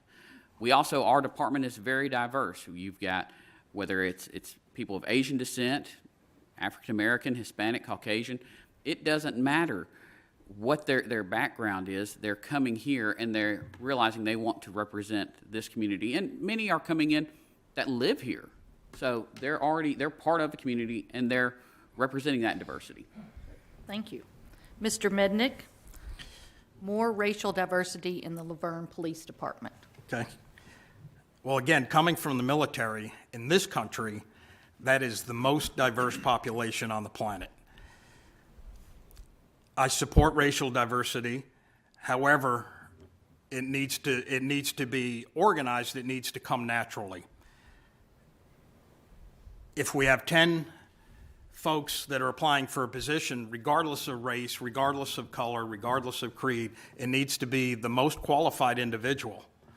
So the recruiting efforts that the city can do could be increased and look for higher quality individuals, but it should go to the most qualified.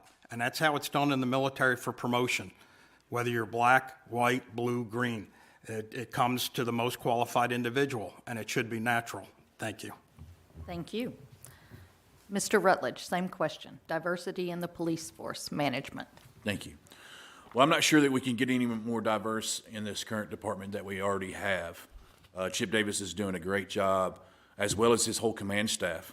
I've worked beside these folks, these fine men and women, and have supported them to the utmost, working beside them.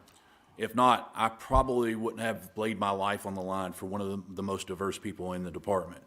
So I don't know that I could not support them any more than I already have or will.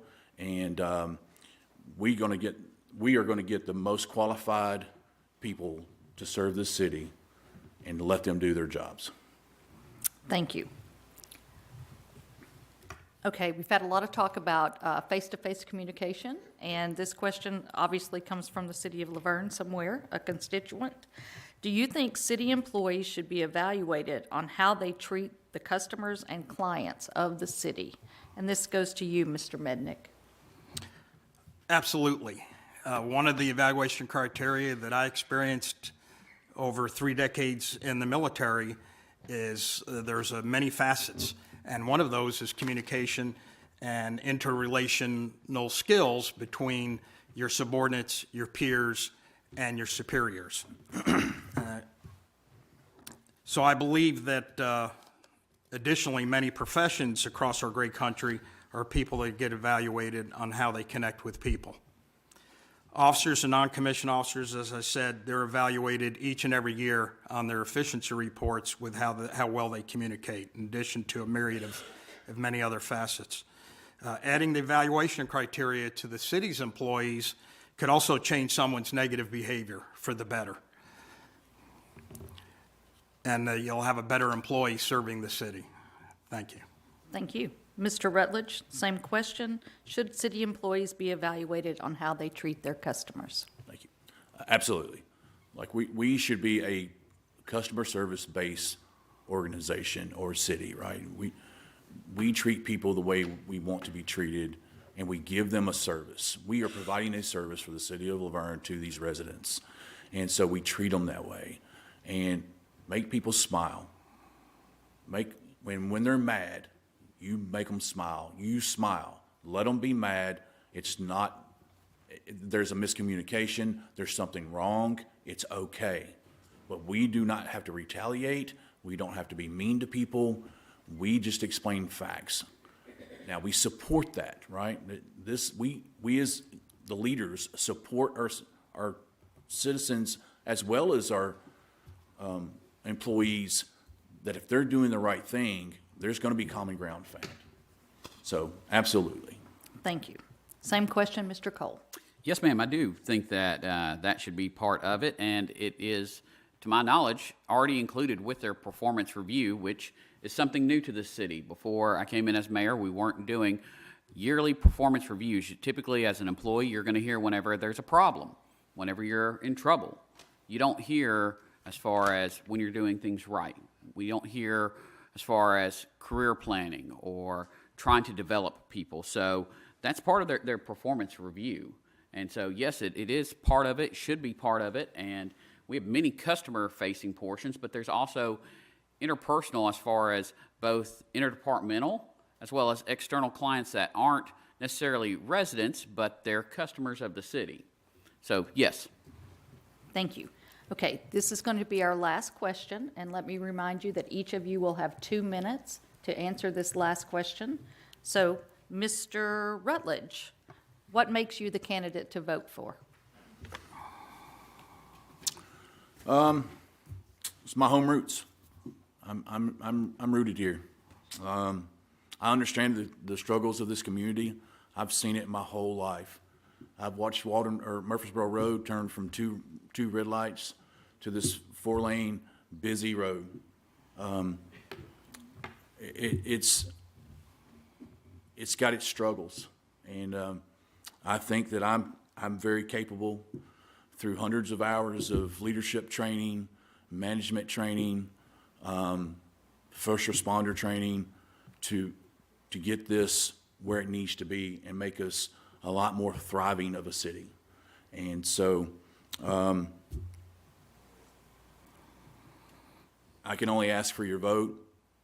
I can only let you know that you may not like some things that I say, but I'm going to be honest with you. I'm going to shoot you straight. I haven't lied to anybody in this room. I can see you all. I've talked to many of you. And that's what you're going to get from me. And we're going to fix it. And we're going to see eye to eye, and we're going to work it out. And that's the biggest thing, is having common goals. And when we don't have those common goals, we can take two different goals and still thrive and make things work. And it's not one-sided. So, thank you. Thank you so much. Mr. Cole, what makes you the candidate to vote for? You have 2 minutes. Well, as the incumbent, I have the training and expertise. I've got over 193 hours of MTOS training. I'm the only board member that has gone through the Local Leadership Institute through the University of Tennessee, which is an invitation-only program. I have served in this role for 4 years, served as alderman for 2 years, and I've set forth a vision for this city. We've been working through codes to clean up Murfreesboro Road, clean up different residential areas, bring in new commercials such as BJ's Wholesale, which announced LaVergne as their first in the state of Tennessee location, bringing in businesses like Pop Shelf, Sherman-Williams, and others. And you have to have a vision and set that forth for this city. You have to work with people, whether you agree with them, whether you don't agree with them. Many times when you disagree, you're actually going to get a better product as a whole for our residents, because you can find middle ground there. And that's what we've been doing. So for me, I have a vision. We've been moving the city forward. And I think that's why that makes me the candidate to vote for. I'm come here with corporate experience. I've worked in private industry my whole life in healthcare and have managed whole teams of people. Now, as city mayor, I've been working with department heads, and we have over 200 employees. We're a growing city, and we need someone who will set that path and move this city forward so that it's better for everyone. Thank you. Thank you. And Mr. Mednick, why Thank are you. you the person to vote for? Well, again, as mayor, I pledge not to take a salary and put the money towards infrastructure projects. I stand by my commitment to the citizens of LaVergne. For example, in the past, when some of the zoning changes went from from R1 to R3, from low density to high density, I'm going to support what the citizens want to do. I want to have town hall meetings each quarter and have an opportunity to discuss all the issues and hear the concerns of the citizens. I also would like to have a citizen advisory committee to provide an additional voice to the mayor and the aldermen and to anyone else within the administration before major decisions are made. And the number one and two, again, are the sidewalks and the crosswalks. We're approaching 40,000 folks here in the city, and we're extremely lagging behind on the safety of not only our adults, but the kids. There's been time and time again, as I transit along Stones River Road, where kids are on the side with the guardrail and the speed limit is 35 miles an hour, and the children are walking along cars that are going 50 or 55 miles an hour. And then I call somebody in the police department, or I let the crossing guard know when it's school time, and then they come and they luckily pick up the child and bring the child to where they need to go. So I think safety is paramount. And again, the town hall meetings, communicating with the folks, social media, and I take it all very seriously, as I did during my tenure in the military. So I'd love to have your vote and look forward to the future of LaVergne. Thank you. Thank you.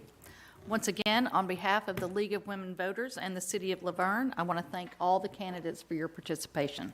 Very, very much appreciated.